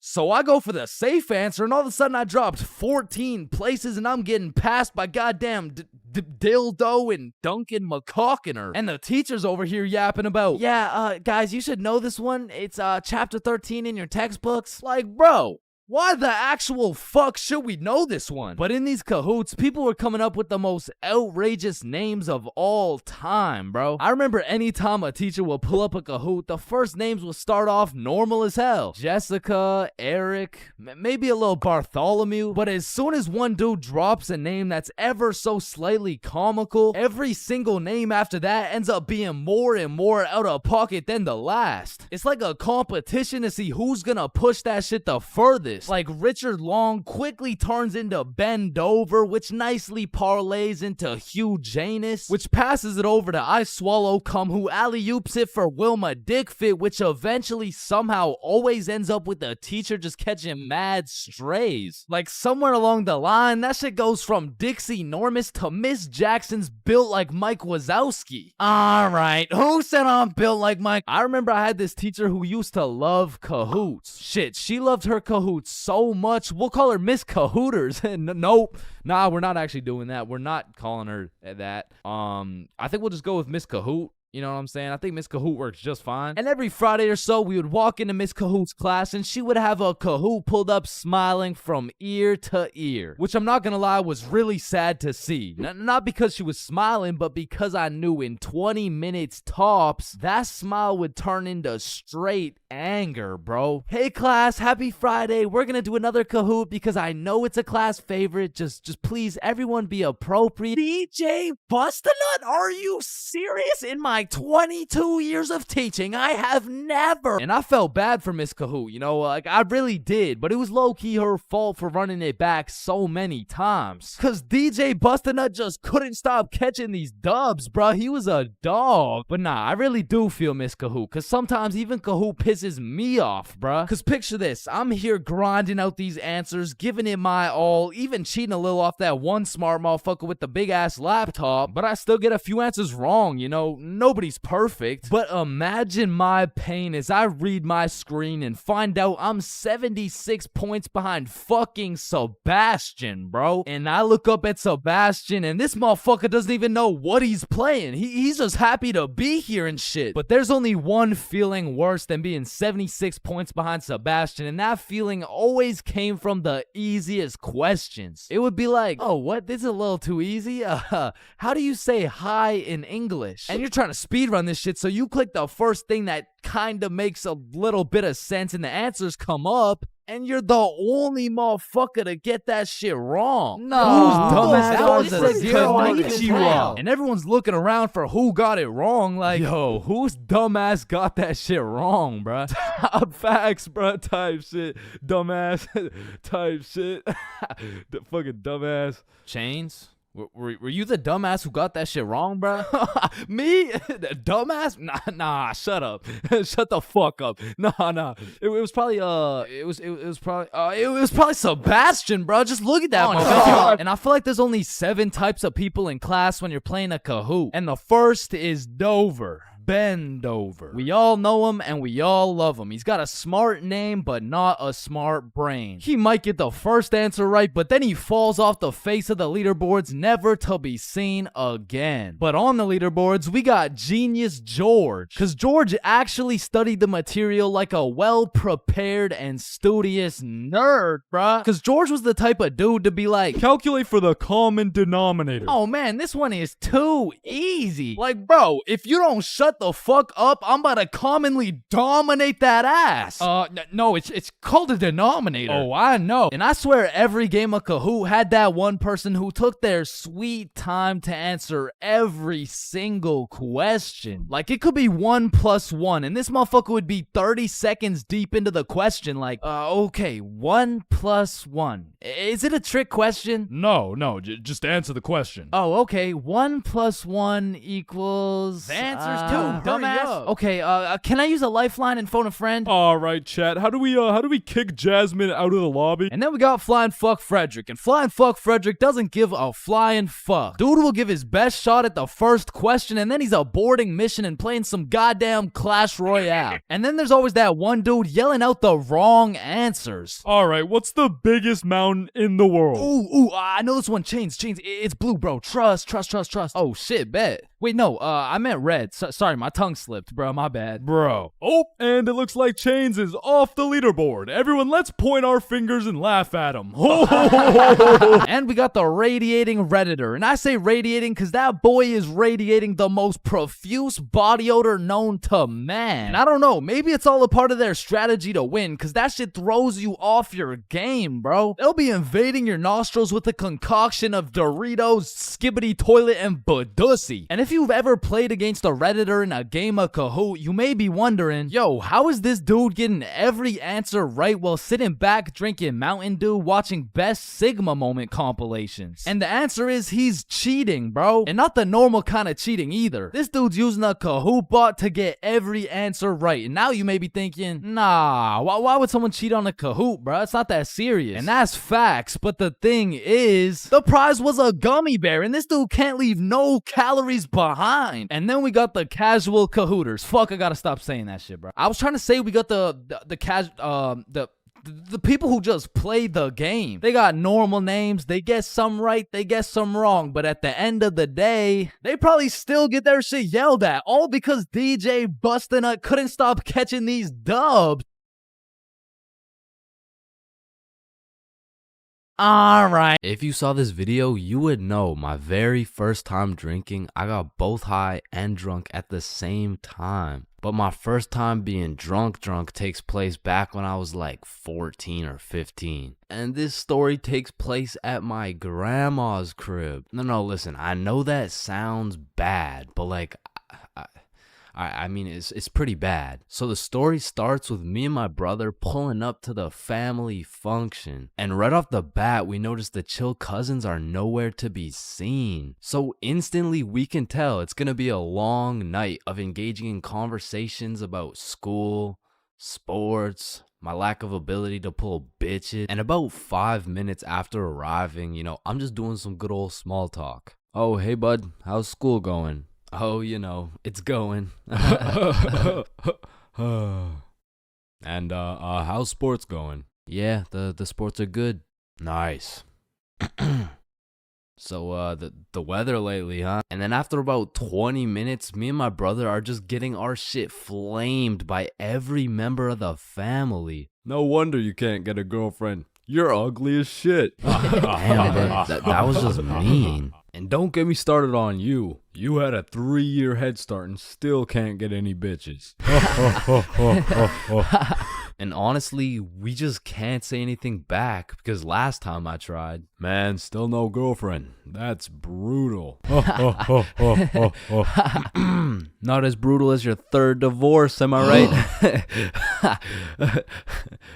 Guys, so instead of flaming the living shit out of this grown man in front of his mom, I decided to be the bigger man. I just laughed that shit off and then got the fuck out of there before they brought up my school grades. So as my brother and I sit down in a different room, I'm just in agony thinking about how everything this dude flamed me for was actually true. But my brother, on the other hand, he was whipping up some devious plan. Yo, Chains, follow me. Oh, okay. So we walk down to the basement. So what are we doing in the basement?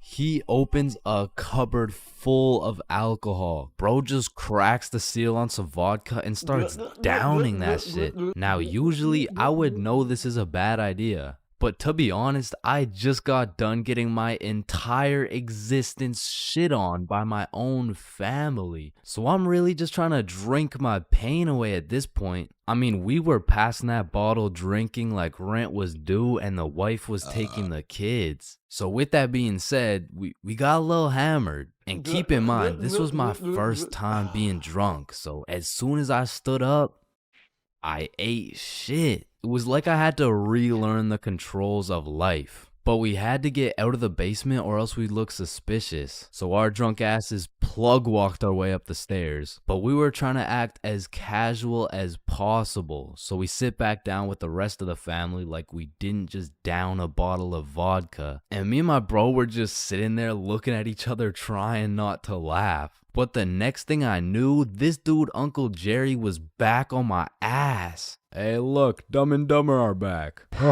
And at this point, I'm using every bone in my body not to end this man's whole career. Man, whose gene is it that made you so damn hideous? Don't do it, bro. Don't do it, bro. And I really didn't want to do him like that, but the vodka took control. It was your hideous gene, Gerald. But at least I didn't get the same gene that has you 5'2" and balding. Like, I can't tell if you're going through puberty or a midlife crisis. And shit, I didn't stop there. And Joe, I want to hear you talking. You're built like Baymax from Big Hero 6. What the fuck is Big Hero 6? Mom, I love you. Karen, sit down. Your mac and cheese tastes like ass. And Bob, you're literally a registered sex offender. Grandma, I love you. Bernard, your hairline looks like it's social distancing from your eyebrows. And Irene, how are you 47 and still work at McDonald's and you got no drip? Come on, bro. Friendly fire. Oh, shit. You're right. My bad. Needless to say, I was handing out smoke to everybody. Something in that vodka turned me to a demon. And I guess since everyone was mad at me for dissing the entire family, they never knew I was drunk as hell. But in the end, I did feel really bad for roasting my entire family tree. But ever since that day, everybody stopped flaming me. So, it was worth it. You know what they say, there's a first for everything, bro. Like your first steps, your first dance moves, your first words. Dada. Hey, would you look at that? We gotta get some milk. I'll be right back. Your first stepdad? New dada? Yeah, nah, I'm head out too, actually. And your first kiss? Man, the things I would do to go back and completely erase that shit from existence. Bro, all these Disney movies I was seeing as a kid had these first kisses turning ugly ass frogs into some fucking giga chads and shit. Like, spoiler alert. fucking ribbon. And on top of that, the fact you have to close your eyes, like, bro, imagine you're learning how to golf and you're about to take your first swing, and these motherfuckers are like, yeah, now do it with your eyes closed. bruh, this is my first time. What do you expect to happen? Like, honestly, my first kiss is top 5 worst Chains moments of all time. And let's just say it's not 5 or 4. Or 3. That shit was really bad, bro. So with that being said, this story takes place in grade 7, which is the year I got my first girlfriend. Now, I told this story a few months back, but I purposely left out the part of my first kiss. Well, gosh diddly darn, Chains. Why would you do such a preposterous thing? And the truth is, I was planning on taking this shit to the grave with me, bro, but fuck it. Sometimes you just gotta let the world know. Okay, you're right. I got something to get off my chest. Epstein? Wait, with the what? So for the homies who haven't seen the video, one day me, Bob, and Billy were mobbing around our local mall when we seen these 3 girls from our class. So we walk up to them and lay down some of the meanest 12-year-old riz these girls had ever seen. Hey, yo, shorty, I think I just shit my pants. Can I get into yours? What the fuck? Oh, shit, my bad. My fault. Hey, yo, shorty, are you a cigarette? Am I a cigarette? What? Cause I'm trying to get lit and put your butt in my mouth. Wait, what? Nothing. Please. Holy shit, bro. Let me guess. You all got restraining orders. No, worse.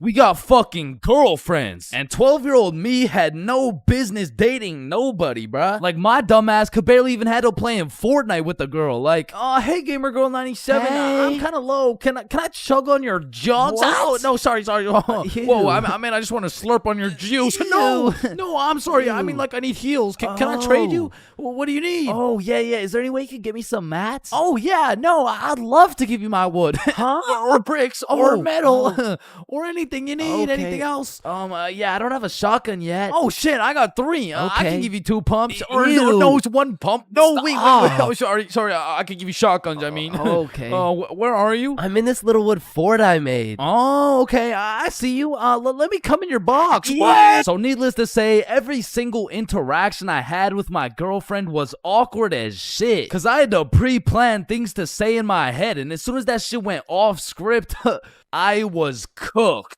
Hey Jessica, how you doing today? Honestly, just not the best. Oh, that's good. What'd you do today? Oh, I don't know. Just did my makeup. Hey, me too. You did your makeup? Yeah, we have so much in common. Have a nice day. Fuck! And on one Friday after school, me, Bob, Billy, and our girlfriends all went to the mall together as we did every single day. But on this specific Friday, we rubbed together a few brain cells and realized, yo, do you got money? Nah. You got money? 0. You got money? I'm broke. You got money? No. You got money? Yo.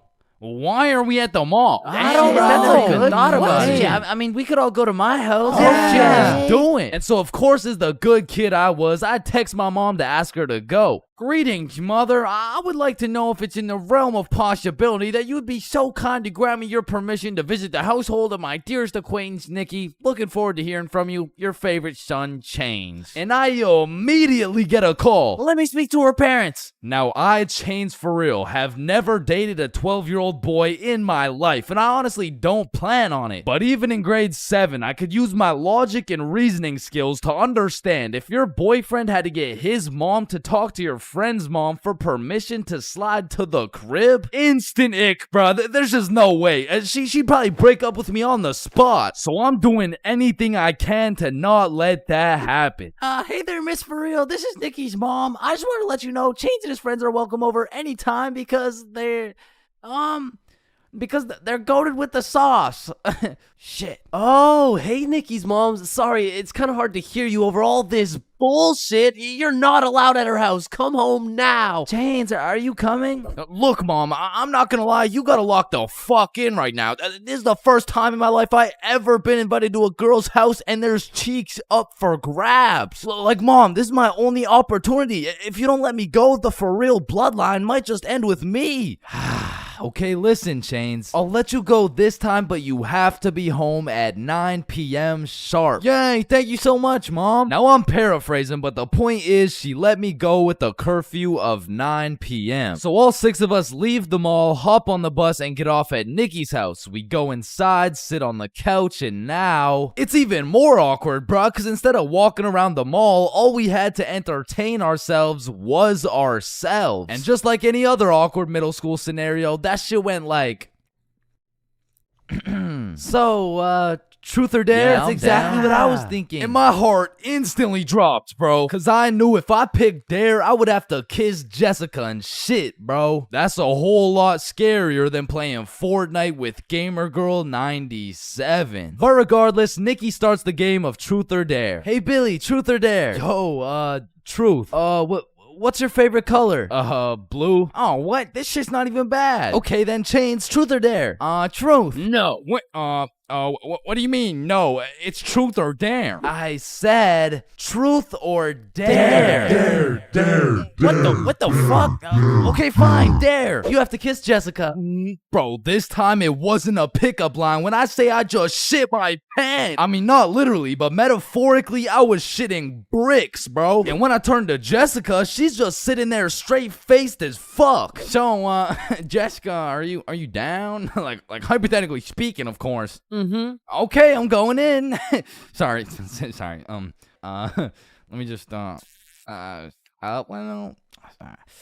Hey, bro, I'm not gonna lie, this is fucking weird. You guys are just watching and shit. Like, I don't know, it's just kind of. Oh, so if we weren't watching you do it? I mean, yeah, I would actually. Wait, what the fuck? Every single one of these motherfuckers ran to the corner and started staring at the wall. Like, did you do it yet? We're not looking till you do it. Yo, hurry up, dumbass. So now I got all this pressure on me to do this shit, but Jessica's out here looking at me like, hey, how was your day? Yo, shut the fuck Just up. kiss her already. What are you yapping about? And I deadass didn't know how to go about it. I ended up sitting on this couch, nervous as hell, awkward as hell, looking stupid as fuck for 20 minutes, bruh. Now, 20 minutes in general doesn't sound that long, but imagine sitting on a couch in complete silence with everyone just, bro, just watch this.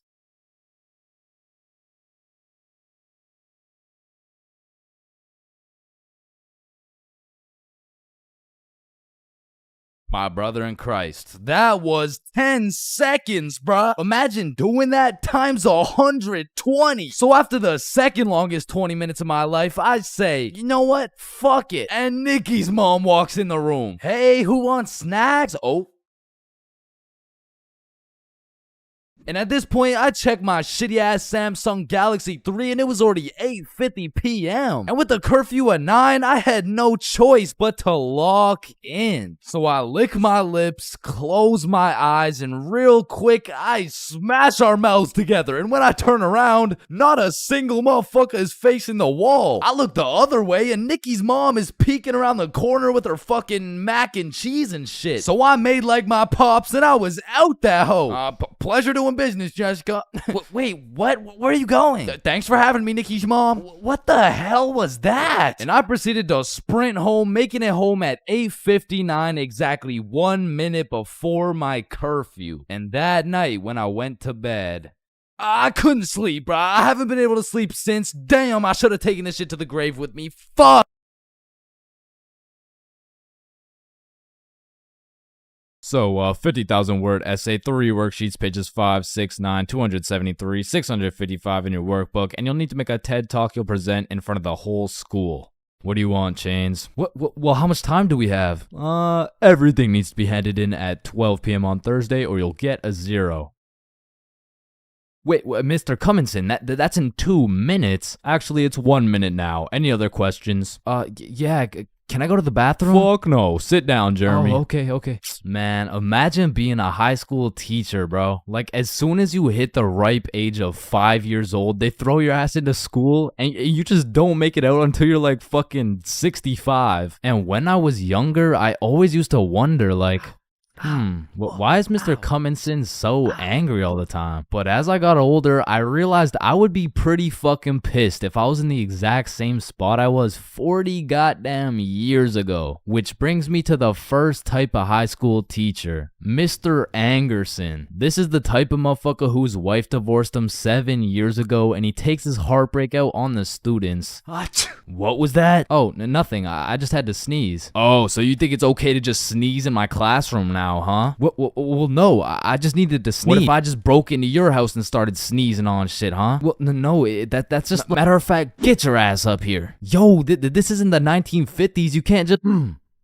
Linda, come back, please. Now, I don't know how Mr. Angerson continues to keep his job, but it feels like this dude's mission is to ruin the day of every student that walks into his class. Like, he'll be putting in extra effort into his tests to make them as confusing as possible. The type of motherfucker to make a multiple choice test with the first 4 letters all as A. Bro will have me changing the correct answers into the ABCD strategy. Next up, we got Mrs. Talkinson. Some teachers really just don't give a fuck about teaching, bro. I mean, Miss Talkinson over here, she really just wants someone to talk to for real. And that's when Franklin D. Roosevelt became president. You know, actually in high school, I had a friend named Franklin. He was a really nice guy. We used to go to the movies together and stuff, and then he went to jail for multiple hate crimes. Like, by the end of the class, you'll know her home life, her family, how she takes her anger out on her children. So me and my classmates would recognize the fact that if we could just keep Miss Talkinson talking, we wouldn't have to do shit all class. So in 1938, Germany invaded Austria.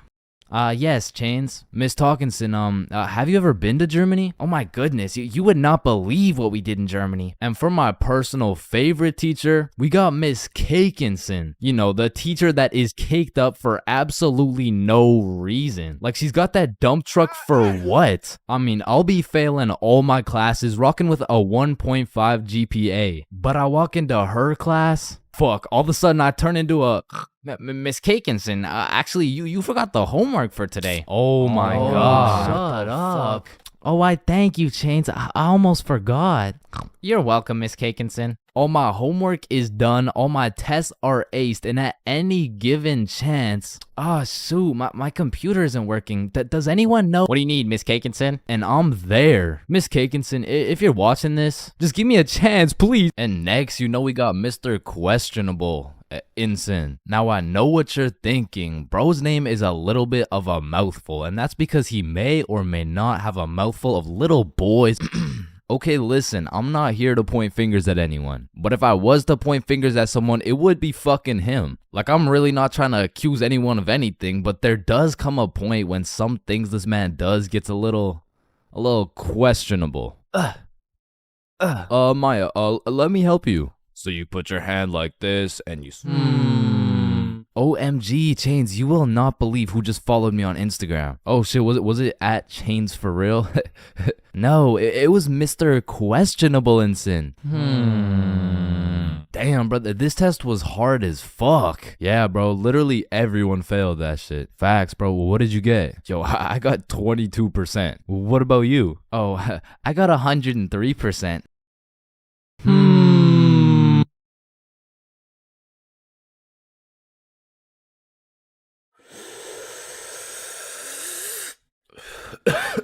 Space isn't empty. It contains everything that exists. Hey, bro, you think this mirror's good? Nah, it's in used condition. What do you mean? Walmart doesn't sell used mirror? Oh, we're using it right now. Damn, I've been hitting this joint for way too long. I should probably pass it to the next person. You ever thought about how most of the sky is actually below our feet? No, it's right up there. Holy shit. Okay, guys, I'm gonna be your waiter for tonight. Just give me a second and I'll be right with you guys. We are the waiters. Bro, what are you talking about? No, think about it. If we're waiting for the waiter, then we are the waiters. Hey, nice belly button, bro. Hey, thanks, man. Your belly button is really your old mouth, by the way. What the fuck? Yo, is your thumb even a finger? Fuck, man, I don't even know. It's kind of just a thumb.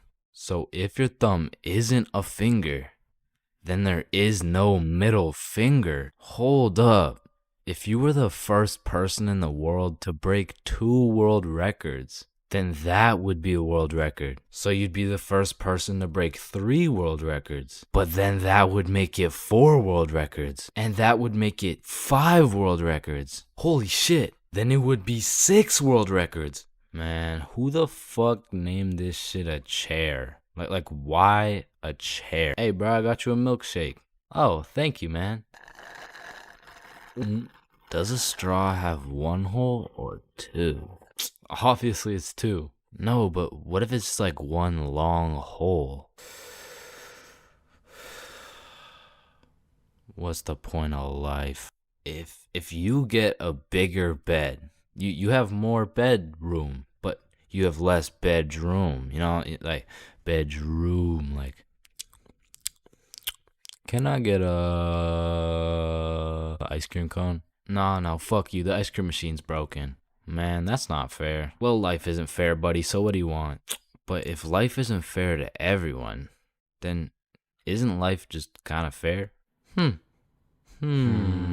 Like, I just don't get it. Like, chair. Why is it a chair? You know, it could have been like anything. So your nose grows every time you cap. Yeah, what about it? So what if you just said your nose is going to grow? Well, that would be a lie, so then it would grow. Try it. My nose is going to grow. Yeah, I told you. But now that it grew, it's not a lie. Whoa. Bro, I'm way too baked right now. Here, eat an orange. It helps. Nah, hold up. Are oranges named oranges because they're orange? Or is orange called orange because oranges are orange? Just eat the fucking orange. Boys, we got the pizza. Let's go. Sir. Why the fuck is the pizza box square? Like, if the pizza is circle and a slice is a triangle, yo, who the fuck invited this kid? Yo, can you pass the lighter really quick? Yeah, I got you. Wait. When you light your lighter gets lighter until your lighter is so light that your lighter won't light. Damn, that motherfucker's spitting right now. It just seems weird. Like, why the fuck is it a chair? Middle school is just an awkward place, bro. Like, middle school dances, awkward. Middle school speeches, awkward. And middle school relationships, in my experience, is the most awkward thing on the face of this planet. I mean, the girl's a whole foot taller, got a deeper voice, and shit, she could probably bench more than you, lil' bro. Like, I hate to break it to you, but you don't got a girlfriend. You are the girlfriend, bruh. Middle school just occurs at the craziest time in a teenager's life, cause motherfuckers is just getting slapped by puberty out of nowhere. You'll be walking down the halls and see a bunch of kids who look fresh out of daycare. Then all of a sudden you'll see a grown-ass man built like Shaquille O'Neal thumping his way down to math class. And attendance in middle school was looking like, Matthew? Here. George? Present. Daisy? Here. Owen? Here. Dude's balls would be dropping halfway through presenting their speech, like, and this is specifically why dinosaurs went extinct. And in middle school, nobody had drip. Like, dudes would be showing up to school in a neon green t-shirt paired with some bright red shoes looking like a fucking traffic light, while their haircuts looking like their barber cut their shit with one hand, well blindfolded. But to be fair, everyone had a shitty haircut in middle school, bro. And if you think your cut wasn't that bad in middle school, chances are your shit's probably still ass to this day. And just to make things worse, the cherry on top is that everybody's got acne. There's just all these hormones flying around and these kids have no clue what to do with them. Which is exactly why middle school beef is unmatched, bro. Motherfuckers will be throwing hands for no reason at all. And I don't know how, but somehow even the fights were awkward. It would be like, hey pal, I heard you sat beside my crush in class today. So what? You want to fight about it? I mean, like if you wanted to. That, like, I'm not scared. Like, yeah, we can fight. Okay, let's freaking go, pussy. Fuck, I wasn't ready. Sorry, was that too soon? No shit, Sherlock. Okay, you can hit me back so we're even. But if two dudes were throwing hands and their crush is watching, They're about to fight to the death. But the thing is about middle school fights, I didn't know this was possible, but somehow both motherfuckers end up losing the fight. I remember one lunch at my middle school, a dude whipped out some boxing gloves for no reason at all, and all of a sudden we're running a whole fight club. Kids would be betting their lunch money on who's gonna win and shit, but we never laid down any ground rules. So one day, JJ hit Timmy with a spinning back fist and put his ass to sleep. And I'm hyped because I just doubled my lunch money, but Mr. Principal didn't seem too hyped to see one of his students knocked out on the ground. So of course JJ gets in trouble because he's just that one kid who's always in trouble but never got expelled. Like I could have swore dude was on his 3rd strike 5 strikes ago. But man, middle school had some characters, bro. There was that one guy that would walk through the halls blasting music on his speaker, the kid who used to sit in his chair like this, the dude who hit puberty and midlife at the same time. Mr. Donaldson, can I get some help on the subtraction? Help on the subtraction? You look more like you need help on your taxes. No, subtraction's just hard for me. During recess, do you go check on the wife and kids? No, I just play on the monkey bars. Tell me, how do you manage to be in middle school and work a 9-to-5 job at the same time? The girl who thinks she's a horse, the emo kid, catch him in the back of the class with his hoodie tied up watching sad Bart Simpson edits, the kid who had to touch the top of the door frame before entering a room, girls who have to bring their Starbucks cup everywhere, the dude who's constantly emoting, and in order to find the answer, we can make a grid. Did someone say gritty? Right foot creep. Ooh, walking with the heat. Of course, there's the kid who Naruto runs through the hallway. And then there's that weird-ass kid who accidentally called his social studies teacher mom one time. It was probably an accident, though. Fuck! And I have no idea why, but there's something about teaching middle school that had all these teachers going through a midlife crisis. I remember one day our science teacher was teaching us about rainbows. Does anyone know what a rainbow is? Yes, Jaden. Refraction of light through water droplets. Oh, wow. That's right. How did you know that? Reddit. Oh, okay. Where did you read it? Reddit. Yeah, but where did you read it? Reddit. Jaden, I can't do this right now. Just tell me where you found this information. Reddit? God damn it, Jackson. You're the reason my children get their shit whooped every night. Now, I don't know what she had going on in her life, but the way she broke down talking about beating her children to a group of 12-year-olds really gave me the impression that she shouldn't be teaching middle schoolers, bro. And I don't know who was in charge of hiring these teachers, but I also had a deaf teacher, which, you know, it's cool and all, but it did make it a little bit harder considering the fact that, you know, she was the fucking music teacher, not to mention the fact that she was also half blind. And I think the idea there was that she could somehow feel the vibrations of the guitar or something, which didn't seem to work too well considering the fact that I got a fucking A in music and I can't play the guitar for shit, but I guess I just like I smelled good or something. I don't know. And I don't know about Shaw's experiences, but I feel like kids were just mad touchy in middle school. Like you'd be sitting in math class minding your own business, then for no reason at all, a motherfucker would tase you in the side of the ribs. And I remember when kids first learned about these pressure points, it was all fun and games. Someone would just poke you in the ribs like, pressure point, that tickles. Then there would be a new pressure point dropping every week. It got to the point where these 12-year-olds were hitting pressure point combinations and paralyzing your legs and shit. Hey bro, let me try this new pressure point on you. Yeah, sure, go for it. It tickles.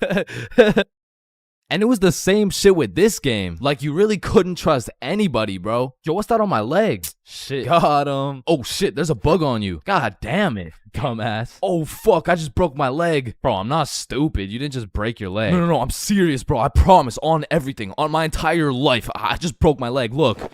Bro, I remember I got punched so many times, my arm was on life support. It was about to fall off, like, And thinking back to middle school, there's just so many things that make me cringe, bro. But by far the cringiest of them all is the relationships, man. And believe it or not, I had my fair share of middle school relationships. I remember one day I was sitting in class and this girl came up to me and said, Chains, I have a crush on you. And that's really all it took to have a young Chains in love. Head over heels. We went to the movies together. We went to my house and watched movies. Well, we went to her house and we also watched movies. Now that I think about it, all we really did was watch movies. We didn't really talk that much. I mean, I didn't really have a way with my words at the age of 12. So, do you like movies? Yeah. Yeah, I like movies too. That's why we're here at the movie theater. I also like popcorn with the butter. It tastes like I like how it tastes.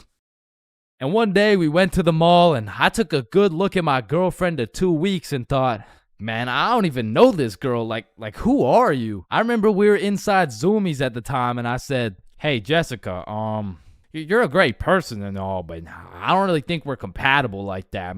Maybe we should just break up. Which was probably the most words I've strung together during the entirety of our relationship. And she says with the straightest face, oh, okay. And then we proceeded to walk out of the mall and bus home together without saying a word. And I remember lying in my bed that night and thinking to myself, damn, I think I'm supposed to be sad right now. So I threw on my hoodie, tied it up, and watched some sad Bart Simpson edits. We are currently facing a life-threatening epidemic that is threatening the lives of many teens around the world. Oh, what's that? Yeah. Oh, okay. It has been brought to my attention that there's a new strain let loose that is infecting more teens than ever. The strain is propylene glycol formaldehyde. Street name, Guava Ice. So stay safe out there, and back to you, Linda.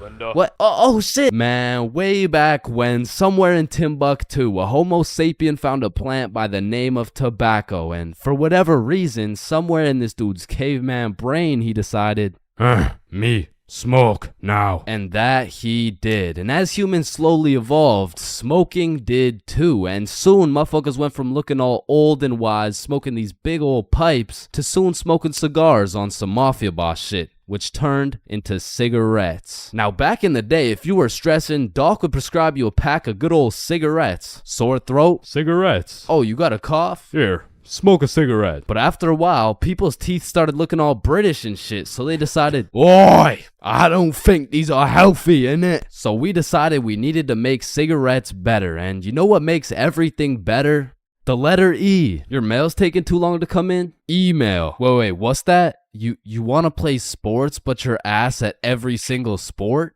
Esports. Oh, you got daddy issues? E-girl. So of course, when people realize cigarettes are killing them, e-cigarettes. Man, one thing leads to another and shit. You got yourself a Vaporizer Gen Y GTX box mod with 3 USB charging ports, a speaker, and a 6-inch LED touchscreen that can play Flappy Bird. Like, vaping is just getting a little too advanced, bro. Like, I remember one time I was chilling in the washroom with my homie Billy, and of course a motherfucker walks in with a vape. But this was no regular vape, no. This shit looked like a gadget straight out of fucking Star Wars. Yo, you want a hit? A hit? A hit of your iPhone? iPhone? This is that eSmoke FTX 763 3rd series, my boy. Watch this. Yo, did he just hotbox the whole bathroom in one hit? Yes the fuck I did. And this shit's 100 Nick. Holy shit, where did you find 100 Nick? I ended up mixing my 50 Nick guava juice with my 50 Nick blueberry ice, and it just kind of added up to 100. Bro, I don't think that's how it works. Shut up, my mom's calling me. Yo, fuck you, mom. And that was the moment I realized there really is levels to this shit. Level 1. Level 1 is the type of dude who isn't addicted, but he'll occasionally take a hit of somebody's device. But level 2, bro's borderline addicted, but he's still in the denial phase. Bro, are you addicted to vaping? Addicted? Nah, I don't even vape like that, bruh. Shit. Do 5 jumping jacks right now. Bro, what? That's easy. 1, 2, 3, 4. Oh shit. Level 3, the Fiend. This motherfucker is strapped up with some nicotine at all times, and even when he has a vape in his hand, this dude will ask for yours. And God forbid, if this Fiend loses his vape, this motherfucker will be stressing like he just lost his only child. A Fiend without a vape is the exact equivalent of one of these purple minions. Dude will be itching for that shit, and Lord knows what that man will do for a fix. Level 4, the Fiend who sells vapes. At this point, this dude's whole life revolves around vapes. In fact, I'm pretty sure they don't even breathe oxygen anymore. Like, in order to breathe, they need to inhale some chemicals that I can't even spell. Which honestly, it doesn't even say that much. Like, I can't spell a lot of shit, but what I'm trying to say is their bodies have just fully adapted in order to consume as much nicotine as possible. They breed that shit, they drink the vape juice, and when they're hungry, shit, they just munch on the vape itself. And the worst part is they can't even run out of vapes. Like shit, they are the plug. This motherfucker's just the CEO of getting high on his own supply. Like dude is his own #1 customer. Level 5. This motherfucker, bro. Like why do you need a LED touchscreen on your vape, bro? Like you already have a phone. Wait. Did you just order that pizza from your vape? Shit. Where'd you get this from? And don't get me started on these flavors, bro. Like, tell me why these motherfuckers can make a vape juice and call that shit early riser. And that shit literally tastes like a Wednesday at 6 a.m. Like, what the fuck type of ingredients mixed together to taste like a Wednesday at 6 a.m.? But early riser isn't even the weirdest flavor on the market, because if you're feeling the family dinner vibes, you can get a rotisserie chicken flavor. Or if your breath is smelling nice and fresh, you could fuck that shit up quick with some garlic flavor juice. And they even got bacon. Yeah, I'm not gonna lie, that shit sounds fire as fuck. And lastly, now I don't even know if I can say this on YouTube right now, but shit, you can even get yourself some Worcestershire. Worcestershire.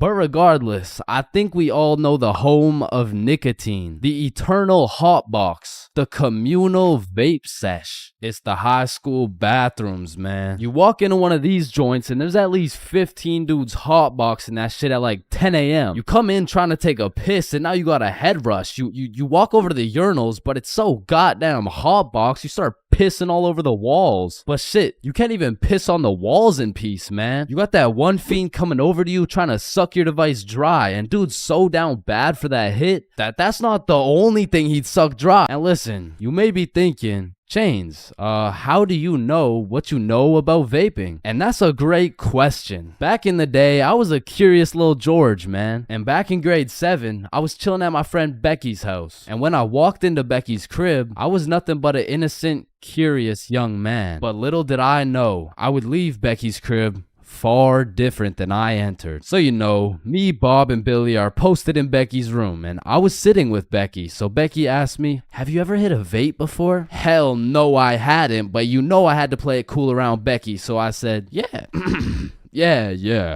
Yeah, I do that shit all the time. And so, of course, she passes me the vape. And honestly, I didn't think this far ahead, but I was in way too deep to come clean now. So I put that shit in my mouth, and I sucked the fuck out of it. Pause. And because this was the first time anything had made contact with my lungs beside oxygen, my lungs started malfunctioning. And I was coughing up a storm, and my cool guy cover was blown, but I had to see it through. Oh my god, are you okay? This shit ain't nothing for a guy like me. Guys, I think Chains is dying. And as I went on with my life, I would hit a device here and there, and eventually I even learned some tricks and shit. But one day, me and my homie had to run to catch a bus. And so we started running, but the homie doesn't even make it 100 meters, and he starts rolling on the floor, coughing up blood. And I was like, no, fuck that. And you know,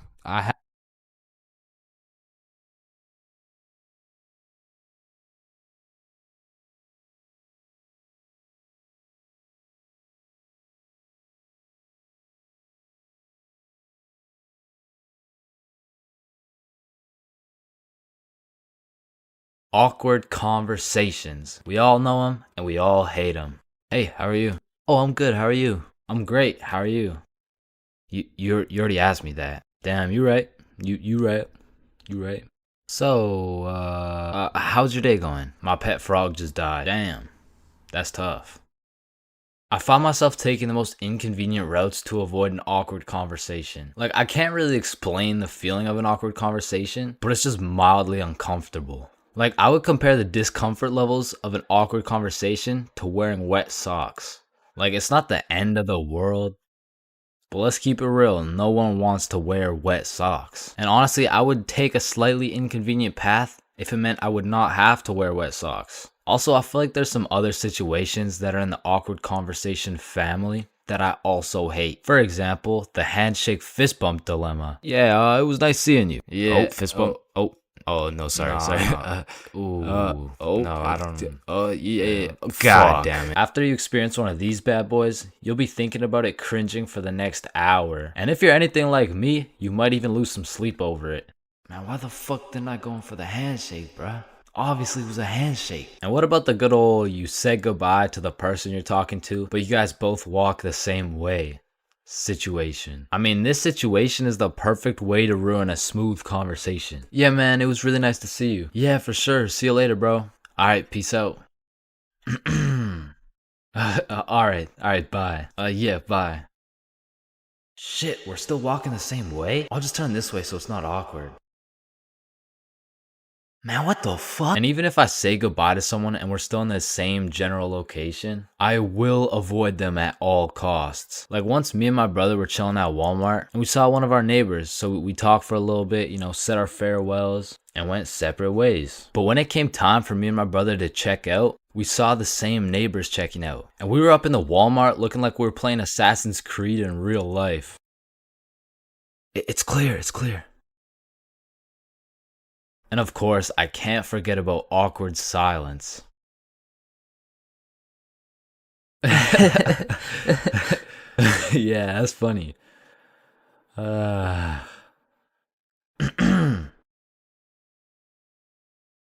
Me personally, I have some procedures in place to avoid awkward silence no matter what. For example, my philosophy is to just say things. Yeah, that's funny. So do you play Minecraft? What kind of question is that? In the end, they may think I'm a dumbass, but at least there's no awkward silence, you know what I'm saying?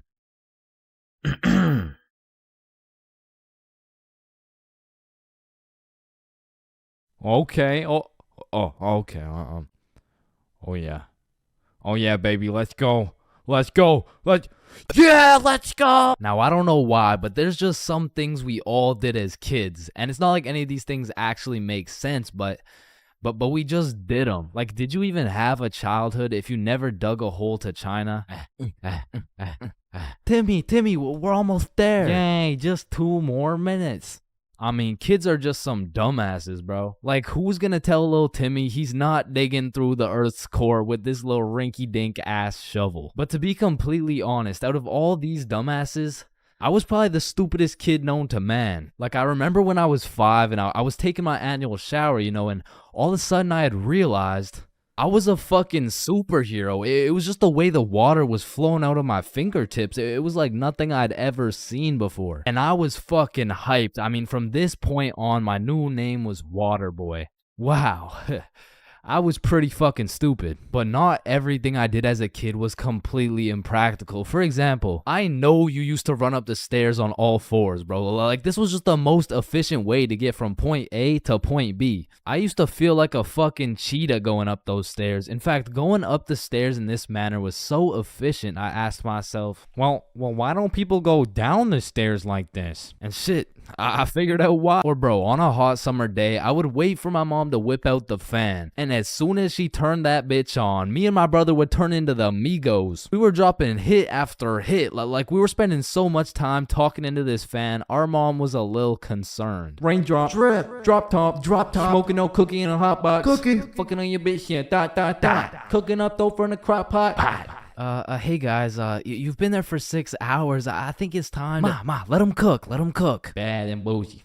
Cooking up dope with the Uzi. Hey. And speaking of cooking, when Mama Chains would whip up some good old craft dinner, I had no choice but to put a piece of KD on each prong of the fork. Like, that shit just simply tasted better, bro. Or whenever I was walking on a sidewalk, I would strategically plan out each footstep to make sure I was not stepping on a crack. Now, the funny thing about this one is I still do that shit. And I know some of y'all are gonna think I'm weird for that, but riddle me this. Who's gonna be laughing when your mom's in the ER with a broken back, bitch? Now, I feel like at one point or another in your life, you just had to check if the fridge light stayed on when you close it. It's really just a part of growing up. Like, one day you'll go grab some milk for your Honey Nut Cheerios and you'll be like, hey, wait a minute.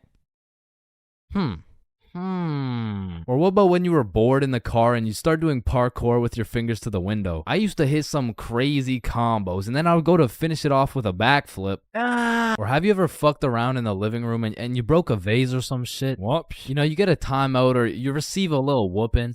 Now, coming out fresh off that whooping, this shit could only go one of two ways. Either you bawl your eyes out and play with this fucking thing for hours, or you would plan to run away, bro. That was it. That was your only options. And I had a few of those moments where I was ready to dip. I would pack an apple and my trusty Minecraft sword for the trials and tribulations to come. And then I would look my sweet mother in the eyes and realize, shit, she's making mac and cheese tonight. I can't leave yet. And you have simply not lived if you never hid a DS under your pillow at night. Like for me, the Mario grind was 24/7. There was no sleeping. But I'm not gonna lie, I had some close calls trying to pull that shit off. Good night, Chains. Sweet dreams. Good night, Ma. Love you. Love you too.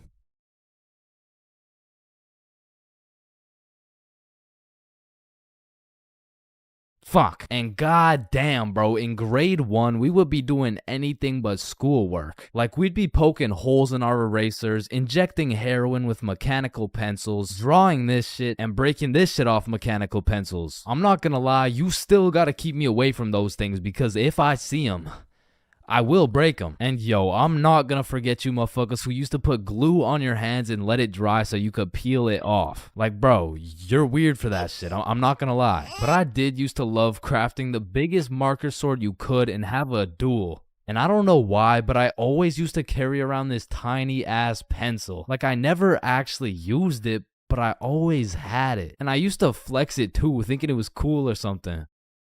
Yo, shorty. Take a look at my pencil. Oh my god, why is it so tiny? Tiny? It's not that small. And bro, tell me as a kid that you never had the random urge to just do this shit. And you just stay there. I don't know why. And I'm not gonna lie, I have to contribute my entire professional stickman career to drawing on the windows as a kid. Like, Mini Chains was whipping up some masterpieces. They were on some Picasso level shit, which is exactly why you see this high quality stickman content. First dates have the potential to be magical, fantastical, romantical, a night you will never forget. But they also got the potential to be straight booty. I mean, first dates are just a gamble, bro, especially if it's from a dating app. Like, you could show up to your first date with a 5'4" blonde Tinder girl and end up finding out she's 5'9". And she's brunette. And she's a dude. I mean, first dates from dating apps is kind of like buying one of those SpongeBob popsicles from an ice cream truck. Like, you know it's not gonna look the same as the advertisement, but the question is, how fucked up can it really be? And let me just say, extremely fucked up. I'm talking massive buck teeth, eyes crossed with a bite taken out of it, and I'm not talking about the popsicles. And these are the exact reasons my very first date was not from Tinder. Also because I was in grade 7. And that would be illegal. And when I was in grade 7, I was 12, as most grade 7s were. And for whatever reason, me and my homies loved going to the mall after school, which was weird because we had no money. So after another successful day of walking around and being too broke to buy anything, we walked back to the bus terminal by the mall. And as we walked up to our bus stop, we see these two girls waiting there. And the closer we got, the more familiar these girls started looking, until we realized one of them was in our class. And so we walk up to them like, yo, are you Kate? Oh shit, Billy Bob and Chains. What's up? Oh, nothing much. How are you guys doing? Oh, I'm good. This is Jessica. She's new to our school. Hi. What's up? Hello, Jessica. What brings you guys to the mall? Oh, nothing much. Just walking around and not buying anything because we don't have any money. Yo, us too. And so we all get on the bus and we're just talking and shit for a good 20 minutes until my stop comes up. So I'll pull the thingy, but before I get off the bus, I ask Jessica, yo, Jessica, do you Snapchat by any chance? Yeah, I do. Let me add you. What's your Snap name? And I remember I had some shitty ass username like, oh shit, it's MLG Pro No Scoper Illuminati confirmed. Yo, kid, get the fuck off the bus. Sorry, 1 second, please. Where was I? MLG Pro No Scoper Illuminati confirmed. And when I got home, I went on Snapchat, accepted a request, and we started talking. And we snapped all night to the point I was smiling, kicking my feet in the air and shit. Yo, I'm coming in. No, wait, don't. I'm beating my meat. Wait, shit. Yo, what boy has you smiling like that? Boy, it's a girl. Man, shut the fuck up. Oh, Oh shit, you're serious? Wait, so the whole time you were watching Powerpuff Girls? It just had a good plot. Okay, bro. Okay, so this is what you gotta know. And my brother started running me through the do's and don'ts of being in a talking stage. Alright, listen. Don't text her too much, but don't text her too little. Don't talk to too many other girls. Yep, nope. That won't be a problem right there. Yep, I know, buddy. And you also gotta talk to her at school. So the next day at lunch, Bob, Billy, and I walk over to Jessica and her two friends, and we start talking again, and we make plans to go to the mall together. And boom, all of a sudden we started forming a little friend group. It was me, Bob, and Billy with Jessica, Kate, and Nikki. And we started hanging out damn near every day, hitting the mall, buying nothing, going to Nikki's house, doing nothing. But we had fun, and so inevitably, Bob and Kate start having a thing, Billy and Nikki start having a thing, and that just left me and Jessica. And so one late night, we're on Snapchat with my feet kicking in the air faster than ever, and Jessica hits me with a, so I've been thinking, well, I like you. I like you back. So... And I typed up, do you want to be my girlfriend? I fucking threw my phone across the room, nervous as hell. I get the notification, and when I go to check what she said, she was like, yes, I do. And call me Josh Giddy, the way I just bagged this 12-year-old. But the next day at school, when me, Billy, and Bob walk up to our girlfriends, I started getting all nervous and shit. There was something about the title of being a boyfriend that just had me shitting bricks, bro. It was like, hey, Chains, how are you? Oh, you know, I'm good. Oh yeah, how are you? Oh, I'm good. But now that all three of the boys had acquired girlfriends, Billy was like, hey, why don't we all see a movie this weekend? Like it'll be a triple date. Yeah, that's a great idea. Yeah, let's do it. It's a date, triple date. Yeah, fuck yeah. And by the time the weekend rolled around, I was still terrified of the fact that I was going on a date, and to be honest, I was also scared of the movie, bro. We came to watch It, which as a 12-year-old sounded like straight nightmare fuel, bro. But nonetheless, me, Bob, and Billy hop on the bus and arrive at the movie theater fashionably late. And so when we walked through the doors, there was our three little girlfriends excited for our first dates. So we all walk up, hug, and then go to get our tickets. And I dropped my entire life savings on her ticket and then go into debt for mine, but nonetheless, we head to the theater. Wait, should we get popcorn? Oh yeah, of course. Hey man, how much is a large popcorn? Large popcorn, that'll be $10. Damn! What happened? Are you okay? Yeah, I just realized they ran out of popcorn.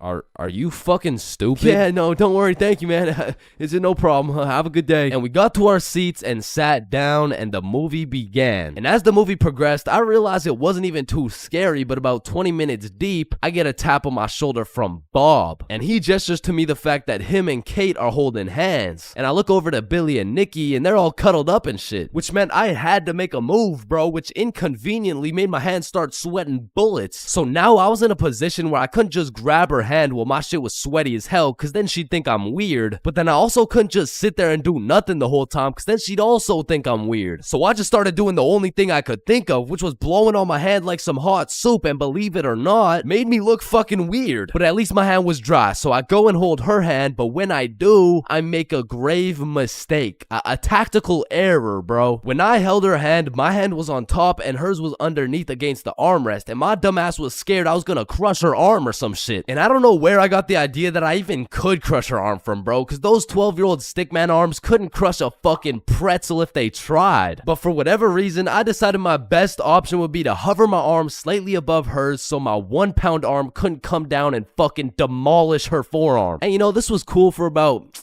60 seconds until I started feeling the burn, which started hurting so bad that I forgot I was even watching a movie. I was just 100% focused on thugging this shit out. And about an hour into the movie, I was just fucking shaking relentlessly. I mean, at this point, it wasn't even about not having this girl think I was weird, because Lord knows it was too late for that shit. But now it was about proving to myself that I could finish the movie this way, and sure enough, I did.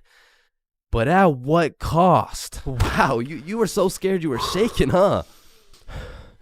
No, I wasn't scared at all, actually. Oh my god, are you sweating? No. So, you know, looking back, it wasn't my best performance, you know what I'm saying? But with that being said, after that triple date, Billy's girlfriend Nikki ended up breaking up with him and gave up on dating dudes as a whole. So, I mean, it could always be worse, bro. Bro, in life, there's so many things you can cheat on. Like, you can cheat on your diet, you can cheat on your girlfriend, you can cheat on your barber, you can cheat on your girlfriend with your barber. Shit, you can even cheat on your taxes. So compared to everything else, cheating on a little math test is not that bad. Like, compared to your taxes, you know what I'm saying? Like, oh shit. Hey, we've all cheated on our barber, but you cannot cheat on this math test. Oh shit. Damn, bro. I know we've all cheated on our girl, but you cheated on me, dog.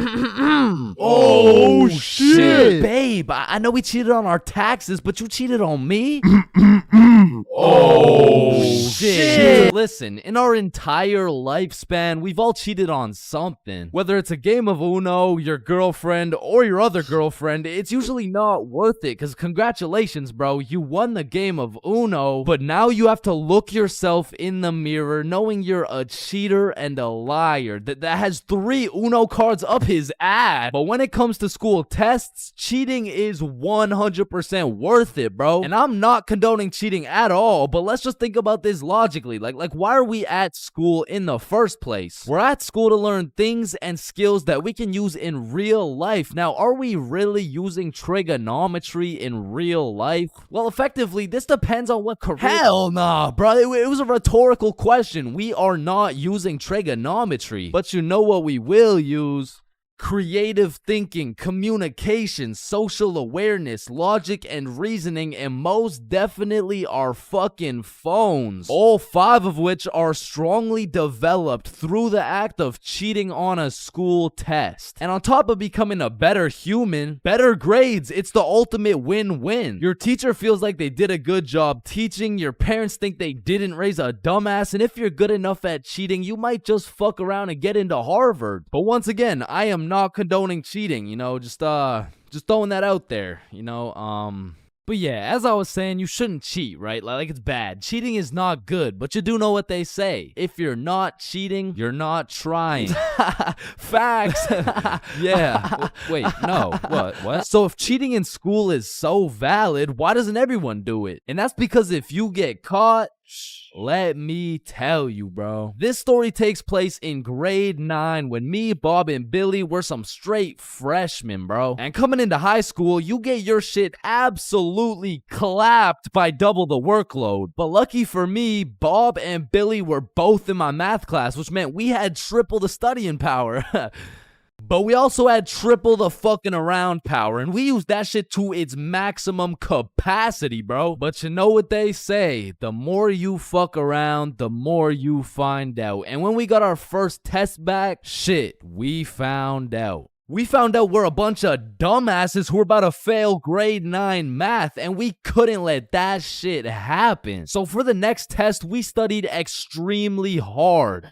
Off George's math test during the test. I mean, we were cheating with maximum efficiency. Like, we had a whole assembly line where Bob would look at George's test, throw up the number, and Billy would pass it along. And all of a sudden, our grades are making the meanest comeback Mr. Matheson had ever seen. I mean, life was great. We went to school, cheated, played some Fortnite, succeeded, browsing history, deleted, and then repeated. I mean, we were just living life with no worries until the polynomials test. I walked into this test thinking, I know what a polygon is, I should be chilling. And when the teacher handed out the test, I was bewildered to see all these fucking letters on my test. Like, is this math class or English, bruh?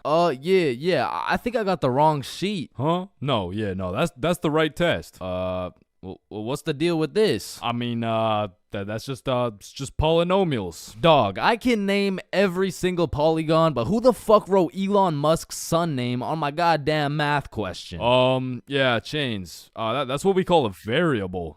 It's called a variable. Yeah, I know. I know that, and I knew it before you said it too, cause we learned about it in class. Yeah, right.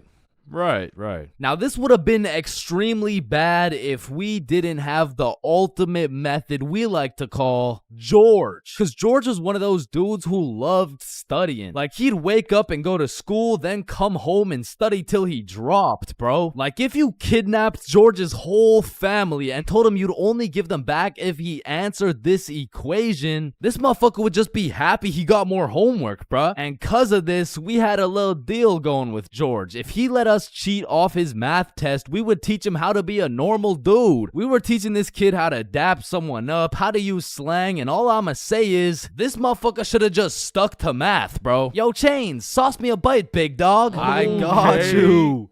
Shit, Chains, you just busted in my throat, gang. Hey, yo. George, what you just said right there sounded gay as hell. Type shit. No. So as I was saying, I'm looking at this math test with more letters than numbers, and it would have been raps for me if it wasn't for the George method. So I'm looking at Billy, Billy's looking at Bob, and Bob's looking at George's test, and we're absolutely flying through this polynomials test. And about halfway through, I look up to get the next answer, and I get jump scared by Mr. Matheson mean mugging my shit. And you can see it in his eyes. He knew exactly what was going down, and he took me, Billy, and Bob's tests and took us to the hallway. What do you guys think you're doing? Polygamy. I'm pretty sure it's like Why did I see you three throwing up your fingers during our test? Well, you see, Mr. Matheson, we're gang affiliated. No, bro, what the fuck? All right, you three, cut this shit. I caught you cheating. All three of you are getting zeros on this test, and I don't want to see it happen again, or I'm contacting your parents. All right, it won't happen again. You're right. We're not in a gang, by the way. Yeah, I know, buddy. Well, shit. Yo, what happened to you, Jits? Are you chilling? Bro, Mr. Matheson caught us lacking real bad. Yeah, he gave us all zeros on the test. Holy shit, it sounds like Mr. Matheson just absolutely railed you guys. No cap. Oh, right now. And all three of us proceeded to absolutely shit the bed on all of our next tests. And it was at the point where our grades were on life support and our math final was coming up. So if we didn't get our shit together for this final, our parents were about to put us on life support with that leather belt. So we put our cheating ways in the past and locked in, bro. We were focused in class, and after we went to Bob's crib and kept studying there. And then it clicked. We all finally understood polynomials. And so the next day we walked into class confidently, knowing we were equipped with hours of studying. We lock in, sit down, and then the teacher gives us our test. And as soon as we lay our eyes on that very first question of the test, we were fucked. Now, don't get me wrong, we could do polynomials all day long, but we forgot this was a final. Meaning, we forgot to study numeracy, exponent laws, rational numbers, linear relations, inequalities, geometry, probability, and statistics, and in other words, we didn't know shit. And before I can even make eye contact with the boys to tell them I'm fucked, these motherfuckers already hopping back on the George method. And listen, bro, as you can tell, I'm no mathematician, and I did not study probability or statistics, but from what I'm seeing at this very moment, I have two options. I can do the test legitimately and have a 99% chance of failing grade 9 math and getting my shit whooped while simultaneously having my entire family realize they raised a dumbass who won't go anywhere in life and is destined to draw stickman for all of eternity, or I could cheat. So we're out here hitting the George method, and I'm being extra careful because if we get caught lacking twice, it's complete and utter raps for us, bro. So we're grinding out the method, then the teacher looks up, boom, we're locked in on our own tests. He puts his head down, back to the method. And there was a few times in there I thought we were cooked, but we just kept it pushing. But still, we were low-key running out of time, and I had a whole page to complete. And God bless this random ass dude's soul, because he raises his hand to ask a question, and as soon as the teacher turns his back on us, it's crunch time, bro. It's like double XP right now. Bob was out here throwing up these numbers so goddamn fast, I thought he turned Crip for a second. And then the bell went off, and we were all done, bro. We hand in our test, and then it was time to wait. A few classes go by, and then the teacher hands out our math finals alongside our report cards. And nervous as hell, we all check our report cards, and we all passed, bro. So we all go home happy as hell to show our parents our report cards and the fact that we passed. Chains, you got a 54 in math? Yup, Mom, I sure did. You raised one hell of a smarty pen. Oh, fuck. But at the end of the day, even if we all got our shit whooped, maybe the real treasure is the friends we made along the way. Yo, homies, I'm bricked up right now. Oh, no.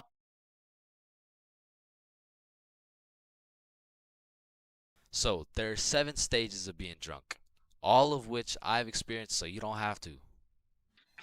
Drinking? Aren't you underage? No, I'm 21.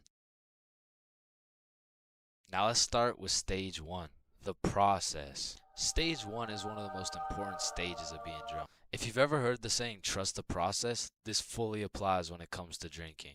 If you don't approach this stage with precision, calculation, and patience, you might accidentally skip straight to stage 7.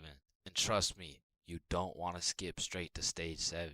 The process is pretty much where you've started drinking, but you don't really feel anything yet. Because when you drink alcohol, it takes time for it to be absorbed into the bloodstream. And some people just don't have the patience to wait and end up overestimating their limit. Oh, I feel fine. Let me take another shot. Stage 2 is tipsy. Tipsy is where you first start to feel it. It's when the first few shots start to hit and you start to feel a little bit more outgoing and maybe more talkative.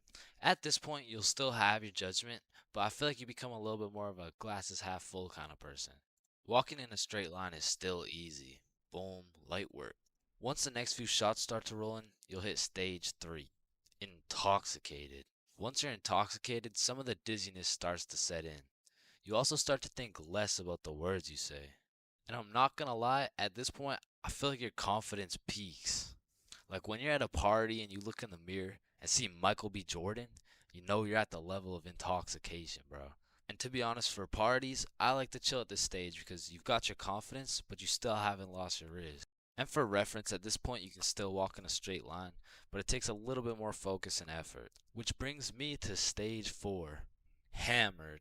This is where you start slurring your words. And bro, at this point, walking in a straight line becomes an impossible task. Yo, dude, can you walk this line really quick? Yes. When you're hammered, you start thinking a lot less. You start saying things before you can even think them. And it's important to say, when you're hammered, your judgment cannot be trusted. All ideas become good ideas. Yo, dude, what if we set an orphanage on fire? Bro, that's genius. That's what I'm saying. What are you guys doing? Nothing. I don't think that was a good idea, bro. Facts. Stage 5 is stupefied. At this stage, you'll have the brain power of a toaster. And honestly, walking in a straight line isn't even a question anymore. Yo, dude, can you walk this? Once you're stupefied, you're just too far gone. You feel like your head is just spinning over and over.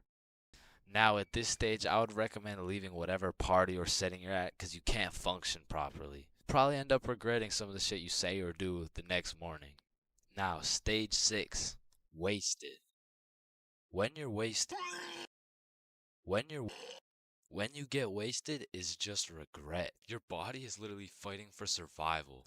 Everything is miserable and you always promise yourself you'll never get to this stage again. But one way or another, it always comes back. Whenever you're at a party, there's always one person who's wasted and they're hunched over at the toilet just vomiting, bro. And it just ruins the night completely. So this might be obvious, but I do not recommend getting wasted. Now, to get to stage 7, you have to do one of 3 things. First off, you could have not trusted the process at stage 1 and heavily overestimated your limit. Or you could have been hammered and your judgment was tainted, so you had the idea to take more shots. Remember, all ideas become good ideas. And lastly, you could be going through a serious divorce. And in this case, I'm sorry. I hope she comes back. But stage 7 is blacked out. When you are blacked out, you've lost your consciousness. You're pretty much just slumped out. But your dreams when you're blackout drunk are always the most random and vivid shit, bro. And once you wake up, yo, dude, can you walk this line really quick? So, I think it's safe to say that I would strongly not recommend going past stage 4. But I'm not gonna lie, I have a few times, and I got lots of crazy stories from them too. So let me know in the comments if you want to hear any of these stories. But yeah, I think I should end the video by saying, please drink responsibly. Alright, I already touched on the unspeakable things that go down in the high school bathrooms, bro. But there's only one place on earth that is more foul than those bathrooms. And it's the goddamn locker rooms. That room smells like complete and utter dog shit mixed with Axe spray. Like maybe I just went to school with a whole lot of Discord mods, but the rancid smell of the boys' locker room would contaminate anything in a 50-foot radius. And shit, Lord knows what goes down in that questionable place. Like you'll walk in there and see anything, bro. Motherfuckers will be having fights, chicken fights, group fights, sword fights. Like any laws and rules simply don't apply to the boys' locker room. Motherfuckers will be throwing hands, selling drugs, committing arson, committing several counts of fucking tax evasion. Shit, you name it. It's pretty much a GTA lobby in that bitch. Like I remember one day I walked into PE and my teacher was like, "Hey, where's your PE strip?" And I was like, shit, it's in the locker room. So I walk into the locker room and there's just two motherfuckers throwing hands and they just stop and look at me like, oh shit. I'm gonna just get my backpack and shit. So yeah. Alright, y'all be safe. And then they just went back to beating the shit out of each other. Now listen, I don't spend too much time in the girls' locker room, but anytime I walk by there, that shit smells like rose petals and rainbows. So I can only imagine there's no group fights, no chicken fights. Hopefully no fucking sword fights. And bro, you deadass can't leave shit in the locker room. Like if you leave anything not locked up, it's gone. These kids are ruthless, bro. They're snatching your wallet, your phone, your clothes. Shit, they're taking your PB&J sandwich. And the thing is, if you want your PB&J back, you're gonna have to get it back in blood because there's no laws in the locker room. See, if someone snatched my sandwich in math class, I'm turning into 6'9", bro. Mr. Cumminson, Jordan Johnson here, who lives on 123 Stickman Drive, postal code STK53Z, just stole my peanut butter and jelly sandwich my mom made me, so I'm gonna need his ass suspended. But if you try to tell a teacher about anything that happened in the locker rooms, they don't give a fuck. Mr. Principal, Jordan Johnson just stabbed me and stole my backpack, my phone, my wallet, and my ID. Damn, I'm sorry to hear that. Where did this happen? It was in the locker room after PE. Oh, you said the locker room? You're just gonna have to get it back in blood. Back in blood? What are you talking about? Yeah. I'm not gonna lie. The way you're snitching right now, you kind of look like a bitch. But yo, one time me, Billy, and Bob were coming back to the locker room after some good old dodgeball, and Billy notices a dude rummaging through his backpack. So he's like, yo, what are you doing, bro? But when he turned around, Billy was bamboozled to find out the kid rummaging through his bag, he was special. And there was just this moment of silence. Yo, am I supposed to like beat his ass right now? Or bro, I'm sure you didn't take anything. Just politely ask for your bag back. All right, yeah. Oh, hey man, can I get my bag back, please? And the kid just hugged Billy, and then he left. And I'm still confused to this day. But I'm gonna be honest, locker rooms weren't all that bad. Cause sometimes you'd walk in that hole and they would just be throwing a party. Now it still smells like ass, and there was literally no females, but it was still kind of lit. Like you'd walk in there and it would transform into the club. Shout out my label, that's me. I'm in this bitch with TP. I'm in this bitch with Ultra. Or you'll walk in there and they'll just be giving out free pizza. Like walking into the locker room is a gamble. You might walk in there and get robbed, or you'll get some fucking pizza. I don't know. But what I do know is there's only 10 types of dudes in the locker room. Starting with that one kid who must have thought it was the 1800s the way he was whipping motherfuckers. Next, we got the poor guy who's just trying to change. He's quiet, he's normal, and he changes. It's a locker room, so it makes sense. Then we got that one poor soul who gets absolutely cooked by the entire locker room. Yo, Why is Kevin built like Mike Wazowski? Bro's got no neck. We're stickmen. None of us have necks. Shut up. You skip neck day. Yeah, he skips neck day. Next, we got Bob. Bob's just that guy that casually takes his shirt off, and he's built like Giga Chad. Like, shit. Fucking sexy ass Bob.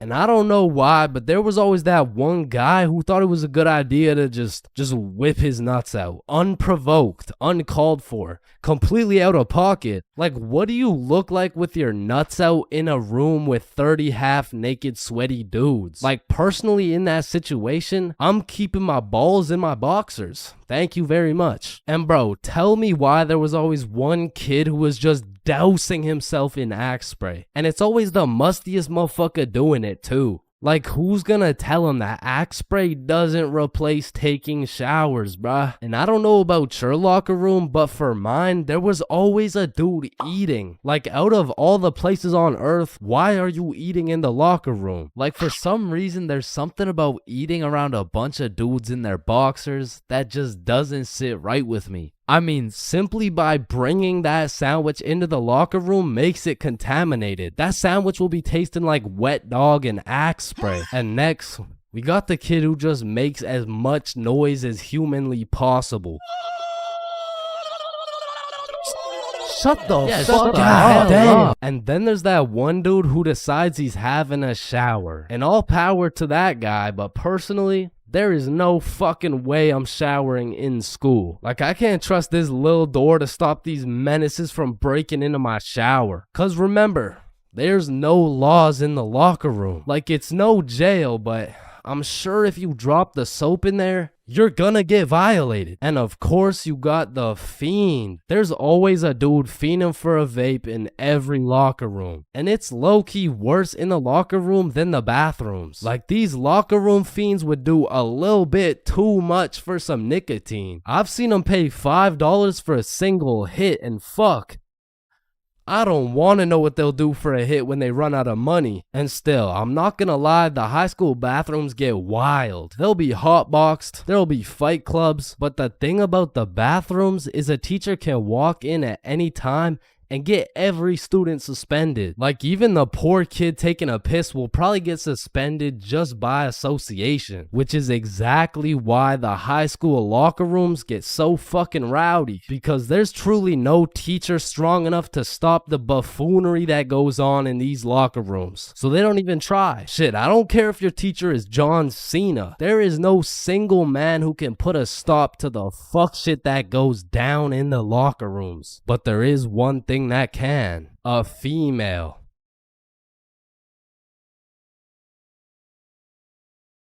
"3 a.m. Once the clock strikes 3 a.m., I feel like you've given up on trying to sleep. At this point, you're going to commit to whatever you decide to do until the sun comes up. Whether you're studying for tomorrow's math test, chilling on Discord with the boys, choking the chicken, or simply sulking in those 3 a.m. thoughts, you'll pretty much find yourself doing anything but sleeping. And I don't know if it's just me, but those 3 a.m. thoughts hit different. And honestly, it's just the perfect time to go for a walk, find a nice little view, maybe light up a joint, and just think. The youngest picture of you is the oldest picture of you. Does Lightning McQueen cop car insurance or life insurance? Wait. Did the brain name itself? Hold up. What if soy milk is just regular milk introducing itself in Spanish? I have no clue if this is just me, but every once in a while when I'm laying in my bed at 3 a.m., I suddenly get the motivation to become the best person on the planet. Like, I set an alarm for 5 a.m., I tell myself I'm gonna go work out, then go for a run, then meditate, then drink kale smoothies, then become a millionaire, then donate it all to a family in need. But as soon as my alarm goes off, I'm just like, shit, I'm too tired for all that. Then I just end up sleeping until 1 p.m. And my brain is constantly playing games with me, bro. Like, tell me why I'll be using all my strength to stay awake during the day thinking, ugh, man, I can't wait to go to sleep tonight. But when it comes time to sleep, I just can't. I'll be left lying there at 5 a.m. awake as hell, watching these random motherfuckers build a 2-story house with a hot tub in the jungle. And you know what? Being awake at 3 a.m. is kind of like being high a little bit. Cause you start to think about things you don't usually think about. And because you get hit with the fucking munchies, bro. I'll be whipping up a 3-course meal with appetizers and a complimentary dessert to watch a YouTube video. And listen, I can't explain why, but there is no better water than water at 3 a.m. I mean, it's pretty much a part of my sleep schedule now to wake up at 3, chug some water, take a piss, then go back to bed. But sometimes while I'm trying to go back to sleep, my brain just starts showing me a compilation of my top 15 cringiest moments. I mean, I'm having flashbacks to the time in grade 5 when I said a joke and nobody laughed. Guys, why did the monkey fall out of the tree? Why? Yeah, why? Because it was dead. Oh, damn. Or I'll be up all night thinking about that one debate I had 3 years ago, brainstorming about the best things I could have said in each scenario. It's like if I do some cringe shit during the day, I have no choice but to lose some sleep over it at night. It's like my punishment for saying some stupid shit. Like I know one guy who accidentally called his teacher mommy in front of the entire class. And that dude hasn't slept since.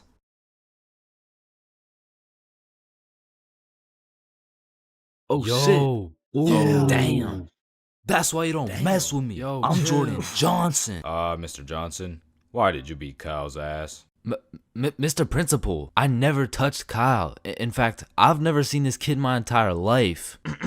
How do you presume he received a concussion, 2 broken ribs, a black eye, a broken nose, and a dislocated shoulder? I mean, he must have fallen down the stairs or something. Okay, Mr. Johnson, how do you explain this? That's why you don't mess with me. I'm Jordan Johnson. But I mean, you got the wrong Jordan Johnson. Then, what happened to your knuckles there?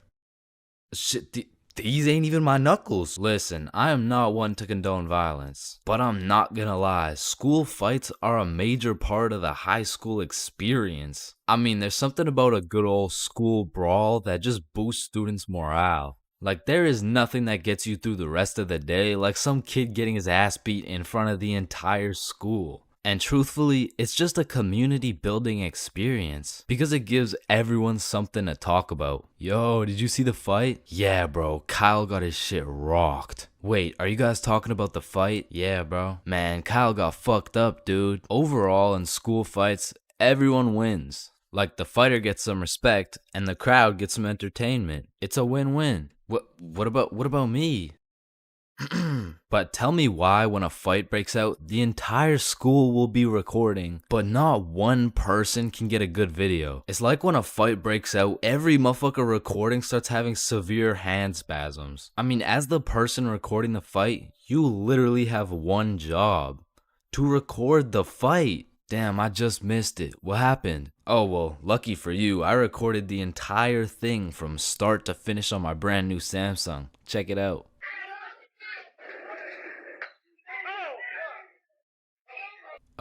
Did anyone else record the fight? Oh shit, yeah, I did on my brand new iPhone 14 that actually records in 4K. Okay, bet. Ooh, oh, damn. Let's go, JJ.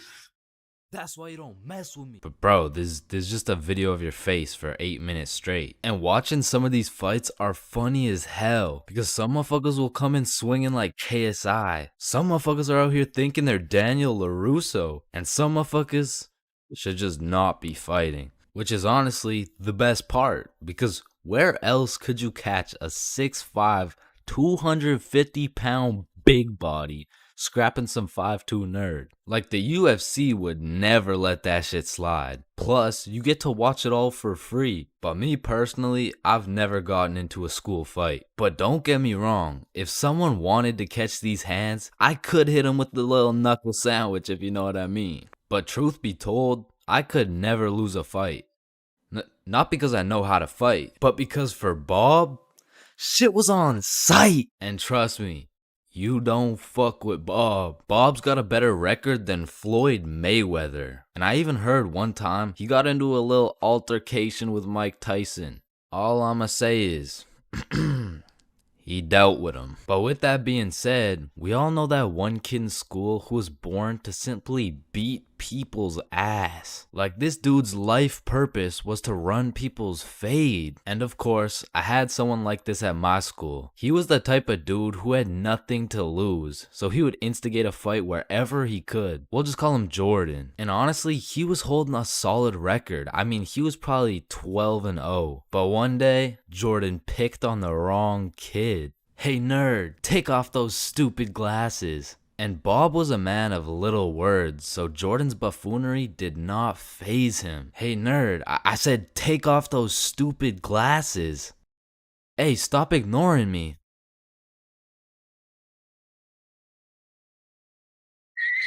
And without saying a word, Bob just ended Jordan's whole career.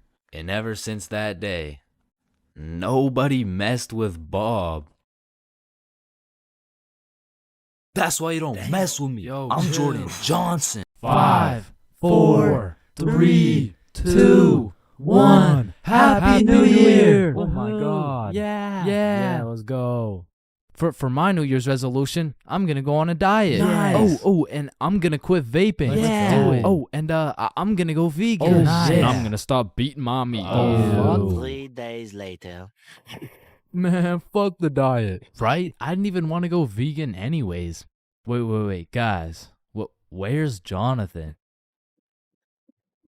Alright, I'm gonna keep it a stack. This New Year's resolution thing is a whole lot of bullshit. Some goddamn buffoonery. A heaping pile of fucking horse cup. Like, don't get me started on these New Year, new me motherfuckers, man. Like, dyeing your hair and getting another piercing doesn't change shit. Now you're just broke, depressed, and lonely in a different font. And I'm not gonna pretend like I don't see you motherfuckers in the gym for the first 2 weeks. Like, come on now. You and I both know as soon as you get out of this gym, you're about to pick up a large strawberry milkshake, a Big Mac with no pickles, and a side of chicken nuggets, and it's disgusting. But Chains, how do you know down to the exact specifications of the order? Cause shit, I'm about to get the same damn thing. Because the devastating truth is, a new year doesn't change jack shit. And if you're watching this in 2022, I'm really not trying to kill the hopes and dreams of 2023, but let's be honest. If you really wanted to be jacked, you would start working out, bro. Like, I hate to be the bearer of bad news, but the Earth orbiting the sun one more time isn't gonna get you any bitches, bro. Cause trust me, I would know. Now, as a stick man like myself, I can't fuck with New Year's resolutions because it's always the same shit. Like 3, 2, 1. Happy New Year's. Oh, hey man, Happy New Year's. Well, what's your New Year's resolution? Oh, it's 1080p. What about you? Oh yeah, same. But did you see Ethan, bro? Nah, what's his? Yo, he's got 4K. Yo, what's up, dudes? Oh, look at the quality on this guy. Damn, wait, do you hear that noise? Yeah, what is that? Oh shit, it's Chains. He got 480p again. Shit. We got 480p again. God. Damn. That whole New Year's resolution bit was unfunny as fuck. Like corny as shit. Well, speaking of corny jokes, New Year's seems like the time when motherfuckers feel like it's okay to start whipping out the most overused and unfunniest jokes of all time. Oh, hey Chains, watch this. 1. Happy New Year. Hey Chains, I haven't seen you since last year. So you know how it's gonna be 2020 soon, right? Yeah, what about it? Well, I got 2020 vision. Now, I know it sounds like I'm on some bahumbug shit, but New Year's does have a lot of great things about it. Like the parties, the fireworks, the parties. And so you may be thinking, Chains, why are you like the Grinch of New Year's resolutions? Why do you hate New Year's resolutions so much? Well, the truth is, my hatred for New Year's resolutions dates way, way, way back to 2016. It was December 31st, New Year's Eve, 11:59 p.m. This was the very day when a young, hopeful Chains decided my New Year's resolution would be to acquire a girlfriend. I tried and I tried, but as 2022 comes to an end, my girlfriend remains unacquired. Oh, fuck. Why? Come on. Pain. I've felt pain. He's felt pain. That dude's felt pain. What? No, I haven't felt any pain. We've all felt pain, because you know what they say, the only things truly guaranteed in life is death and pain. Wait, what about taxes? Wait, what? Is this Chains for real? No. And I hate to be all controversial here, but pain? That shit hurts, bro. Specifically, the little shit that just does 1 damage has no business hurting so bad. Like stubbing your toe or biting your tongue or fucking paper cuts. Like, that shit shouldn't even hurt, bro. It's paper. It's not scary. Oh, shit. And I still remember the first time in my life I ever took some real damage and felt some real pain. And it was back when I was 4 years old. Which meant I was still learning the controls of life and shit. Like, yeah, I could run, but it was low-key like watching a dude play Fall Guys. If he was drunk and fried and asleep. But regardless, one day I was bored doing 4-year-old shit, and then I seen my arch nemesis, a fucking chair. And I instantly knew what had to be done. I had to assert my athletic dominance by running and jumping over this chair. So I take a deep breath, I run up, jump, and clear this chair clean as hell. Now keep in mind, I was 4 years old, so that was probably the coolest shit I'd ever done in my entire life. So you know I had to show my mom to make her proud of the man I've become. Hey mom, watch this. What the hell are you doing, Chains? Hey man, just watch and learn.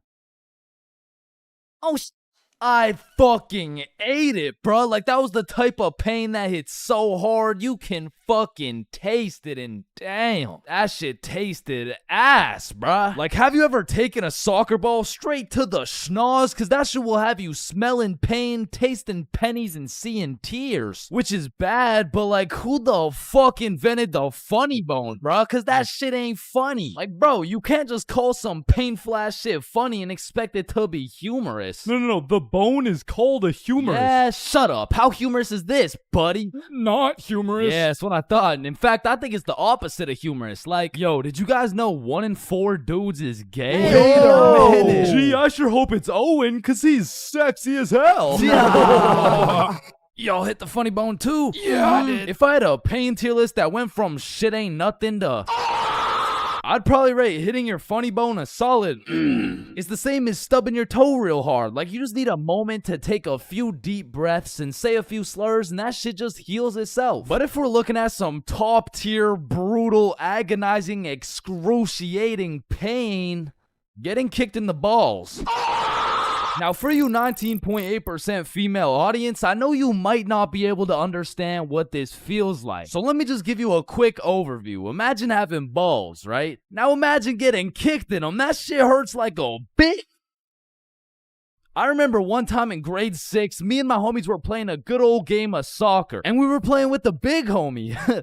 I mean the really big homie. Like, the dude had more chins than a Chinese phone book. Like, last time we went to a restaurant, bro looked at the menu and said okay. And I couldn't even tell you how big he really is, cause last time he stepped on the scale, it said 1 at a time, please. So what I'm trying to say is he was a big dude, and big dudes got big legs, and big legs produce hard kicks. And during this grade 6 soccer game, I unfortunately found myself legs spread wide open, freshly dropped testes exposed to this absolute unit, wound up to kick the ball, and well, pain.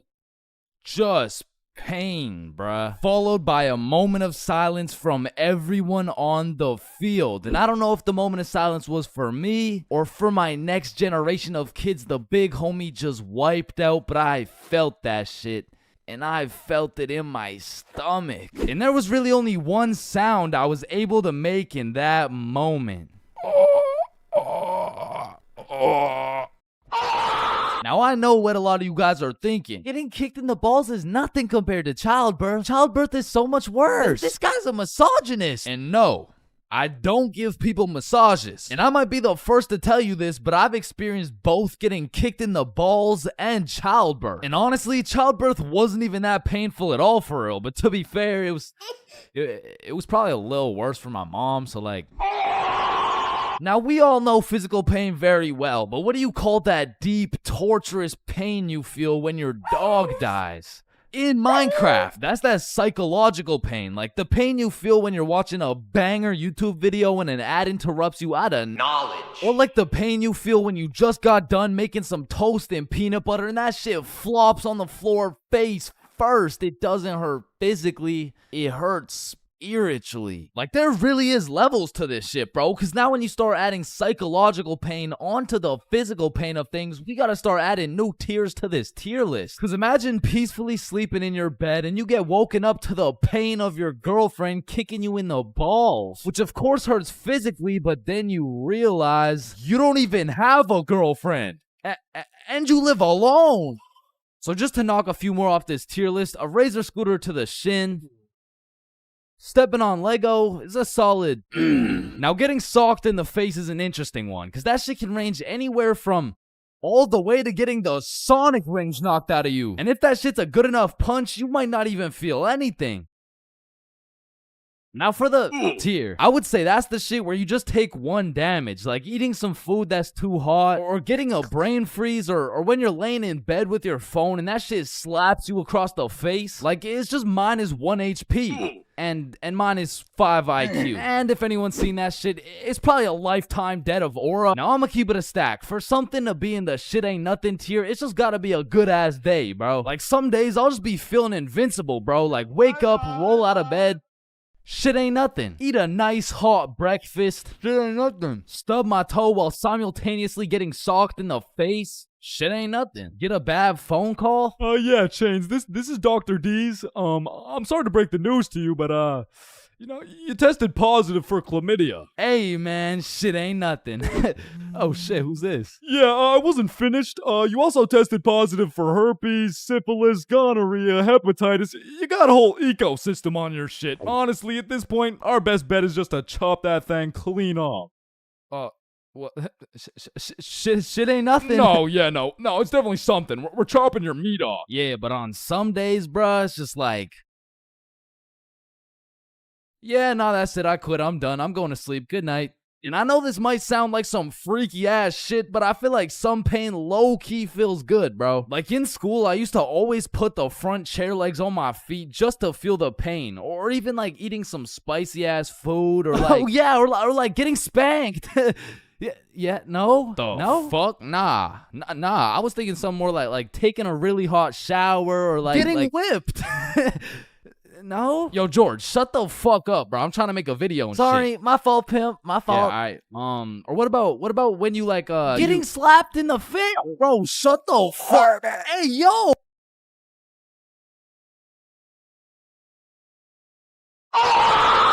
Yo, when you think about it, every light switch is also a dark switch. Light switch, dark switch. Light switch, dark switch. Okay, class, sound it out with me. Ball. When you really think about it, we learn to read, and then we read to learn. Teacher, yeah, I think Chains is high. What the fuck? This is kindergarten. Shit. Ow. Damn. Any staircase can be a staircase to heaven if you're not careful enough. Baby, I've spent the best 4 years of my life with you, and I can't imagine my life without you. You're a 1 in a million, so will you marry me? So 1 in a million, huh?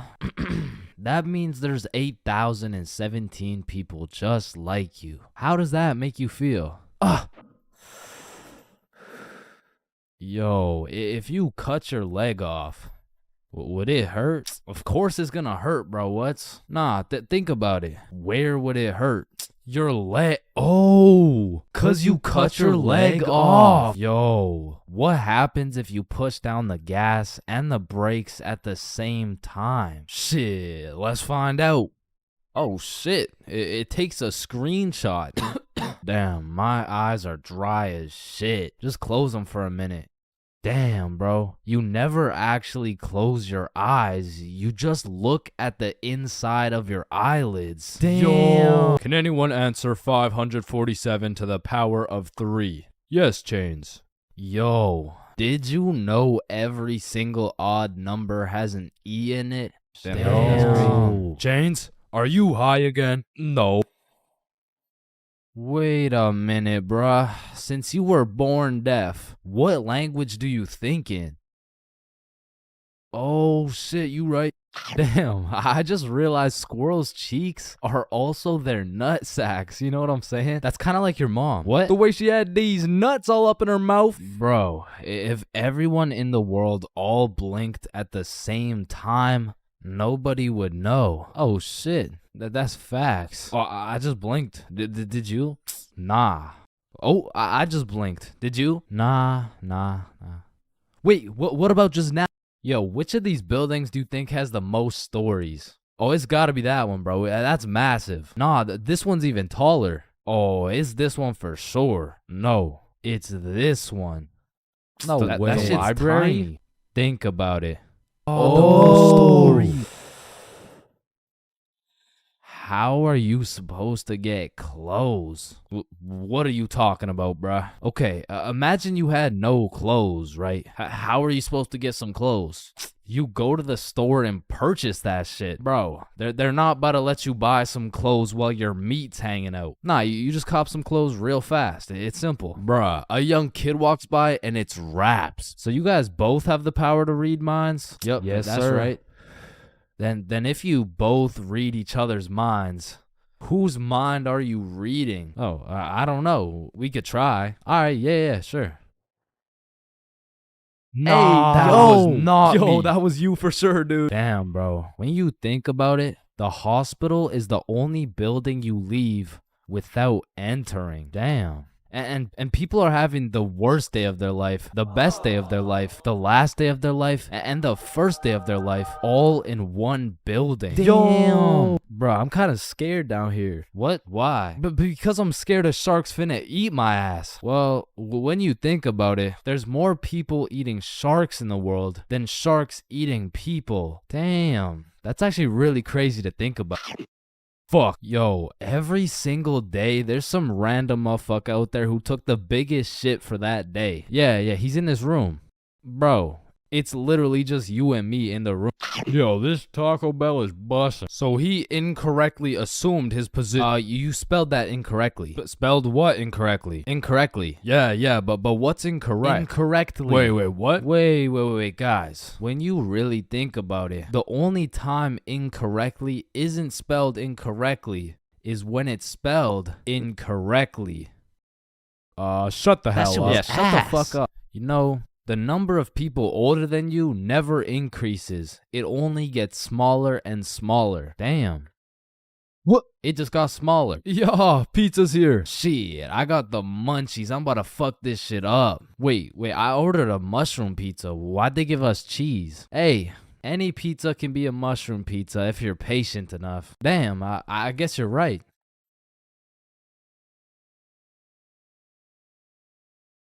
At last. Damn, you know what I just realized? What? A pregnant woman swimming is pretty much a submarine. Are you just always this high, bruh? Yo, did you boys know your last name comes from what your ancestor used to do back in the day? Oh shit, mine's Baker. Yo, mine's Carpenter. Oh, mine's Smith for blacksmith. Well, what's yours, Johnny? It's Donald. Well, wait a minute. Your last name isn't Donald. It's Dickinson. Guys, chill. I can explain. Get the fuck out of bed, bitch. Your alarm is really your theme song because it plays at the start of every episode. Well, why the fuck are you in my house? Yo, is Chains still mad over that chair? Yeah, well, what does this dude have against chairs? Why is it a chair?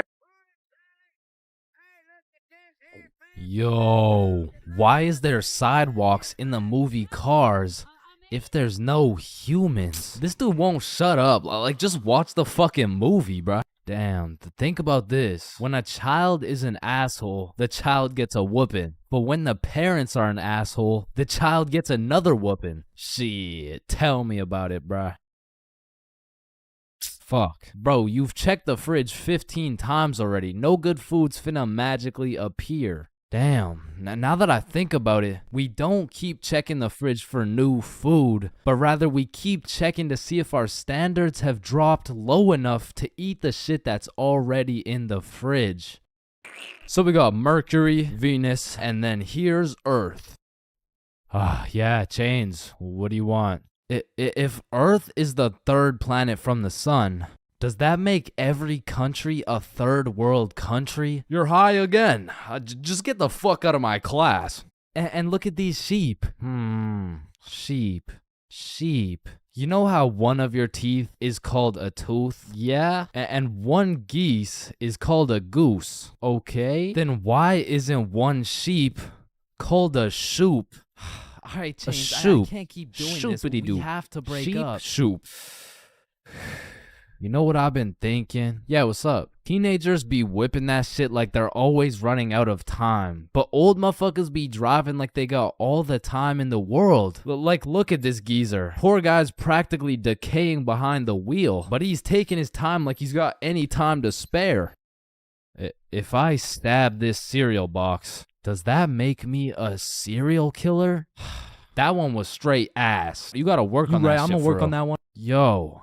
If you weigh 99 pounds and you eat a 1 pound burrito, does that make you 1% burrito? Yo, that's crazy, because I literally just did that last night. You guys wouldn't believe this, but your blood work came back and it says you're 1% burrito.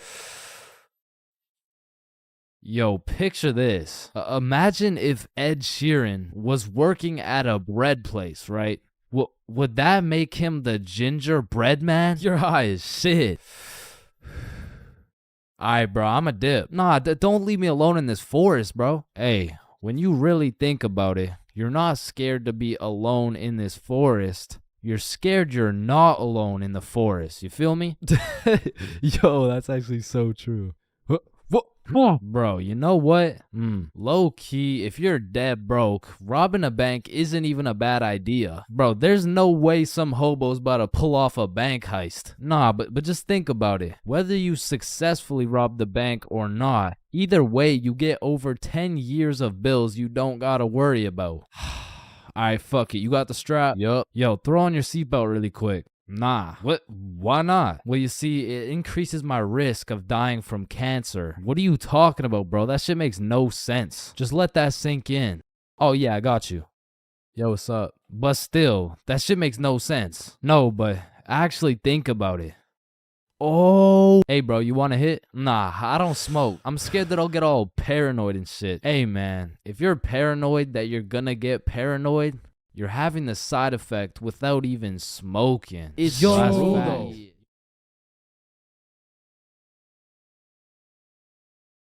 Man, I don't know about y'all, but for me, having an older brother is like... Oh, chin check!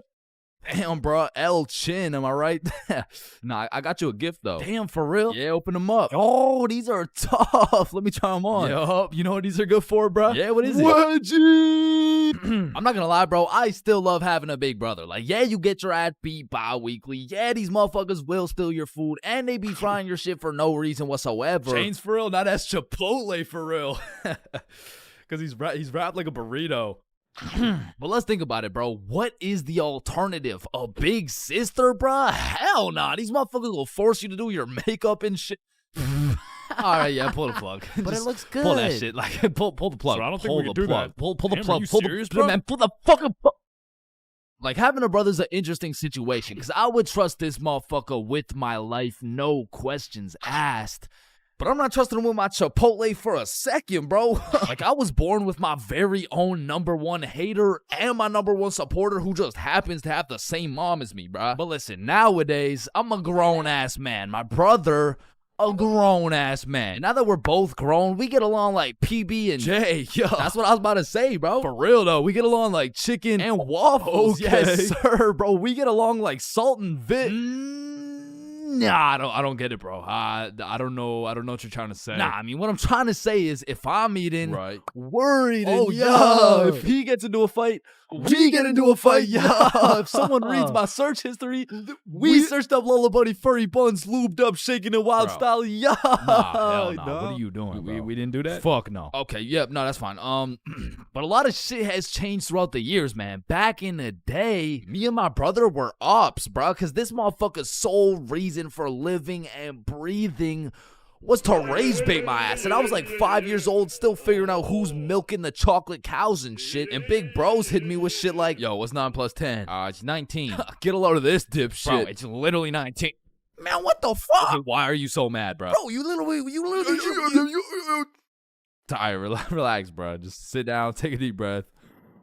Who's a good boy? Yeah, Man, fuck. Now, me and my homies used to wrestle all the time, and my record was decent. We're talking like 50-10, and at the time, my signature go-to finisher move was the guillotine choke. It had seriously never let me down once until I tried that shit with Big Bro, and I started guillotining my ass beat, dog. My brother's 3 years older than me, so that shit was like a boss battle that you just don't have enough XP for, bruh. Like, when I would pull up on him, I hear boss battle music, my health bar pops up, and I start unloading the clip on this motherfucker, but he's done beat my ass so many times. He's got my moveset memorized and shit, bro. Like, this motherfucker's the Picasso of beating my ass specifically. Like, every time, I was getting folded like an omelet, folded like origami. I was getting folded like I was playing poker, the way he just dealt me these hands, bro. And maybe you're thinking, Big Bro got the strong genes, so I got the smart genes type shit. Nope, not. This motherfucker took those genes too, bro, and he put them to use. Because he used to manipulate the shit out of me, bro. Like, I remember one Halloween a long time ago when I was like 4. My mom came up to us with 2 costumes, right? One was Spider-Man with the fake muscles and everything, and the other was Shrek. It was Shrek. Yo, I call Spider-Man. No, but I want Spider-Man. Actually, you know what? I want Shrek, man. Shrek is cool as hell. Like, what'd he say? What are you doing in my swamp? Wait, no, I want Shrek. Oh, you think he's supposed to be like Mike Wazowski or some shit? I don't even know. What are you doing in my swamp? And this can't just be me, bro. But when we were younger, my brother would teach me some lingo or advanced intellectual informational shit. And I would go around school just spewing out words I don't even understand, bro. Damn, what y'all got for lunch? Shit, it's just a little PB&J. That's savage. Yeah, yeet. Yeah, man, I guess. I mean, my mom made Okay, it. Bob, I see some pizza. YOLO. What about Bevs? Bevs, what are we saying? I got some apple juice. Okay. Yeah, man, I love apple juice. I don't. Bro, what? Who doesn't love apple juice? Yeah, well, it's because my brother says that juice has a secret society where all the juices, I'm talking apple, orange, fucking pineapple, get together and they control the bank. Now, me and my brother would go at it, bro. It was a seemingly never-ending rivalry between us of me getting my ass beat, him beating my ass. Okay, maybe it wasn't a rivalry. Shit, I think I was getting bullied. But one day when I was 7 years old, everything changed for both me and my brother when we got a stepsister, bro, because she was annoying as fuck. Her name was Alicia, and she was spoiled, bro. Every time she didn't have her way, she would just call up her pops, and it was raps for me and bro. Alicia was getting a princess treatment, and we were getting a fucking peasant treatment, dog. Like, let me tell you a story from my childhood, bro. I was 7 years old, and me and Alicia shared a small room, and it was split right down the middle. The left side was blue, Spider-Man bed, teddy bear, boy shit, right? And the right side was pink, Disney princess posters, Barbie dolls, all the girl shit. And one night, I was in dreamland, counting sheep, having a wonderful time, and when I woke up, I realized I done pissed the bed, bro. Grown-ass man at the big age of 6, pissing in the sheets. Hell nah. I was like, shit, man, I gotta get my act together, bro. So throughout that day, I drank a little bit less water, hopped into my cozy Spider-Man bed sheets, and went to sleep. And when I woke up, I done pissed the bed again, bruh. Fuck, man. 2 in a row. I gotta lock in, man. So that day, drank no fucking water. I was parched as hell, but I jumped into bed to finally have a nice, peaceful, dry sleep. And when I woke up, fucking soaked, dog. I went 3 for 3, bro. I was like the LeBron James of waterlogging the mattress. All right, bro, this shit's just getting ridiculous. So I go 2 days straight, no water. I'm fully dehydrated. There's not an ounce of water in my body. I finally go to sleep, but this time I wake up to rustling, movement. My bed kind of shaking. I fully open my eyes. Alicia just pissed on my bed, bro. Yo, what the fuck? Oh, hey, Chains. They will never believe you. Bro, I hop off the DIY water mattress, run over to my mom's room, and you gotta think about how guilty and schizophrenic I sounded, bro. Mom, Alicia's pissing on my bed. Chains, it's possible you wet your own bed while you were sleeping. No, come here. Look, she's probably doing it right now. Chains. Alicia's dead asleep. No, but every single day I wake up and there's just piss all over the Spidey blankets. All right, Chains, what's next? Alicia's just gonna shit your pants too, bro? And to this day, nobody believed me except my motherfucking brother, bro, because he's a G. And when he realized how annoying a little sibling can actually be, he was like, shit, I low-key fuck with you, little bro. Hey, I fuck with you too, twin. So we started playing some Mario Kart together. He taught me how to play basketball. He introduced me to Minecraft. He even taught me how to make a YouTube channel. And as we got older, big bro got a car. And that shit felt like when Greg and Roderick finally started fucking with each other, bro. We were running around, hitting late night Sev runs, eating straight Roderick-ass meals. We were in that bitch like, brain freeze. And ever since that day, my big brother has been like my second half, bro. My twin in him. Truly, I can say my big brother's my vinegar, bro. It was salt and vinegar. It was on the tip of my tongue, bro. How did I not get that?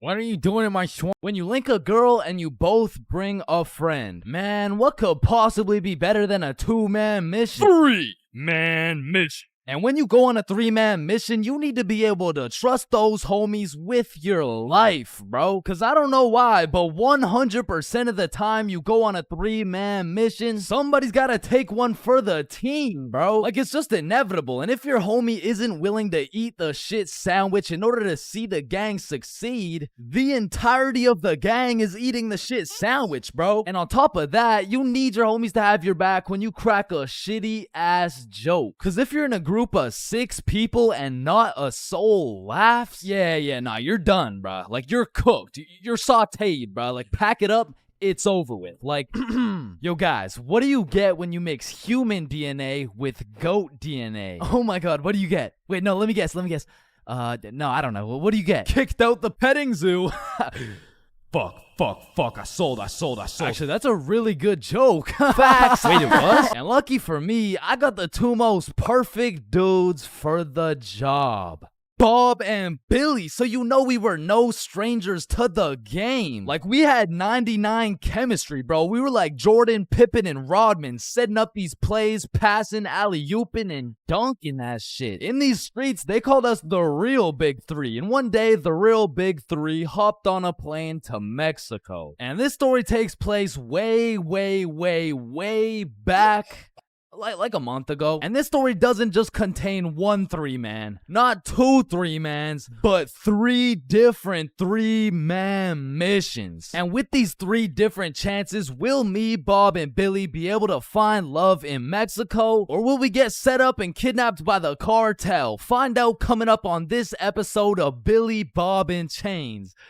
Wait a minute. So, boom, we get to Mexico and we're staying at an Airbnb. So we start with all the essentials. We unpack, get some food, check out the rooms, download Tinder, play some music, get settled in, you know, shit like that. And some of you may be thinking, damn, Chains, Tinder? Shit, I didn't know you were down bad like that. And let me just clear this up, all right? I'm not, okay? I'm down horrendous. And you really don't know me at all if you thought I was gonna leave Mexico without running a 3-man with the homies. So I'm just doing what I gotta do. Don't hate the player, hate the game. So we got there on a Monday, and for the first few days, we're exploring, we're trying some food, going to the beaches. It's great, you know, a bunch of nice and relaxing shit. But at night, it was grind time, bro. I was swiping more than a girl with daddy's money, and I was shooting more shots than Drizzy Drake at his local middle school. So by the time Thursday rolled around, I secured the first 3-man mission of the trip. And when I told the boys, they were hyped as fuck. I mean, Bob was so excited, dude almost made a facial expression.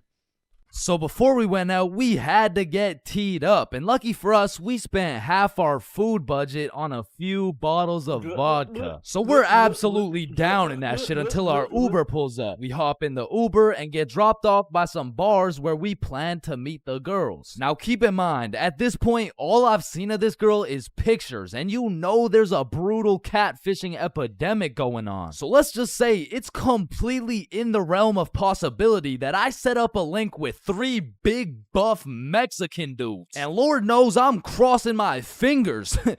Like hopefully there's like no big buff Mexican. I don't want the big buff Mexican dude. So my heart dropped to my balls when I got a tap on my shoulder and turned around to see a not so buff Mexican dude with another not so buff Mexican dude with the 3 girls. Oh, hey, oh no, don't worry. These are just my friends, by the way. Hey. Oh, that shit. makes Okay, sense. yeah, what's up? And not only was I relieved that she wasn't a jack dude, but she was fine, nice, and she spoke English. Same with Bob's girl and Billy.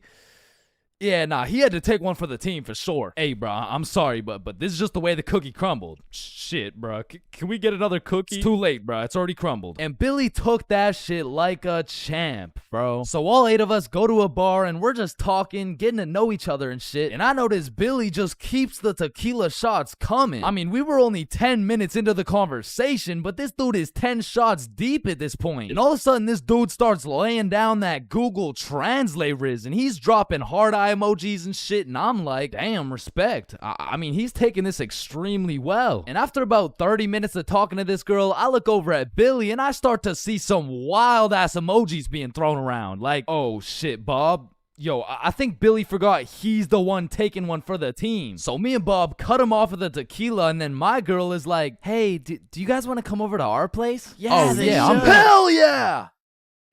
Is he alright? Yeah, he's fine. So we hop in their whip and go to their crib. And at this point, it's getting kind of late. So we're just chilling, listening to music and things of that nature. When me and Bob realize Billy and his girl are nowhere to be seen. So I turn to Bob and I'm like, yo, should we stop him?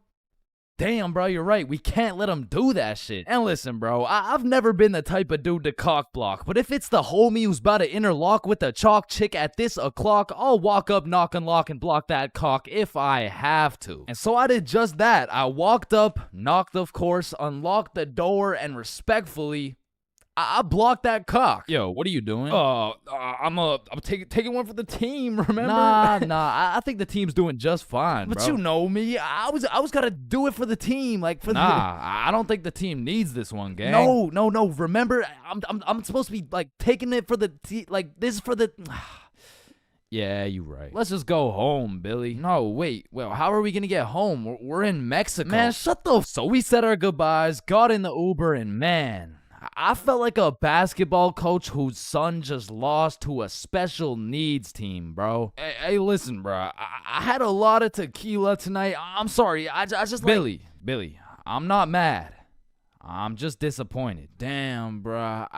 And the next morning we woke up, and I'm not gonna lie, we felt it a little bit, especially Billy. Billy was in physical and mental agony, but we have a secret method to get rid of any hangover instantly. It's called vodka. So we're practically eating this bottle for breakfast, and once everyone was healed up, we hit the beach and had a fantastic day. It was stupendous, really, and once the sun started to set, we got some food, and man, it was gas, bro. I had the best nachos of my life. And as I'm consuming this orgasmic meal, I get a little notification on my phone from a new girl. Yo, you got any friends? Oh, shit. And I'm like, hell yup. Then she's like, I'm going out with some friends tonight. You guys should come. And I'm like, hell yup. And just like that, we secured our second 3-man mission. So we absolutely house that fucking meal, go back to the crib, get ready, tee up, you know the drill. We hop in the Uber and get dropped off in the same area where the clubs and bars are to meet these girls. And when we get there, Bob and Billy are both praying they don't gotta take one for the team this time. And I'm there just chilling like, yo, this is why I set up the 3-mans, cause then I never have to take one for the Chains, is that you? Shit. Who's asking? It's me, Sarah. Oh, no way. Really? Like really? Yeah. Yeah. Oh, yeah, no. You must be looking for the other chains. No, don't worry. This happens all the time. Oh, no. Chains for real. Yeah, look at it. This is you. Oh, fuck. Would you look at that? I guess it is me. Fuck. Like shit. I don't know how she did it, but she got my ass, bro. I got catfished nicely. But I guess it was just my turn to take one for the team. And I look up at who she brought, and she pulled up with 4 straight dimes for the homies to choose from. Like, bro, why me? So we're walking, and the girl I'm temporarily associated with is like, hey, let's go to the club. Yeah, let's go. So we go to this club, 8 people deep, and the girls are like, yeah, let's buy a bottle. Yeah, where's your money? ¿Qué? No entiendo. Wait, I could have swore you spoke English. Oh, yeah, no, I'm fluent for sure. Yeah. You said you wanted a bottle, right? Yes, please. Yeah. You got bottle money? No entiendo. No hablo inglés. And now I'm starting to get the vibe that whole time these girls just wanted a free bottle. And as soon as I start catching on, she starts upping her game like, oh my God, you're so strong. Look at these muscles. So I go to give Billy one of those side eyes, and when I look over, these motherfuckers are completely lost in the sauce. Yeah, I'm buying a bottle, everyone. Bottles on me. So Billy pulls me aside like, yo, we gotta split a bottle, bruh. Nah, I'm really not fucking with this girl. Come on, bruh, please. I need it, bruh. Just take one for the team. Come on, take one for the team. All right, bruh. I'll split it with you. Thank you, bro. I got you. So are you guys getting a bottle? Yeah. We're getting a bottle. Oh my God, you're so strong and you're a baller. Yeah. Baller? The fuck? I don't know, bruh. She's weird as hell. Yo, can I get a bottle for this table? Yeah, for sure. What do you want? Listen, bruh. Just give me the cheapest shit you got. Oh, I feel you, bruh. Times are tough, you know? That'll be 1,100. God damn. That's a lot of pesos, bruh. Pesos? Yeah, like 1,100. That's a lot. That's a lot of pesos. Nah, amigo, that's USD. Damn. Plus $500 to walk it to you with the Chicago fee of $350, and for the tip, it'll just cost you your left testicle. No, that's my favorite nut, bruh. Yo, Billy, we don't got it like that. Yeah, hell no. Let's just not get it, bruh. At least these girls are already fucking with us without it, though, right? Yeah, facts. Yo, we're not gonna get the bottle. Oh, why not get it? You can just buy it. It's not that big a deal. Nah. It's cause we we don't got enough money. They fucking dipped, bro. Quick as hell too. They all just evacuated, bruh. No, bruh, that was my wifey. And I'm just over here thinking, damn, I'm just glad I didn't have to see that shit through, bruh. But Billy, yeah, he was really going through it.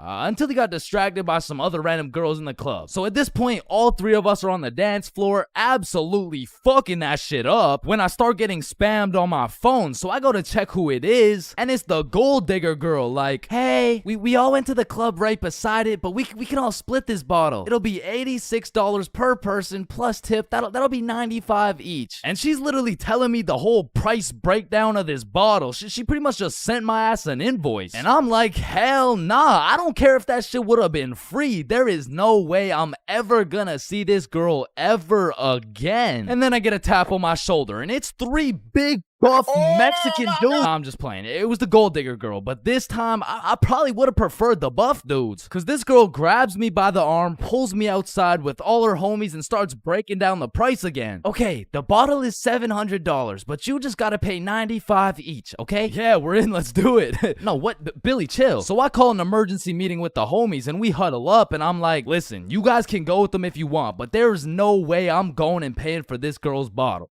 Fuck that, bro. You're right. We could find something better for sure. So we jump ship. Absolutely abort mission. Yo, what's that over there? I'm not stupid. I'm not falling for that shit. Nah, is that Jeff Bezos handing out free bottles to catfishes? Wait, what? Where? So we evacuate and start roaming the streets when I get a tap on my shoulder. I take a deep breath, turn around, and it's the girls from the OG3, man. Like, oh my God, Chains, what are the chances? Yo, what's up? And me and Bob are hyped, but Billy's over here having traumatic anime flashbacks and shit. You guys should come with us. We know the best spot here. Oh shit, bet. Fuck. So they take us to this club bar thing, and it's fucking bumping, but as soon as we get inside, Billy disappears, bro. And I don't even blame him. He's staying as far away from this girl as possible, not because he's scared of what she's gonna do, but because deep down, he's scared of what he might do. But regardless, me and Bob continue to respectfully obliterate the dance floor for about an hour straight, and then the girls are like, hey, it's getting kind of late, so we're gonna head out now. I bet. Wait.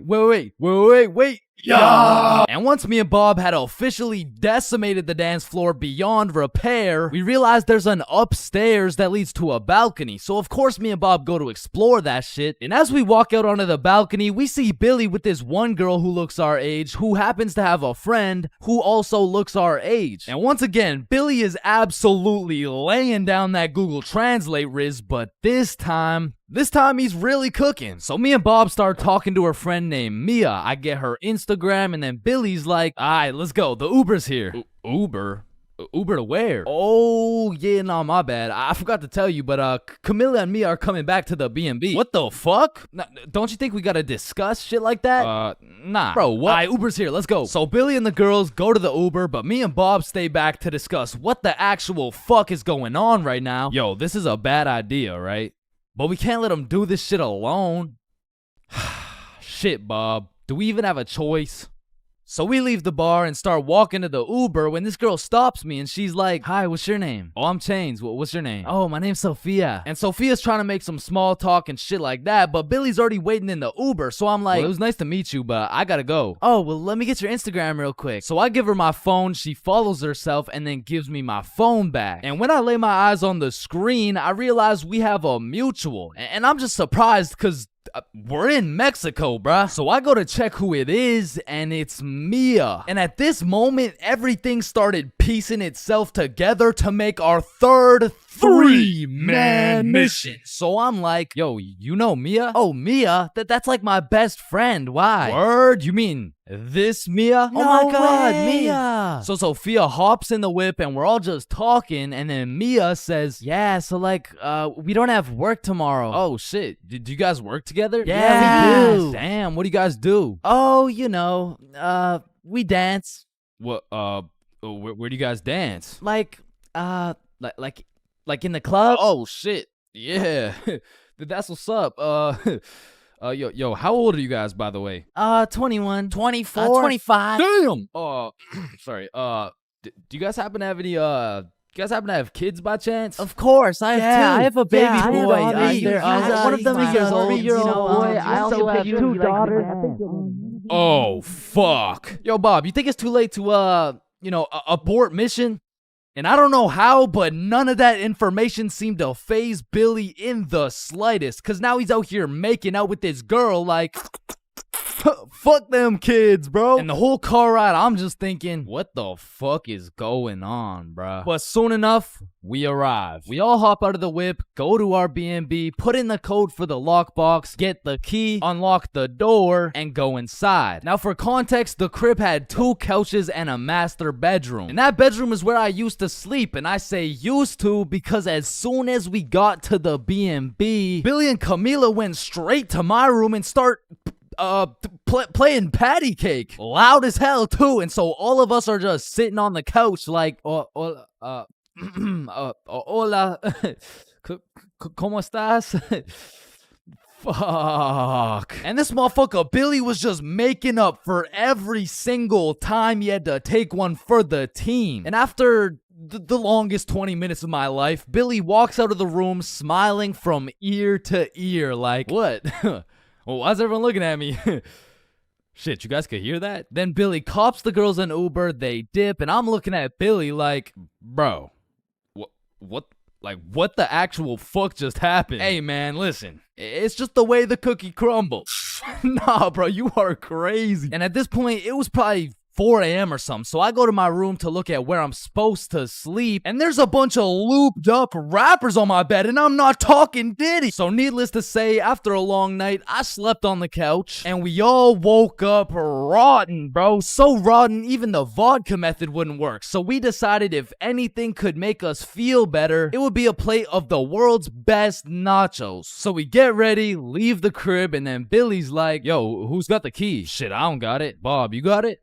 I mean, it's probably on the counter where we always put it, right? Yeah, facts. We check the counter, it's not there. We check the tables, not there. We check the couches, bedroom, kitchen, nowhere to be seen. So we scavenged the entirety of the Airbnb. We even looked through every single bag of garbage, and it was nowhere. Bro, did those girls finesse our key? Nah, Camilla wouldn't do some shit like that. She would, Bro, you don't even know her. No, This she is wouldn't. your How fault. would you know brought her? her You to don't the know crib. her, She bro. I works know at her the better than club. you know Alright, her. Chill. Mia texted me. She said, let's go to the pool today. Oh shit, Camila texted me the same thing. Damn. And in my head, I'm thinking about it and I'm putting everything together. Shit. Are you thinking what I'm thinking? I think so. These girls stole the key and invited us to the pool so the crib would be empty so they could get three big buff Mexican dudes to pull up and loot the crib. Fuck, I knew it. Damn, she got my ass, bruh. So hell no, we didn't go to the pool with them, and for the next few days, we were on high alert. We would only leave the crib in pairs, and one dude would stay back, strapped up with kitchen knives, ready to take on three big buff Mexican dudes. Pause. Until it was Monday, the night before our flight home. So we're packing everything, getting ready to go home, and I hear Billy shout,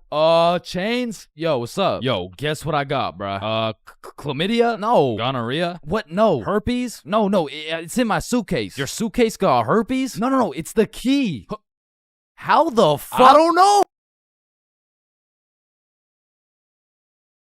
Yeah. So a few years ago, I worked at a fast food restaurant. We'll just call it Jim Jordan's, you know what I'm saying? Jim Jordan's was my first job ever. So coming in on my first day, I was kind of excited, you know, because it was just overall a new experience, so I was looking forward to it. So I walked through the doors and, you know, it's looking like a nice establishment so far. But as soon as you step past the staff gate, you realize it's instantly a hellhole. Like, this is exactly what it was like. Hi there, can I take your order? Yo, who's medium making double coffee? double? Yo, What's your order? hello. Black coffee. It's Medium my double, first day. Hi there, can I take your order? And bro, once they give you the once they give you the Jim Jordan's drip, you instantly lose value as a human, bro. For example, if you're going for a casual stroll down the street, an average interaction would look something like this. Hey, how are you? Good, how are you? Good. You know, just average small talk things. But once you throw on that Jim Jordan's drip, hey, what can I get for medium black coffee? Make my coffee faster, bitch. And while I was working here, it was just the beginning of the pandemic. Meaning, on top of the gym drip, you also had to wear a mask. So pretty much people could just see your eyes. And trying to communicate during the pandemic was horrible. Because not only did both parties have to wear a mask, there was this big plastic wall between us. And they had to stand 6 feet away. Hi, what can I get for you? What? I said, hi, what... Huh? Ma'am, what can I get for you? Oh, I'm good. Thanks for asking. Oh my god, bro. Oh, hey. And man, I already made a video on NPCs, but working in any sort of drive-thru, you'll figure out that drive-thrus are NPCs' prime real estate. It's just like back to back to back NPCs. And when you don't have your average NPC, you'll have a below average IQ NPC. Like there was this one lady that would come through every day, and all my coworkers knew her as the coupon lady because every day she would try and use coupons, but somehow never understand how they work. All right, your total is $15.67. Okay, I'm gonna use a coupon. All right. What are you waiting for? The coupon? Oh, it's just at my house. And don't get me started on my manager, Magnus, bro. Next time I see Magnus, it's on site. Wait a minute, Chains, is that you?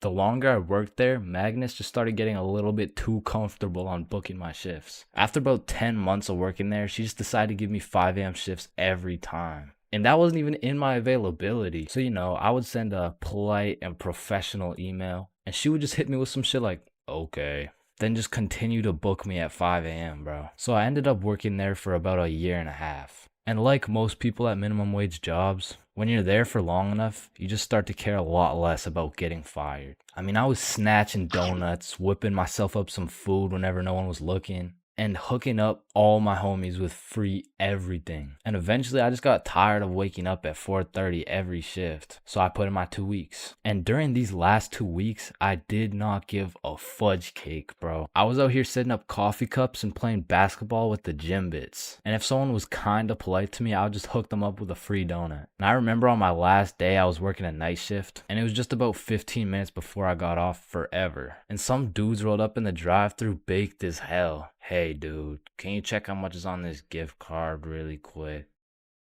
Yeah, you got 21 cents on it. What can we get for 21 cents? One sec. I just went to the back and cleared the shelves of every single donut in sight, and I just sauced them all for free. Yo, thank you so much, dude. You're the GOAT. Can't believe this cost 21 cents. So yeah, that was my experience working fast food, and it's definitely not fun, but I feel like it's a valuable experience. Because now that I know I hate working there so much, I'm gonna work hard enough so you will never catch me working in fast food ever again, bro. I'm not gonna lie, I think everybody wants to be cool. Like, being cool is just like it's just cool, bro. Like, there's nothing like it. And I know some of y'all are thinking, Chains, with all due respect, bro, how do you know what it's like to be cool? And my answer to that is just look at me, bro. I fucking don't, okay? But I do know someone who is cool. He's a certified cool guy, and his name is Bob. Now, what makes Bob so cool? Is it the sunglasses? Is it the sexy ass face? No. Tell him the answer, Bob. He doesn't talk. The answer is Bob doesn't talk. And a crucial role in being cool is the element of mystery. Now, it's interesting because if we take a look at Jake over here, Jake doesn't talk either. And,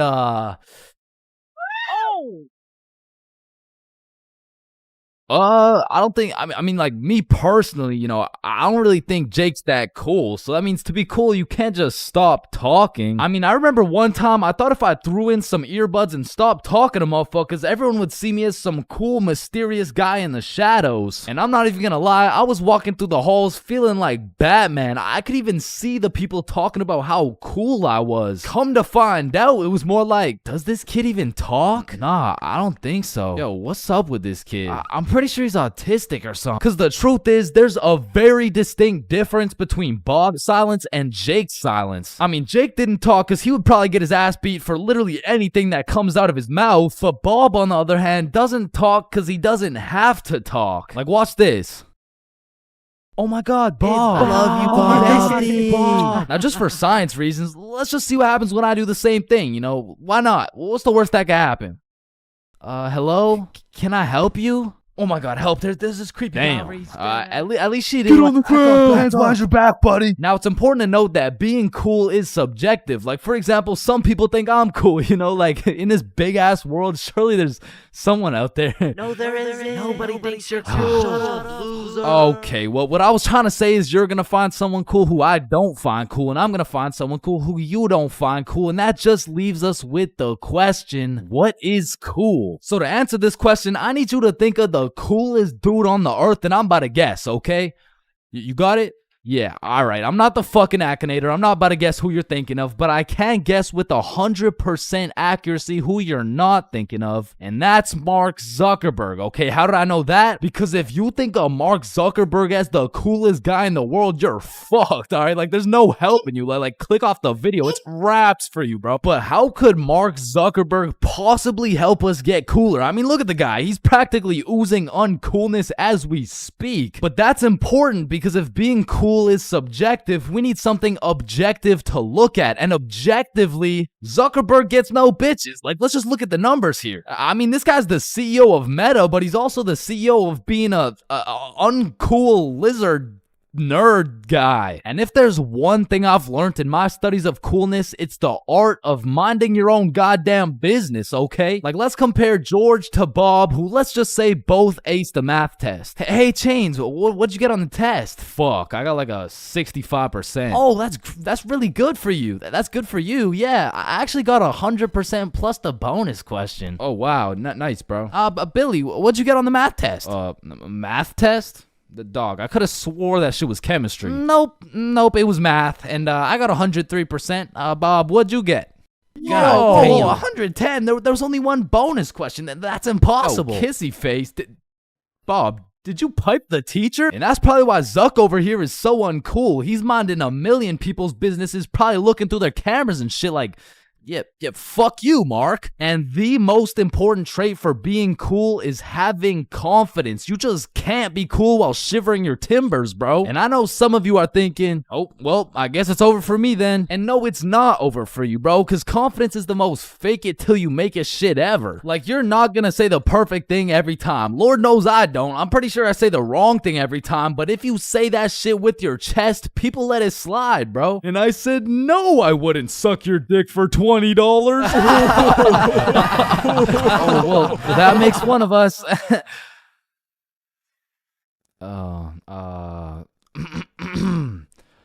Well, that makes one of us. I love this guy. Now, that's the type of confidence that's gonna take you from a level 1 crook to a level 100 mafia boss. And with that power comes responsibility. Some dudes will become a level 100 mafia boss and start picking on other people because it makes them feel powerful. But a cool guy doesn't yearn for power. He yearns for... fuck, what do you yearn for, bruh? Damn, he's so cool. Now, being cool comes along with being calm and collected. Like, if someone walked up to you trying to fight and you started running away screaming for your life, I don't think anyone's looking at you like, damn, that's one cool-ass motherfucker, bro. Yeah, bro, the way he hit that high note was cool as hell. Shit, maybe I could be like him someday. Now, I'm not saying you gotta go all Jackie Chan on the guy, but you do gotta stay calm and think logically. Like, let's see how cool you are. What would you do in this situation? A, strike first, strike hard, no mercy. B, just walk away. C, give him a little kiss on the forehead. Or D, do the stanky leg. And the correct answer is any of the above, bro, because it's not about what you do, it's about how cool you do it. Except maybe the stanky leg one. I don't think anybody can look cool doing the stanky leg. But doing any of the other options, you could look cool as hell. Like, A, strike first, strike hard.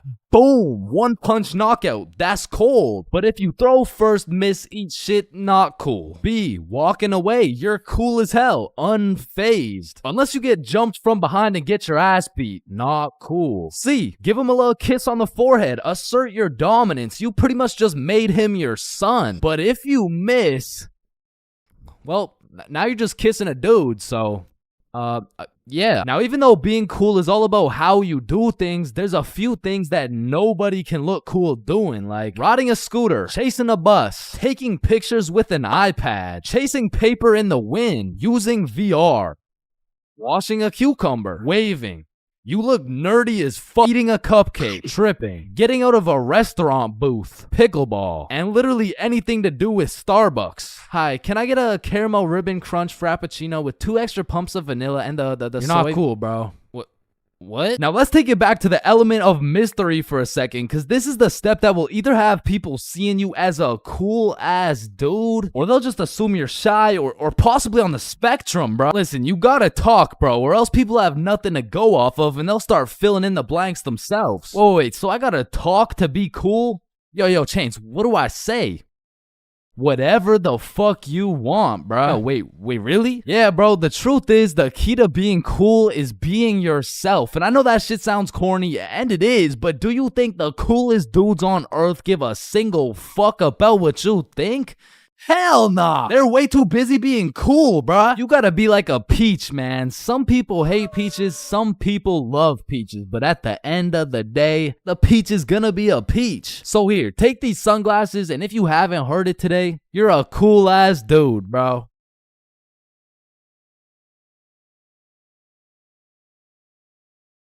Honestly, bro, I'm not scared of much. I'd go skydiving, I'd swim with the sharks, run with the lions, fight a gorilla, beat some ass, and not even get my ass eaten. No, I would not. What the fuck? Wait, no. I meant I'd even get my ass beaten, bro. But if there's one thing that leaves me scared shitless, it's a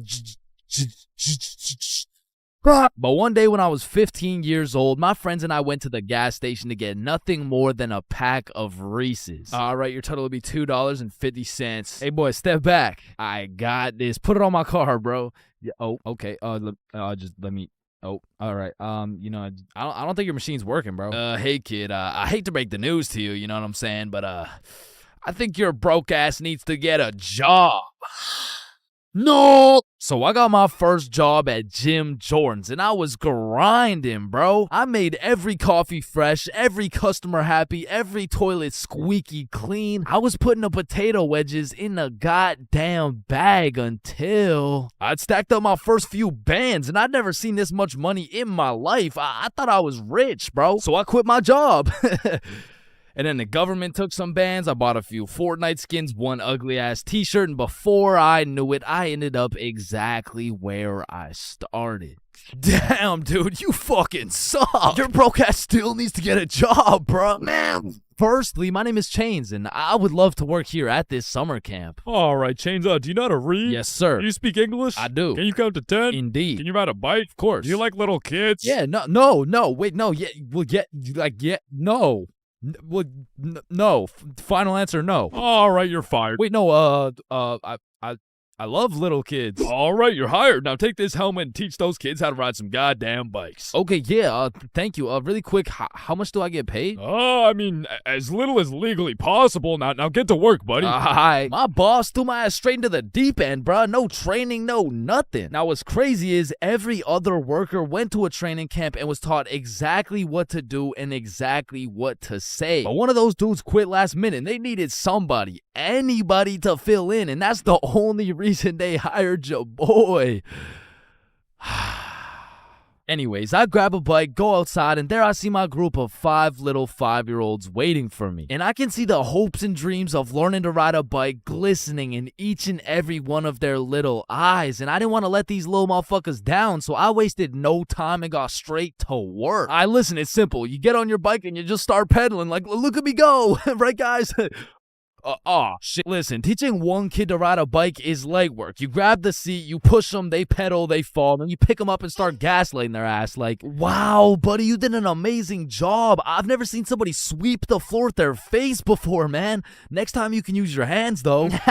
Thank you. But the real problem is having 5 different kids with 5 different personalities and skill levels. Because the first kid was named Miles, but he couldn't ride a bike for 5 feet. Then we had a kid named Noah, who didn't know a single thing about how to brake. Parker, who couldn't park for shit. We even had a kid named Noel, but his little ass couldn't stop taking L's. In James. But it was just one motherfucker, bro. Like, why is your name plural, bro? Where's the other one at? So my group's out here looking like 5 chimpanzees on bikes with one bigger chimpanzee supervising them. And I look over at my coworkers' groups, and these motherfuckers are out here biking in perfect unison, weaving through cones. I even seen a little kid doing no hands, bro. Hey, James, look, no hands. Oh, shit. Oh, shit.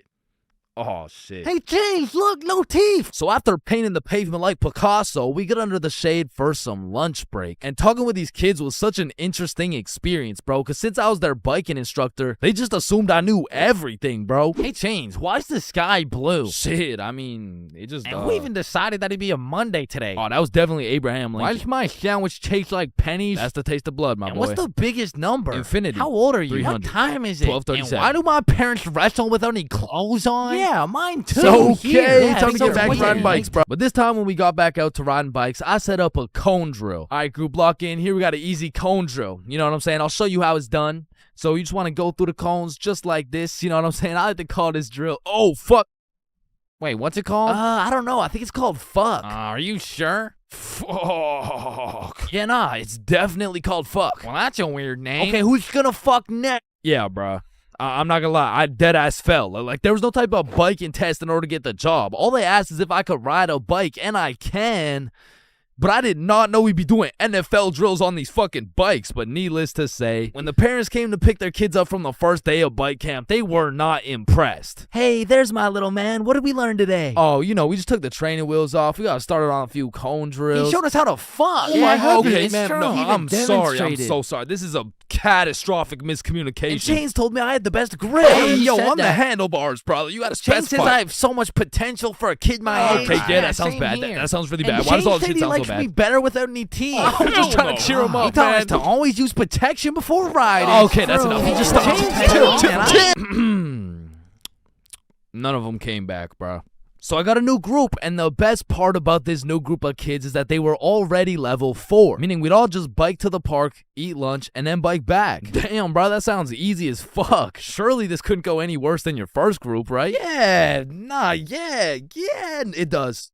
Yeah, no, it gets worse. It gets so much worse. So for this little journey to the park, I'll pair up with my coworker Natalie. So Natalie's in the front and we got 10 kids in the middle. We'll call them Liam, Ava, Milo, Zoe, Tucker, Cornelius, Jackson, Bradley, Quandale Dingle Jr. the third, and Riley, which is the only name you'll need to remember. So I count up the kids so we don't leave any behind, and as expected, I count 10. So we take off on our journey to the park, and all these kids were really good at riding. You know, out of the whole group, we only had one little fall.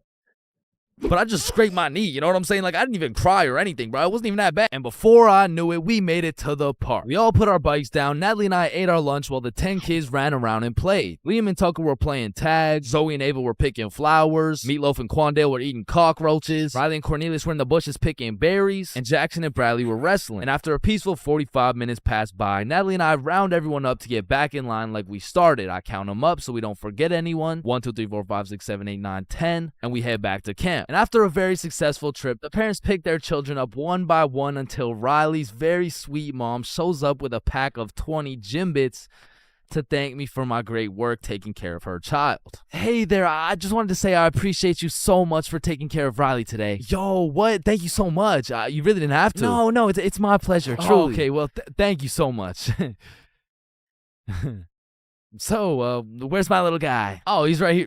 My heart dropped straight to my stomach, bro. And as I'm looking around for Riley, I'm trying to recall the ride home, and I genuinely just don't remember seeing Riley at all. And that's when I remember I last saw Riley playing in the bushes. And this is when my heart goes back from my stomach and drops down to my testicles, bruh. To this day, my heart has never dropped so hard. This woman trusted me with her son, and I don't know where the fuck he is. So, where is he? Man, that right there is a great question.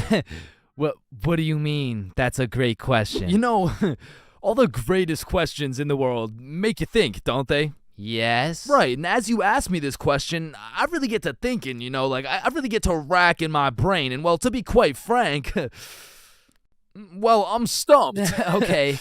Okay, what do you mean you're stumped? I don't know where Riley is. What do you mean you don't know where Riley is? Okay, yeah, nah. Let's just put it like this.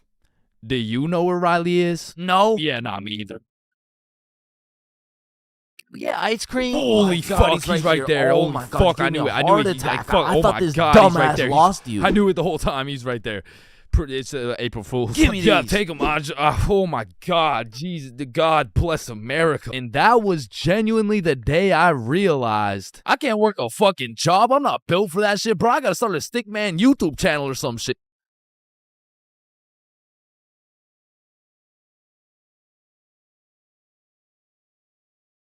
Man, you could be the 47th president of the United States and you'd still get flamed at school. It's just inevitable. It could be your haircut, your clothes, and bro, even when there's nothing to roast, somebody's gonna try and spit out some bullshit anyways. Hey, yo, why does Carl's face look like Spider-Man's left nut? Yo, it's so true. Why do you know what his nuts look like? And bro, when I was in middle school, all my clothes were hand-me-downs I got from my neighbor, and this motherfucker just didn't want to see me win, bro, because I was getting fucking piles of V-neck shirts and jeans that didn't even fit. And not only did my neighbor have no drip, but dude was 10 years older than me, so every fit I made was just a decade too late. And pulling up to school and that shit had me feeling like a rotisserie chicken, the way I was getting cooked at a 360-degree angle, bruh. But my fit wasn't even the only thing that was outdated, because my phone looked like the first phone ever created. And it acted like it too. I mean, I would have to click the screen 5 times and then send a prayer to the heavens just to turn that shit on. And only real G's know the pain of having to whip out an old ass phone around someone else. Like, I remember this one time a girl came up to me and asked if she could add me on Snapchat, and when I gave her my phone, my shit crashed, bro. I think your phone just ran out of battery. Oh no,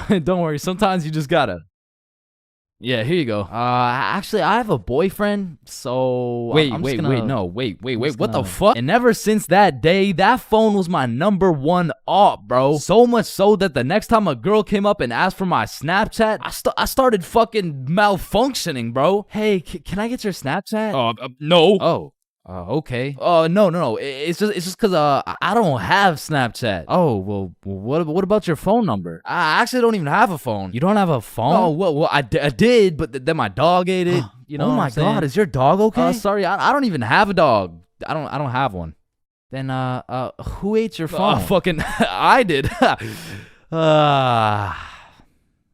Wait, was that? Nope. Like, I do appreciate all the hand-me-downs, because without them, I would be walking through the school butt-booty naked. But to be honest with you, if it was a choice, I would have rather been butt-booty naked, because these V-necks were straight girl-repellent. Like, there's birth control, there's condoms, and then there's V-necks, bruh. Well, shit, I mean, you could still pull a lot while wearing a V-neck, but it's just like... It's just gonna be dudes. And just when you think I couldn't have been more roastable, my mom will be like, oh, sweetie, you need a haircut. No, please, mom, no. My mom used to take me to this shop that gave out $1 haircuts, bro, and these motherfuckers were straight speed running these cuts. They'd be asking what kind of cut you want while cutting your hair. And by the time you get to show them the cut you want, your shit is already done, bro. And my mom must have not been tipping them either, considering the fact that every time I went back, the cuts kept getting worse and worse. Until one time, I walked out there with my head bleeding, like I asked for a 2 on the sides, and she hit me with a -2. Now, don't get me wrong, when I pulled up to school wearing the most abominable fit known to man with the atrocious haircut and shitter phone combo, I got my shit roasted, flamed, grilled, sauteed, deep fried, and then thrown into the goddamn microwave. Like the type of flaming that has you going home and just taking an extensive look in the mirror, questioning if you should legally change your name to Albert and flee the country. But somehow, this motherfucker Carl got flamed even harder than me just for being Carl. Like, whenever a friend group is created, there's just one dude selected to be the punching bag for the entire group. And you know, I feel bad and shit, but like... it's better Carl than me, bro, so I'm gonna slip a few jabs in if I have to. Yo, what the fuck is Carl eating, bro? Oh, hell nah. Wait, whoa, Chains is eating the exact same thing. Nah, what? Your shit looks like it tastes like cardboard with honey mustard. Wow, how did you know? Like, Carl can't even get a little chuckle out without getting crucified, bruh. Damn, he's fucking that shit up. Looks like he hasn't eaten in weeks, bro. Oh, hell nah, Carl. I know you're not laughing. Yeah, I'm not. You're built like SpongeBob Round Pants. You look like a malnourished Santa Claus, bro. Like, god damn, that's a face only a mother can love. What did I do? Now, getting roasted around your boys is tough, but that pales in comparison to the pain and embarrassment of getting roasted in front of your crush, bro. Yo, Chains, what did you get on the science test? I'm not gonna lie, I got like a 76. I'm surprised you're not smarter with that big ass head of yours. Good one, Joe. No, like for real, your shit is massive. Well, like the sheer amount of brain you could fit in that bitch should make you Einstein. You look like you should be pulling 10,000 IQ plays right now. You look like you got the solution to world hunger somewhere hidden in that big ass noggin. Like how do you even stand up straight with that absolute cranium for a head? But I remember this one time I got my shit flamed so hard in front of an entire audience that I was brought to tears. But I mean, I was 6. I was 6 years old, and the day was December 24th, Christmas Eve. So my mom brought me and my brother to this improv play, and as we sat and waited for the show to begin, this little elf walked up to us like, "Hey, do you guys want to be a part of the show?" "Yeah, let's do it." "Okay, yeah, I'll do it." And once the show began, they called me and my brother up to the stage and asked us a very simple question. So, what do you guys want for Christmas? "Oh, I want a Minecraft sword and a creeper stuffy." And, what about you, little man? And as I looked into that crowd with dead silence, my brain stopped braining, bro. Hey, don't worry, it can be anything. Shit. I want, Just, kid, what do you want? I wanna... Man, I wanna... I don't really know what I want. Yo, who brought this fucking dumbass on stage, bro? Get the fuck out of here. Now I'm paraphrasing. I mean, I was 6. I don't remember exactly what he said, but that's what it felt like. And as we walked back to our seats, I was super embarrassed. But as the show started, it was actually pretty funny, and people had probably forgot about it by now. But 10 minutes into the show, a character walks on stage with some goofy-ass buck teeth. Yo, this guy looks stupid as hell. Oh shit. And this dude proceeds to absolutely cook 6-year-old me with no remorse. "Hey, what's your name?" I don't know." "What? Okay, how's your day?" Day? Day? What the fuck is a day? I don't know." Well, what do you know?" "No. That's just it. I don't know. I just don't know. Shit, I don't think I know anything." And that shit had the whole audience laughing harder than ever. And as I looked around, my brother was laughing and even my mom was laughing. And it was this very moment that I had hit rock bottom. And at the age of 6, I realized I would be put on this earth simply to suffer, and it made me cry, bro. I cried in the middle of this theater. Then the next morning I woke up and it was Christmas. And under the Christmas tree, I saw the best gift of all. It was a Bob pocket tee from ChainsClub.shop. That's right, it's brand new. You can wear it around your homies. You can wear it at school. You can wear it around your mom, your grandma, your great-grandma, maybe not your great-grandma, but damn near anywhere else, and Bob will be posted in your pocket the whole time. Wow, what a perfect thing to get someone for Christmas, am I right? yeah, I'm right. Man, sometimes this world can be a little cold. It can get a little gray, but there is nothing that can bring more excitement and vibrance to your life than having a crush. I mean, it gives you something to wake up for, something to smile for, someone to impress, and someone to be absolutely crushed by, leaving you more depressed than ever before. Which is when you get a new crush. I mean, crushes make the world go around. Everyone's had a crush at some point in time, and sometimes that shit gets too serious. I mean, I've had homies prepared to throw away their entire lives just to impress their crush, bro. Oh my god, look at these big weights. I wonder if anyone's strong enough to lift these. Oh my god, look at this big jump. I wonder if anyone's athletic enough to make. Oh my god, look how creepy this cave is. I wonder if anyone's brave enough. Oh my god, look how tall this building is. I wonder if anyone could stick the landing. I said, I wonder if anyone could stick the Oh, ew, did he just die? Oh my god, I'm getting the ick. Nope, just getting a few extra reps in. Man, I remember my first crush like it was yesterday, bro. She was 5 years old. But I was 5 years old too, right? Like, so it wasn't actually yesterday, you know, it's a saying, but we were both 5 years old, and I remember sliding in smooth as hell. Yo, shorty, you like Legos? Yeah. How about you and me go Lego my ego? What does that even mean? Shit, I don't even know. I seen it in a commercial once. And after that day, me and Rose hung out all the time. We'd be playing Legos, we'd link up at recess, and I couldn't help but let her know how I truly felt. Hey Rose, I like you. Oh, I like you too. And that shit had me thinking, damn, this life shit is easy as hell. I'm barely 5 years old and I already got a wife to raise my kids. Little did my dumbass know life wasn't all sunshine and rainbows, cause when I came to class the next day, I saw Rose playing Lego with another dude. And that was the day I realized crushes cause nothing but pain. Especially before high school, cause let's just think about the 3 possible outcomes. 1, you have a crush on this girl and you decide to tell her, cause what's the worst that could happen, man? You guys are right. Stacy? Yeah, I have a crush on you. You're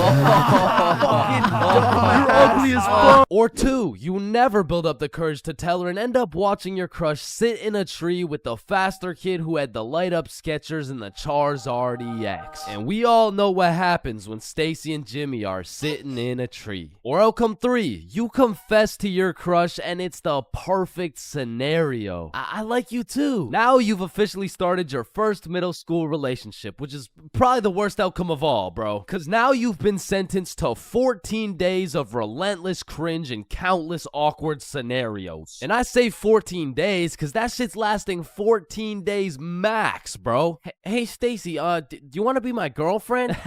Yeah, okay. Oh, yeah, awesome.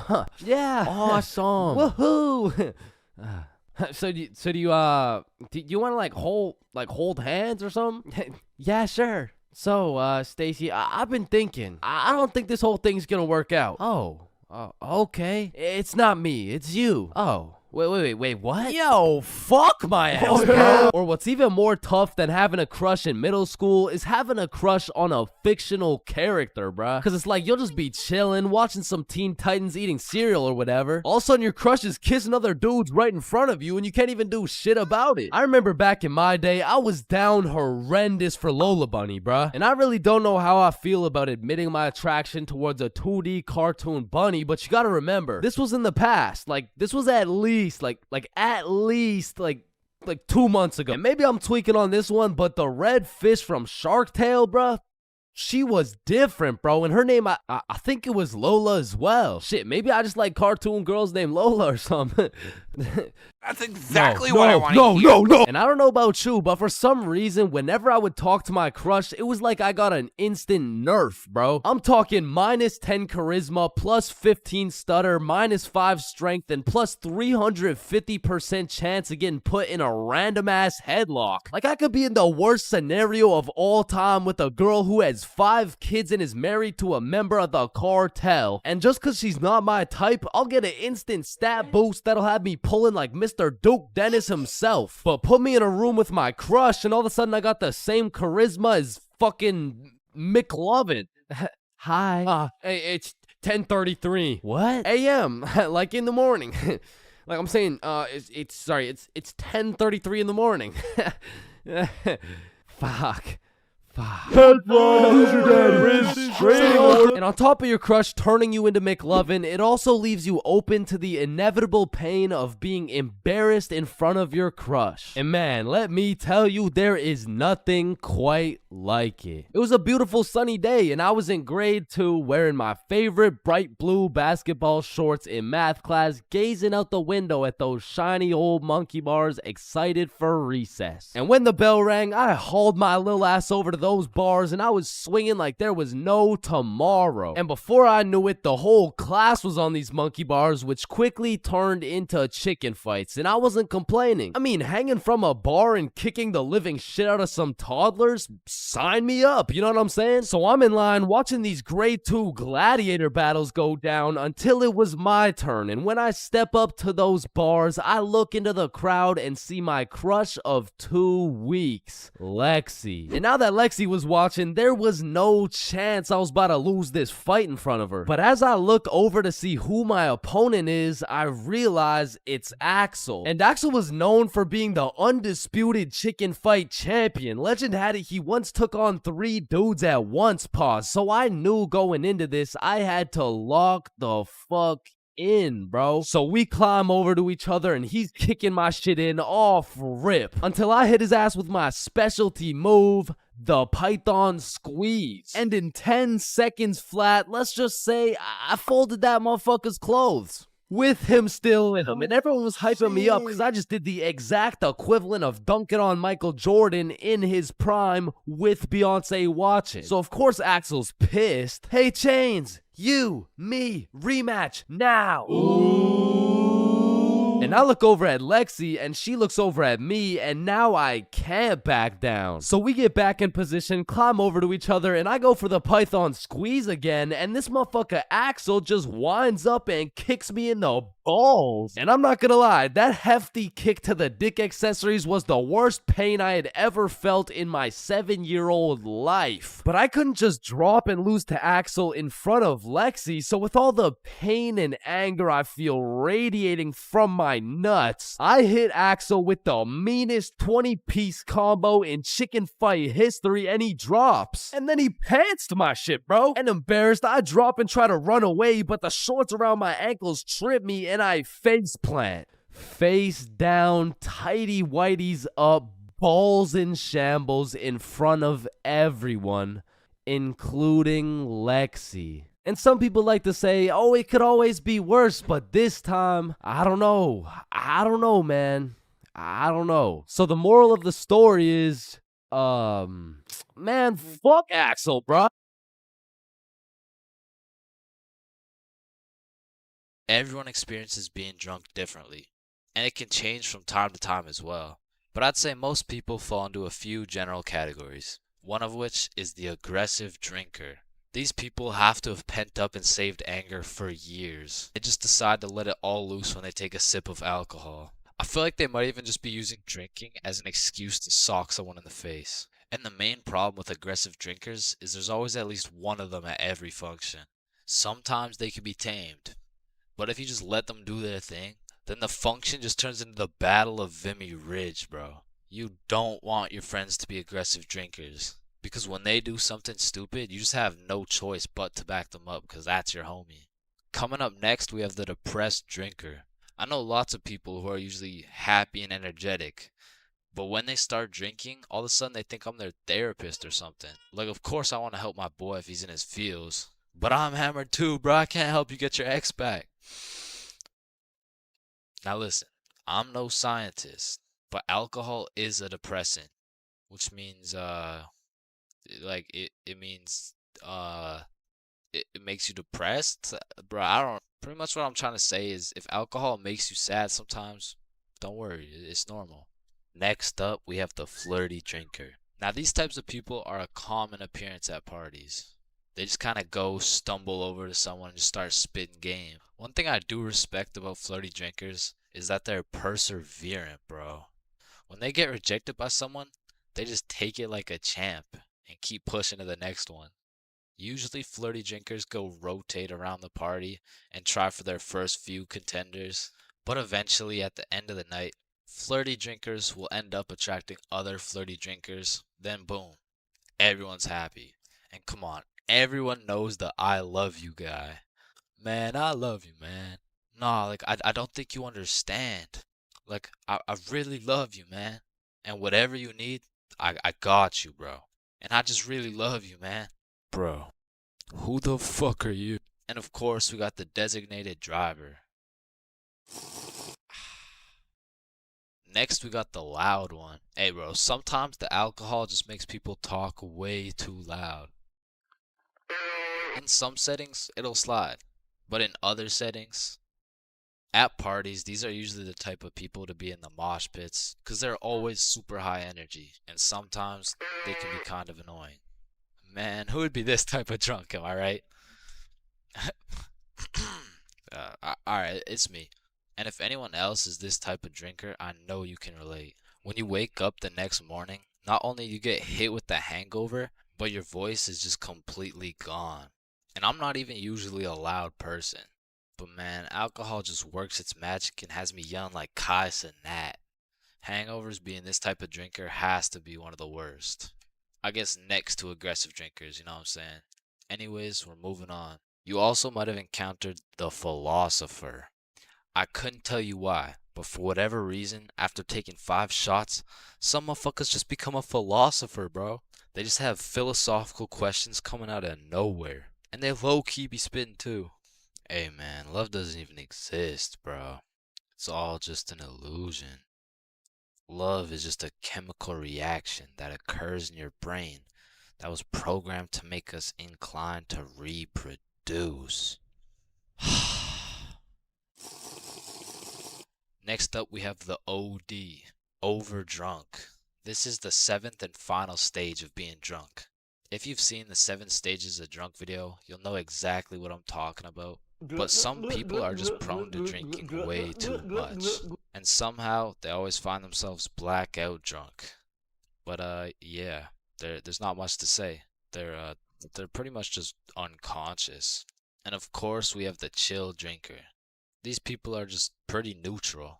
They just be talking at a normal volume about normal stuff. And honestly, these people are just overall enjoyable to be around, especially when you're drunk. Let me know in the comments if I missed anything.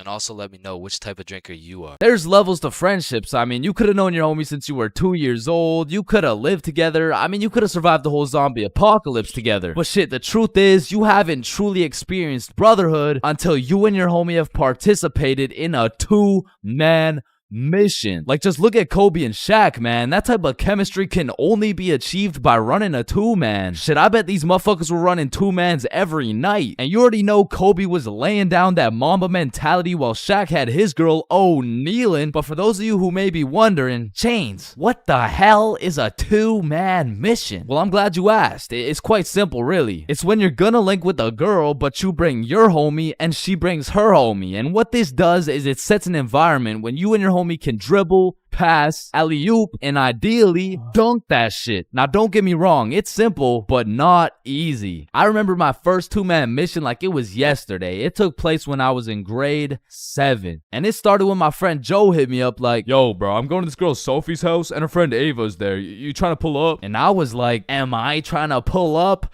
Hell yeah, I'm trying to pull up. So we show up to her house and I'm new to this whole thing. So I'm sitting there like, what now? We could watch a scary movie. Yeah, let's do it. I'm down. Well, actually, personally, I'm not a big fan of scary movies. Man, shut the fuck. So we're watching a scary movie, and to be honest with you, it was simply the best scary movie I'd ever seen in my entire life. So I was really getting invested in this plot. And Ava's like, oh my god, I'm scared. And that shit went way over my head. Well, why? It's not even at the scary part yet. And then only 30 minutes into the movie, Joe and Sophie are like, yo, we'll be right back. Oh, okay. Do you guys want me to pause the movie?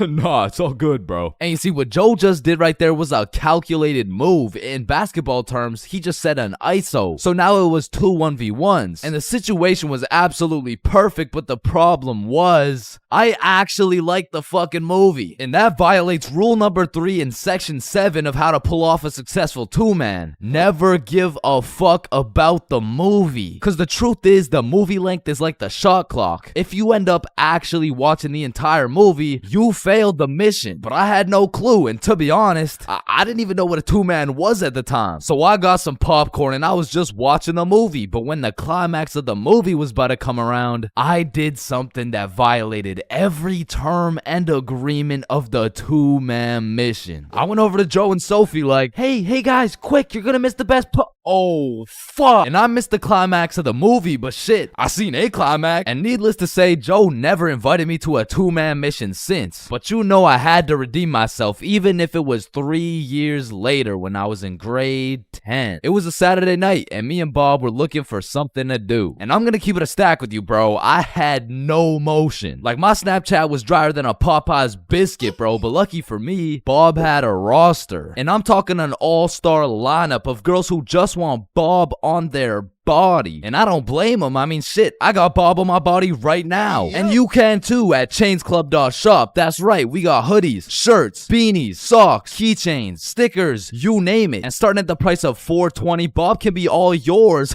Or if you want me, I wouldn't mind being on your keychain or something. Treat me like white teeth. So as I was saying, me and Bob were bored. So Bob hits up this girl named Avery like, what are you doing right now? And she's like, just chilling. Who you with? My friend Alice. Let's link. I'm with my homie. Okay, is he cute? cute as hell. Okay, come over. And I'm excited as fuck, so we get Bob's sister to drive us to Avery's crib, and as we pull up to her house, I remember a crucial detail that I'd been forgetting this whole time. I was scared of the hoes, bruh. And as we walked up to her door, I was starting to get flashbacks of me and Joe's two-man, where Joe tossed up an alley-oop for both of us, and I blocked his shot, metaphorically and literally. And as I'm psyching myself up, Bob calls Avery to tell her we're here, and she's like, so, my parents are asleep, so you're gonna have to come in through my window. Shit. So we walk around the side of the house to Avery's room, and lucky for us, there's this big-ass window, and I'm like, yo, can you open it so we can get in? And she's like, it is open. Bro, only this tiny ass rectangle in the top left was open at a 60-degree angle. But that was our only way in, so I helped Bob up and through the window. But now I gotta get up there, and I'm bigger than Bob, so I put my head through and I'm trying to slowly creep into the room. And then I lean just a little too far, and I'm headed face first onto Alice's hardwood floor. And listen, Bob has come in clutch many times. He saved me from drowning, coyotes, getting in trouble, but out of all these things, I'm most grateful for Bob catching me as I fell through this fucking window, because drowning and dying would have been pretty bad, like boo-hoo, rip chains, you know what I'm saying? But imagine falling through a window and eating shit face first in front of the hose. Like, I would have preferred the drowning, bro. But after that close call, I was a little flabbergasted, you know what I'm saying? But Alice has the audacity to ask me this loaded ass question like, oh hey, what's your name? Me? Yeah, you. It's the name's for real. ChainsFR. Nice to meet you, Mr. Frill. I'm Alice. And so we all just started talking and shit, but I keep noticing Alice was getting a bunch of text messages. And I remember thinking it was probably her mom or something, so I shrugged that shit off and I'm like, yo, we should watch a movie. Yeah, we should. God, yeah. And I wasn't about to make the same mistake I made last time, so I found the most dog shit horror movie on the face of Netflix and threw that shit on. And man, that shit was ass. In fact, it was so ass that we just started cuddling and shit, like, what else was there to do? But now that we were close, I could feel the vibrations of Alice's phone getting a call, so she's like, 1 second, I'll be right back. And I wasn't trying to eavesdrop, but I could low-key hear what she was saying through the door. I'm just at Avery's house. We're watching a movie. Oh my god, okay, that's fine. Okay. But when she comes back, she puts a pillow between us. Like the same type of shit two dudes do to make sure they don't fuck in their sleep. And I'm trying to piece everything together, and as I'm coming to the conclusion that this girl has a boyfriend, I hear footsteps coming towards the door. And when the door opens, I'm fucking bamboozled to see a 60-year-old man who looks furious. And I'm just hoping this isn't Alice's boyfriend, because if it is, we got bigger problems on our hands. But as I seen the way this man looked at Bob, I realized he's Avery's dad. And Bob wasted no time jumping out that fucking window. But for me, let's just say that shit wasn't very elegant, because I got stuck for what felt like 5 minutes making eye contact with this grown-ass man. Well, what are you trying to seduce my dad or something? Like get the fuck out. And I'm not gonna lie, we ran, bro. And once we made it home, me and Bob were relieved. But when I go to check my phone, I got a little notification on Snapchat. And I'm expecting it to be Alice or maybe even Team Snapchat or something, I don't know. But I sure as hell wasn't expecting it to be a motherfucker named Ryan Donaldson. And Ryan must have woke up on the wrong side of the bed this morning, because he's like, what the fuck did you do, dude? So I hit him back with a, who dis? And he's like, Ryan Donaldson. Yeah, no, I can see your username, bruh, but I have no clue who you are. I'm Alice's boyfriend, bitch. And Ryan got his shit hit with an instant block, bro. And so the moral of the story is, if you're gonna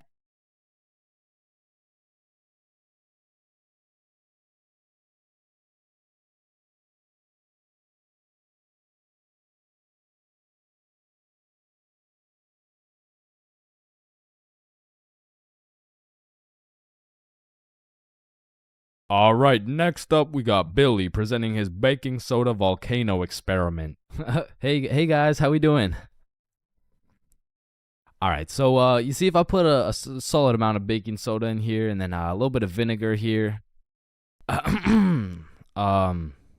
It's supposed to explode. Oh, no, shit. Fuck. Quickly, Organize a single file line in alphabetical order. Hey, I'm first. No, you're not, bro. I'm first. Your last name is literally Johnson. I have 2 last names. Listen, bro, I'm not saying we shouldn't have school drills and all, but what I am saying is the school drills we do have are straight bullshit. Like, if there was a fire in my class, I'm jumping straight out the window. The fuck? There is no way you'll catch me waiting for Alexander and Arnold to debate who's first in line while I'm out here getting sauteed. And shit, fire drills aren't even close to being the worst of the drills, cause we got lockdown drills. Now, I don't know who planned out these drills, but goddamn, these drills are ass. Now, if you never had lockdown drills, they're pretty much a foolproof plan set in place to completely counter anyone pulling up to school with a strap. You see, the plan is pretty simple. You lock the door, gather all the students into the corner of the class, and you turn the lights out. And the reason we turn the lights out is so we can politely tell the intruder that nobody's home. Now, if every classroom followed these steps perfectly, we might even be able to convince the dude that it's a pro D-Day or something. Now listen, I hate to be the bearer of bad news, I really do, but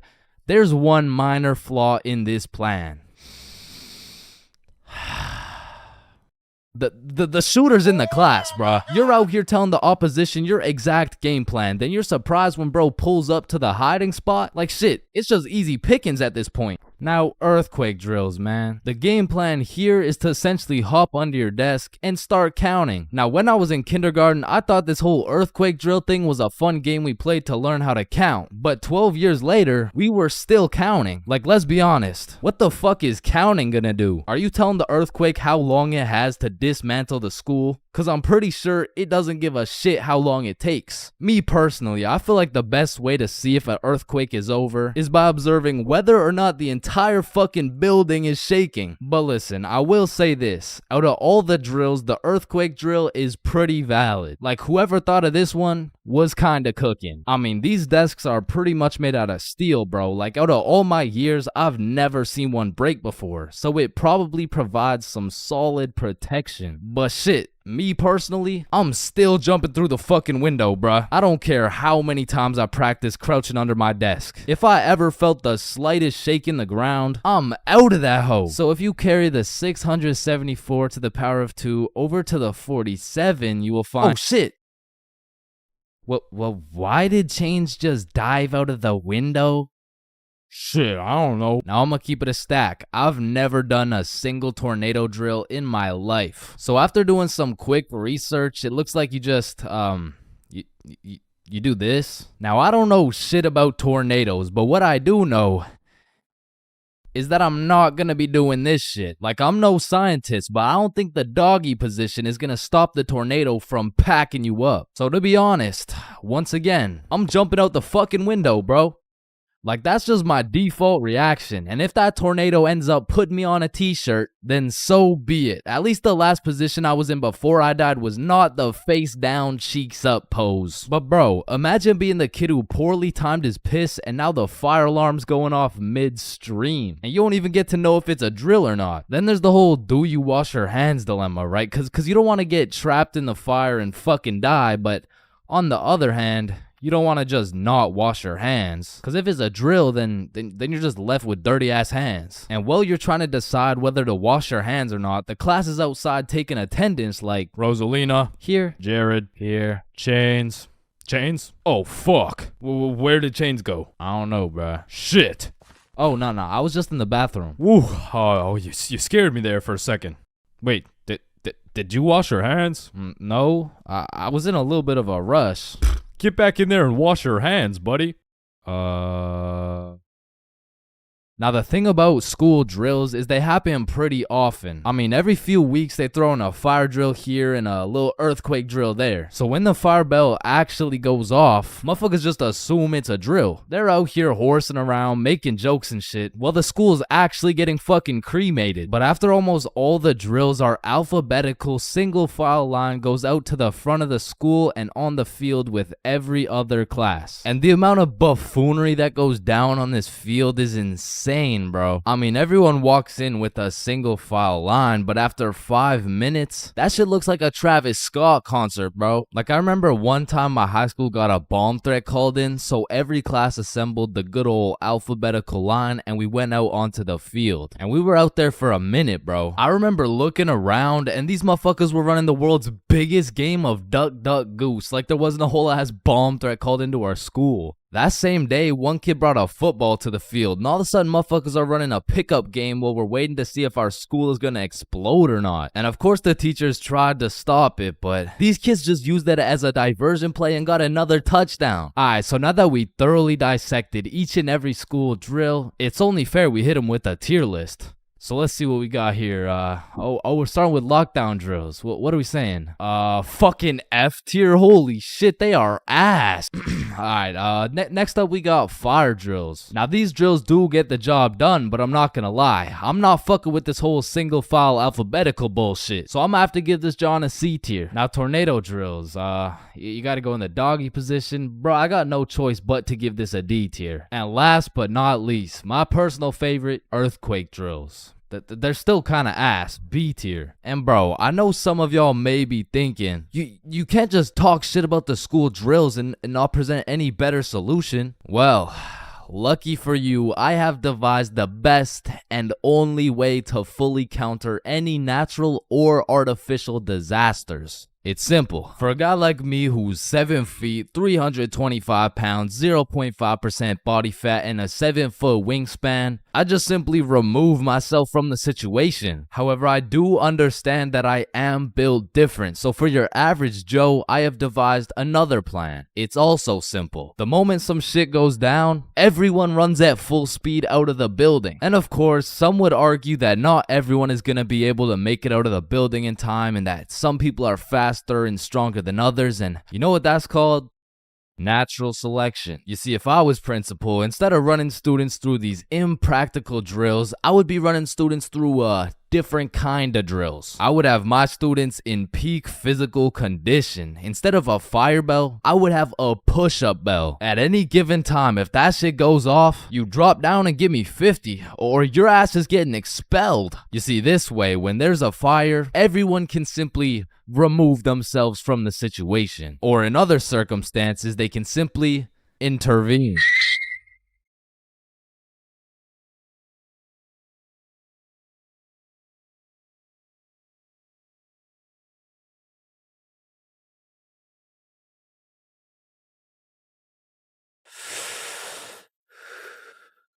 Yo, you can live the rest of your life without breathing. What? No, you need to breathe. Hey, watch and learn, my friend. Oh, shit. Would you look at that? Okay, class, today we're gonna be studying atoms. Yes, Chains. If we're made out of atoms, and we're studying atoms, does that mean atoms are studying themselves? Chains, are you high? No. No. Damn. You know how everyone says, oh, I took a shit. No, you never take a shit. You leave it. Yo, guys, I just took the meanest shit I've ever seen. Hell no. Bro, isn't it crazy that you can imagine what it would feel like to lick any object you look at? Bro, why are you looking at my balls like that? Oh, hell no. You know what I just realized? Yeah, what? Walking around with one crowbar is much more suspicious than walking around with 3 crowbars. Bro, is that your car? Oh, shit. Yo, this burger is busting in my mouth right now, bro. I know, this shit is scrumptious. The ham, it's just exquisite. Wait, ham? There's no ham in the burger. It's a hamburger, dumbass. Of course there's ham in the burger. No, the patty, it's made out of beef. Bruh, that's like saying a hot dog isn't made out of a dog, for Pete's sake. Damn, you're high as shit. Okay, when I say sun, do you think of day or night? Obviously the day, that's when the sun's out. Okay, makes sense. But what if I were to tell you that you see more suns in the sky at night than you do in the day? Whoa. You are hereby sentenced to 35 years in jail for repeatedly kicking a pregnant woman. Objection, Your Honor. When you really think about it, everyone in this room has repeatedly kicked a pregnant woman before. Even you, Your Honor. Fuck. Holy shit. Horses are naysayers. Sir, I am very sorry to inform you the STD results came back and you are positive for chlamydia, gonorrhea, trichomoniasis, syphilis, chlamydia, herpes, HPV, HIV, and chlamydia again. Somehow you got 3 cases of chlamydia. Damn, you know what that made me realize? That you should wear a condom? Nah, life is a sexually transmitted disease that will 100% lead to death. Damn right, sir, you got 3 days to live. You ever think about how old cars are looked at like, look at this dude's old ass car. He's broke as shit. Damn, at least my car isn't as old as this dude's. Holy shit, this guy's car is a shitbox. Damn. Look at that vintage car. Wow, that guy's car is insanely old. He's gotta be a millionaire. What the fuck? Is that Fred Flintstone? Whether we like it or not, we were all once inside some balls. Facts. I'm talking in the testes. Damn. I'm talking in the family jewels. I'm talking in the nut storage. I'm talking in the semen spheres. God damn, Todd's really laying down some mean pipe over there. You know, Todd beating down those doonies really got me thinking. Most people are made in a bed, born in a bed, and die in a bed. Damn. Bro, stairs were made to make a really big fall into a bunch of small falls. Oh, shit, are you good? You know, someone probably still gotcha knows from years and years ago. Gotcha knows, give it back. It's me. What do you mean? It's me. I am the one who gotcha knows. Wait, are you serious? Yes. Dude, give it back. Or what? Give it back. No, it's my nose now. You gotta eat the frog. No, just eat the frog. Nope, 1 bite. Not doing it. You just gotta try it. I'm not eating the frog. It tastes like chicken. Yo, mama tastes like chicken. Come on, it's tradition. You have to eat the frog. Damn, traditions are really just dead people peer pressuring us. Eat the frog, pussy. That's why you're dead, bitch. Listen, I just can't wrap my brain around it. Yeah, what's up? Can you tell me why the fuck we park on the driveways and we drive on the parkways? It makes no sense. Hey Alexa, order some extra large magnums real quick. No, we both know you get absolutely 0 bitches. Alexa, you Alexa, got stop. No reason on top of that, you and I both know Alexa, you are shut a up. size small condom bull. Bro, over the next generation, we're gonna see a serious decline in the number of people who are named Alexa. Damn. Wow, that's quite a beautiful birdhouse right there. Yeah, do you think it's made out of wood? Oh yeah, for sure. And where does wood come from? Fuck do you mean where does wood come from? It comes from a tree. Exactly. Are you thinking what I'm thinking? People cut down birds' houses to make bird houses. Oh, fuck? Yeah, I meant people cut down bird houses to make bird houses. As you get older and older, a life sentence continues to become less threatening. Yo, there's probably a point where you just don't give a fuck. Put the money in the bag, bitch. I hereby sentence you to a life sentence in prison. 3 days later. Whoops. Oh. Okay. How the fuck did somebody look at all these rocks and trees and shit and just think, yeah, I can make a Wi-Fi out of this? Why is it a chair, bro? Someone tell me why it's a chair. You see, the word chair actually originates from the word cathedra, which is a combination of Latin words that mean sit and down. Incidentally, the word cathedral got its name as it is the seat or chair of the bishop. Oh, damn, this sandwich is about to go crazy, bro. Wait, that sandwich would hit way harder if we smoked before you eat it. Oh, okay, yeah, you right. A few moments later. Damn. What? Damn. My sandwich went bad. Nah, when you think about it, your sandwich didn't go bad. Something just started eating it before you did. Whoa, that's crazy to think about. Wait. Are you eating my sandwich right now? You gotta be faster than that, bro. I'm talking inside the cum factories. For real. I'm talking inside the sperm bank. For real. I'm talking inside These nuts. I'm talking in the Dwayne The Rock Johnsons. Damn. Nah, fuck you. Hey, fuck you then. That's why you eat meat. I don't eat meat. I'm vegan. Oh shit, same. But you're still a bitch. Okay, and I still laid pipe on your mom. Yo, what's going on here? He called me a bitch, and he said he had sexual intercourse with my mom. Yo, calm down. I thought you guys were both vegan. Yeah, what about it? If you guys are both vegan, are you guys really beefing? Damn, that was unfunny as fuck. Should we just beat his ass? Yeah, we should. Shit, damn. I see here. Looks like your toothpaste hasn't been doing the job. Try this one. 9 out of 10 dentists recommend this toothpaste. Wait a minute. If dentists make their money off people having bad teeth, and 9 out of 10 dentists recommend this toothpaste, why would I choose to use this one? Go. Shit, he knows. Man, you ever think about how the ocean is just some really big soup? Damn, I guess you're right. Or have you ever thought about how there's more airplanes in the ocean than submarines in the sky? Oh shit, apparently not.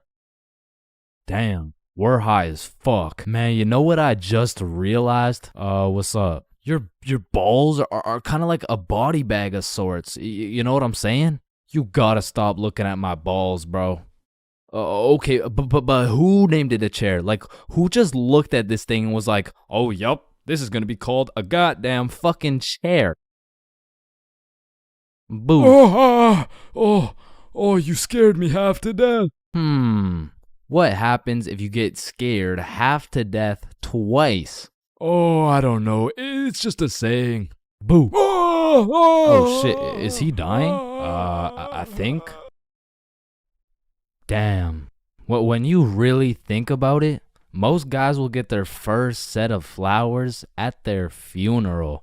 That's some real shit. Wait, Chains, are you high at a funeral? No.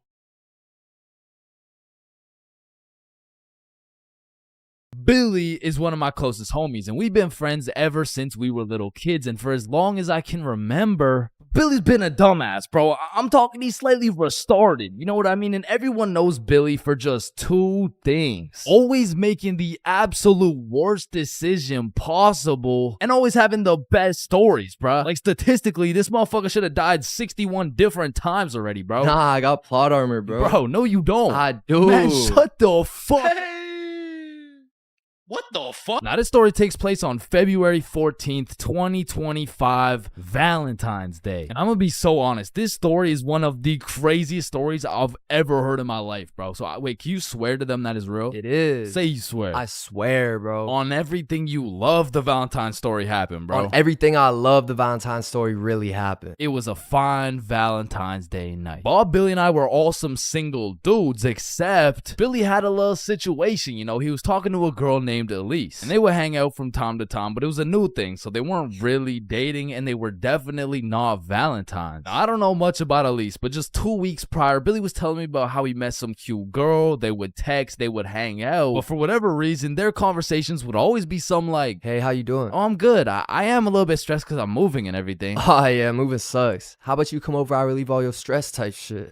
Billy, I really like you. I like you too, Elise. But I think you might be a whore. Wait, what? Like, you're most likely a bop. Okay, wait, I mean, you're like, definitely a fuckboy. Okay, chill now. I've never Fuck the boy in my life. So keeping that in mind, we were all single, and this Valentine's happened to land on a Friday, and because of this, we going to the club. yeah. Yeah.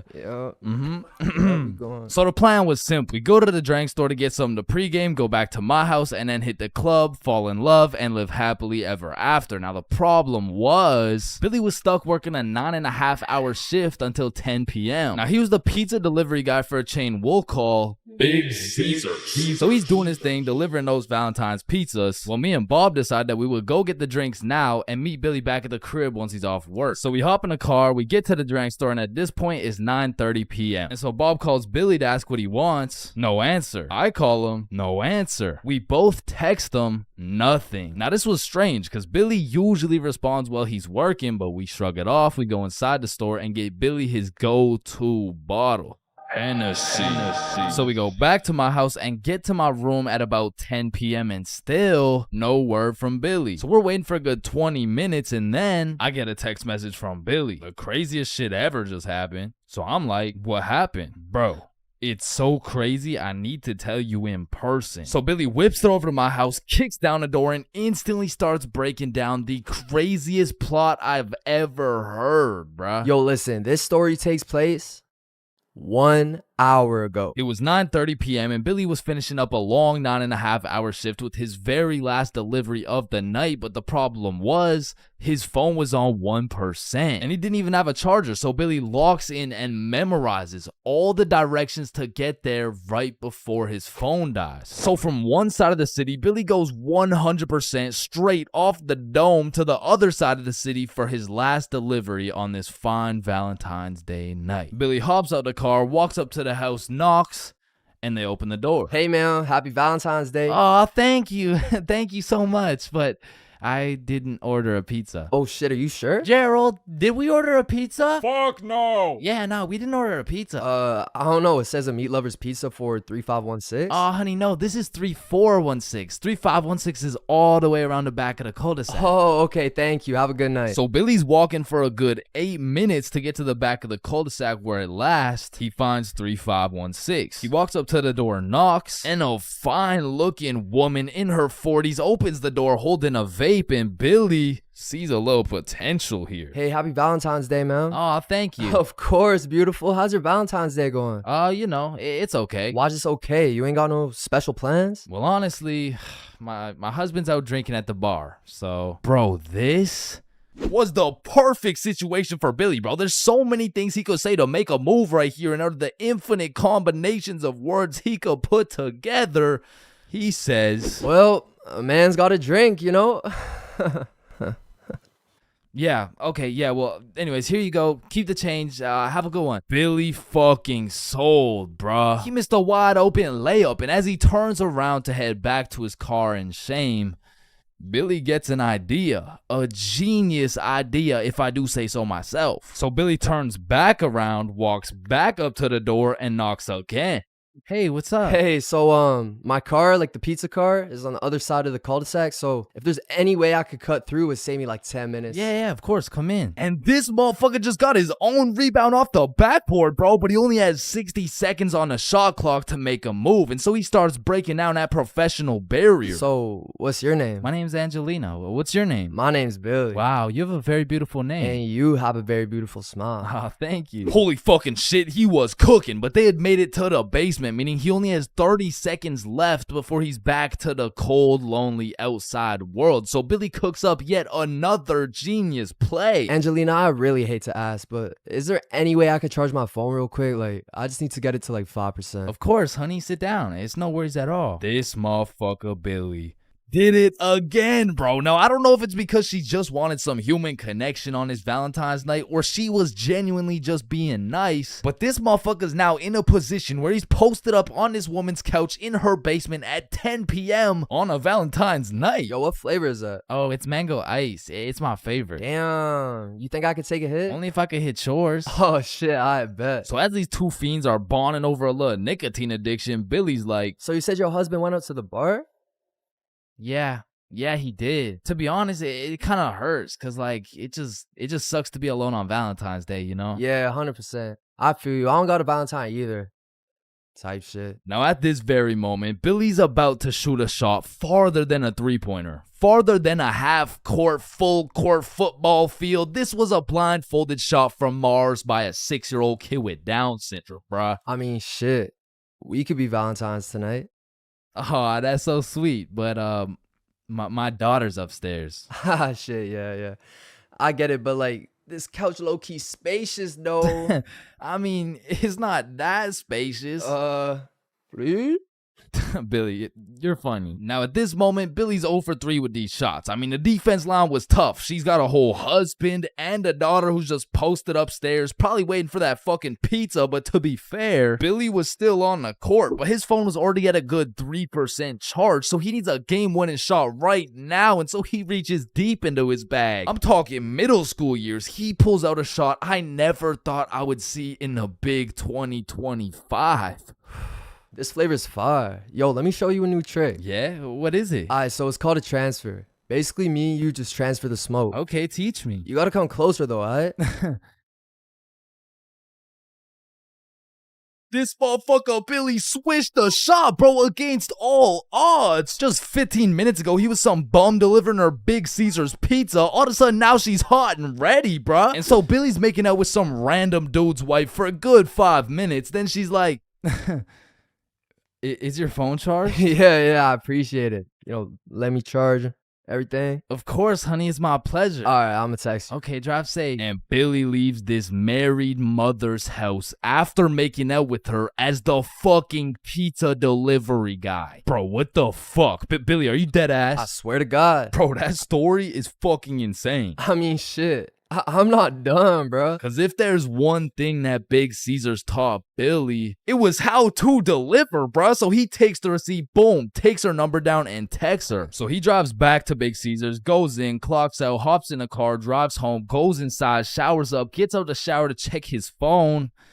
No response. Damn. So Billy tries calling her, straight to voicemail. He changes the no caller ID and calls again, and it rings, meaning she blocked his ass, bro. And I have no clue why she would do such a thing. I mean, like, yeah, she has a husband and like a kid and probably another boyfriend on the side, but damn, say something. And that's the moment when he gets a Snapchat notification. Elise has added you as a friend. Now, Elise is the girl he's been talking to on Snapchat, so why would she even have him unadded in the first place? So Billy's like, you unadded me? And she just hits him back with a WID. Shit, I just got off work. What you doing? Oh, I'm just chilling at home. And then there's a brief pause.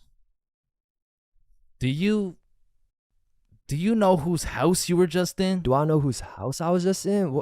I've been to her house before. She doesn't even live close to... Wait. And Billy starts piecing everything together. How Elise was moving houses, all the boxes laid out in that woman's house, how Elise's family loved eating Big Caesars, and the woman's daughter being upstairs the whole time. Oh, fuck. Billy hooked up with his girl's mom. Now, we have no clue what her mom told her, because it makes the most sense that she said something along the lines of, hey, why did the pizza dude take so long? Elise, I think he was flirting with me. Because let's be honest, what is the other option, bruh? Hey, why did the pizza dude take so long? Yeah, no, I mean, I just cheated on your father with the Big Caesar's pizza delivery guy who actually just happens to be your age. So Billy's texting Elise, trying to play it cool, like, oh, I had no clue that was your house. What are the chances? And she just says, yeah, I get my good looks from my mom. And then she blocked him again, bro. Because after telling her 100 times that he's not a hoe, he's not a bop, he's not a fuck boy,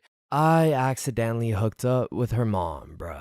Billy, you know I gotta make a video about this, right? Yeah, I know.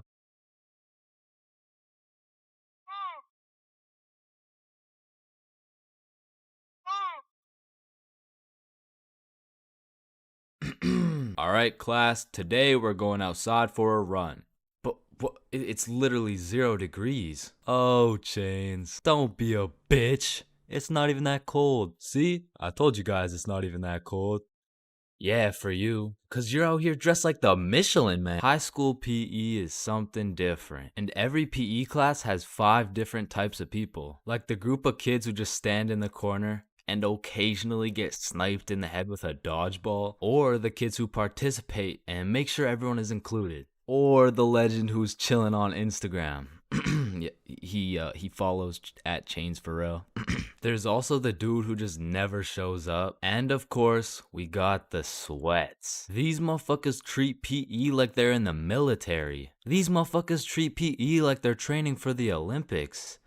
These motherfuckers treat PE like they're gonna get scouted to the league. Which is honestly just funny as hell because, let's be honest, 85.7% of the class doesn't even want to be there. So you'll have some innocent soul zoning out during a basketball game, and all of a sudden they'll be getting posterized like they're playing against Ja Morant. Yeah, bitch! I mean, these kids will come out of PE drenched in sweat, breathing heavy, and with a smile on their face, knowing they dropped 104 points on some kids who have never touched a basketball in their life. And listen, don't hate me, but I do understand the appeal of sweating your balls off in PE, because I too once participated in the sweaty activities. Ow.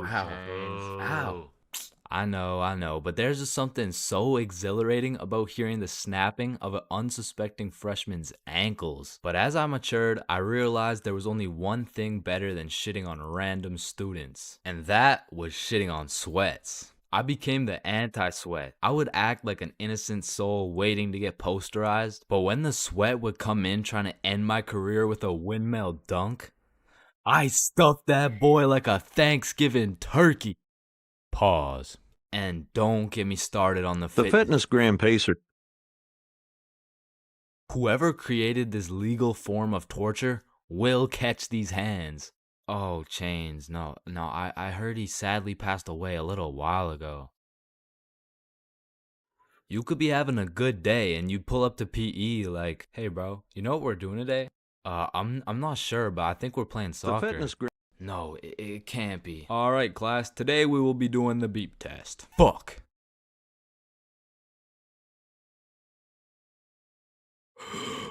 Woo. Damn, what was I at?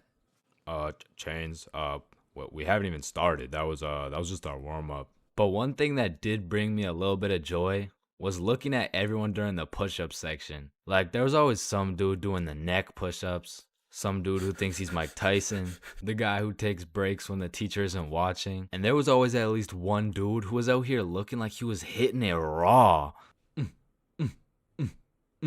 James, I don't think that's how you do it. Oh, yeah, you're right.